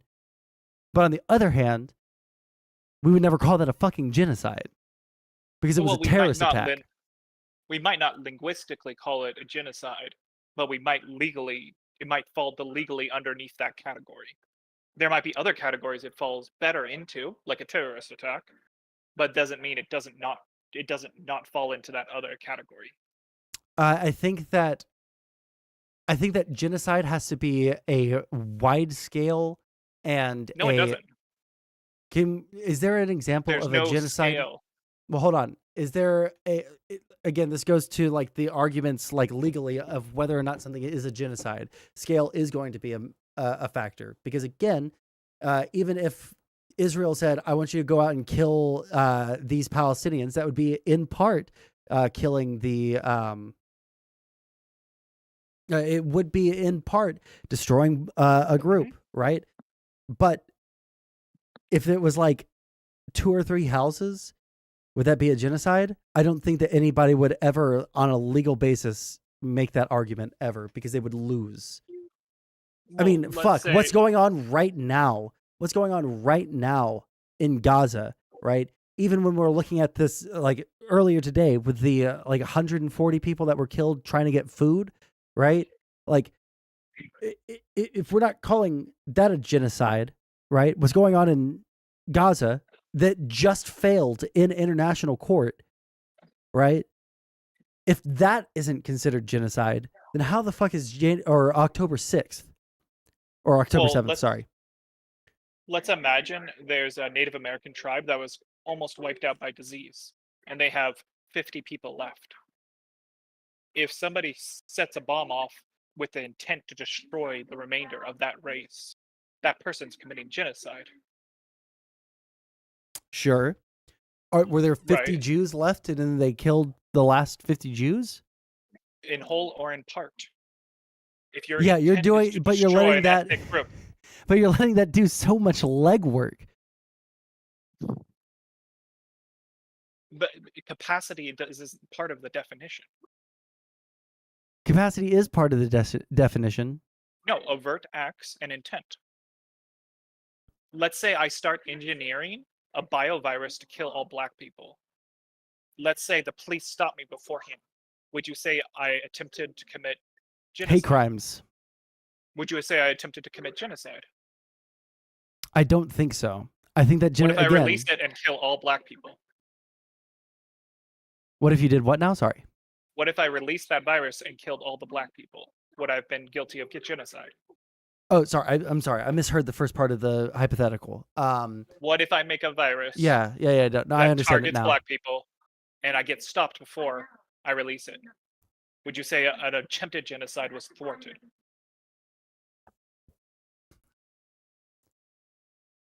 My initial thought is yes. The part of me that has like looked into this makes me think that like only groups and nations can be guilty of genocide. I would have to Well, I would like- have to learn more about it to understand. Have you studied the Rohingya? Oh, you know, shoot. Rohingya Darfur. Muslim, yeah. No, not Rohingya Muslims. Oh. The Tutsis and the Tutsis and the. It was the Tutsis and the Hutus. Yeah. Have you studied that? It was like 2 years ago. Try me. Yeah, okay. Well, from my understanding of the events, there was no organization. There was. They just were like a lot de of facto government, though. I'm pretty sure the biggest person to blame for that massacre was the radio people. There was people on the radio spouting out That were hate, part of spouting the out. that were part of the genocidal group. Okay. Well, Yeah. okay, then let's say the Ku Klux Klan went nuts in the South and wiped out all black people, even if they weren't part of the government. Would you Right. still That's why I would said you like say a that- group, like a Yeah. group. When you say like an individual bioengineers a virus to kill all black people, like my gut feeling is like, yeah, obviously, but also I'm not entirely sure if you could. I think Yeah. and increasingly with bioengineering and viruses, I think individuals are going to be capable of so much more violence. I don't know. I'm sorry. I Say just that. feel- Say that one more time. The last I one. was saying with bioengineering, individuals or small groups are going to be capable of so much more violence that I don't know. I just feel like you shouldn't be limiting the definition of genocide to large groups. Effectively, we do. Effectively, obviously, the ICJ and stuff aren't going to hear up cases where one neo-Nazi kills 5 black people, right? that it doesn't practically work. But you would Right. still say that neo-Nazi is attempting, or he's doing a small genocide at the very least. Yeah, I don't know if I would say that one neo-Nazi doing that would be a small Wait, genocide. wait, a small group. Oh, So sorry. why I does thought it you have to be said. more I thought you said one person. Sorry. No, I did. No. I just realized though, you think a small group can commit a genocide. What about October 6th? Right, but again, What's I lacking think from like them? so. What's lacking from them is like the intent to like again like the word in whole or in part does a lot of legwork for these arguments, right? So like when the arguments that I had with people over the trans genocide, right? Are they trying to destroy them in whole or in part? Yeah, they're trying to get rid of trans people from society, right? But like, are we committing genocide, which is an extremely high crime and misdemeanor, right? Like people will be tried at the Hague and hung by the neck until dead. Like, should that happen to them? Probably. But should it happen because of genocide? I don't think that that's the crime that you could convict them on. I think the crime you could convict them on is just like war crimes against civilians, right? But I think that there has to be like intentionality. I think there has to be a specific plan, and I think that there has to be action on that plan. And these plans have to be not just like a military action where we're going to go in and then we're going to get into a protracted fight, like starting a war with, or like when Japan did Pearl Harbor, we would never call that a genocide, even though there were a lot of civilians that died during that attack, right? Because there are civilians all over Hawaii, there are civilians all over the naval base that was there. We never called that a genocide. In the same way, us going into and bombing Dresden, right, which was overwhelmingly, I think like 80 to 90% was just civilian infrastructure, right? We would never call that a genocide of the German people, right? Because these are military actions aimed at achieving some end goal that isn't the total destruction of that one group of people. Now, it might be the fact that Hamas wants to destroy all Jews across the world, but was this action in and of itself that the thing that they were trying to get across, right? Is that what they were trying to do? Or was this more of a case of a terrorist attack in order to achieve the ends of Saudi Arabia no longer pursuing peace talks with Israel? Is this the type of thing that we would think, is that what we're looking for? Or are we, right? Oh, now, what if their goal was to spark the spirit of revolution and cause all the Arab states in the area to attack Israel at the same time and wipe them out? What if that was their goal? To find every Jew and wipe them out? No, I'm saying, what if their goal is to spark the spirit of revolution in all of the Arab populations in the area? If and then that was cause everyone to attack. Yeah. Because I'm pretty sure they've explicitly said that was their goal. I have not heard that that was their goal, because I don't think that they would ever think that they could actually get away with that. I didn't say they weren't delusional, but I believe that's what they have said, that they wanted everybody to rally behind them, and that October 6th would be like the first, the tip of the spear.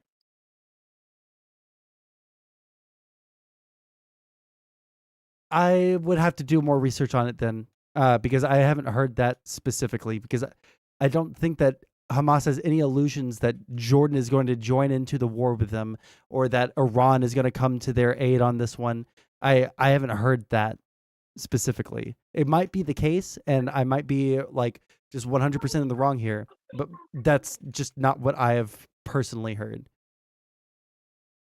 I swear, man, it's half of a memory, but I swear they had a special term for it, and that they believed that it was going to be like the boulder that's the snowball, the smallest snowball that rolls into Right, bigger and but bigger even and bigger then, the until they arguments, wipe out the Jews. yeah, the arguments that would be had at the like tribunals over genocide on that would be, well, were they specifically trying to like get everyone together to kill the Jews, or were they specifically trying to get everyone together to achieve, liberation for the Palestinian people? That would be what the like obvious question would be at the Hague. Okay. Well, and if I can find quotes from the leaders of Hamas and the people who are commanding the attack that say, our goal is to, be the tip of the spear. I think that if there is ever any kind of documentation that says that they're like trying to get other people on board, or because like other people aren't going to just like happenstance themselves into a genocide, right? Like I don't think that would ever happen.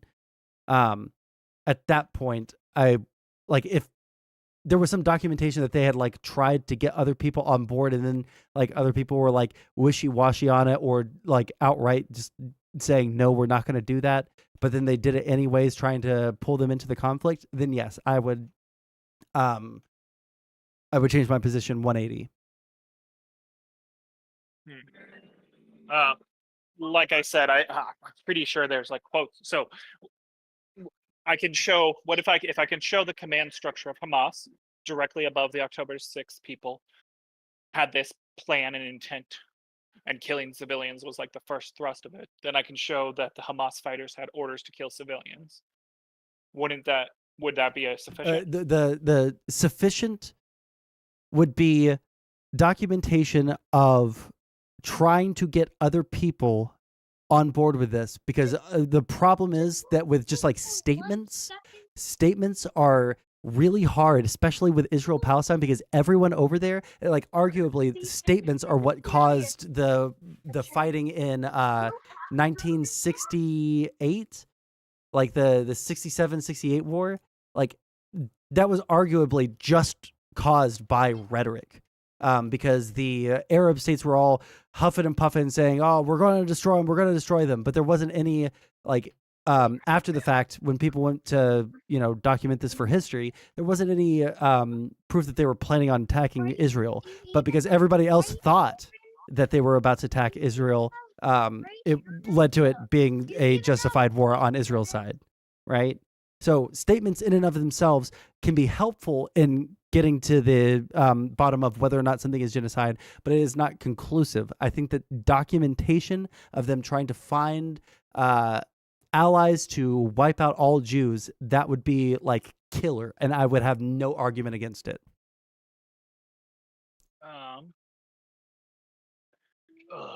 What about like their alliances with Iran? But Iran hasn't if they like tried to if they tried to communicate with Iran to join in on this like beforehand with the intent to kill as many Jews as possible, yes. If they tried to pull in Iran to like be a helpful force in liberating them, that would be significantly different. Okay.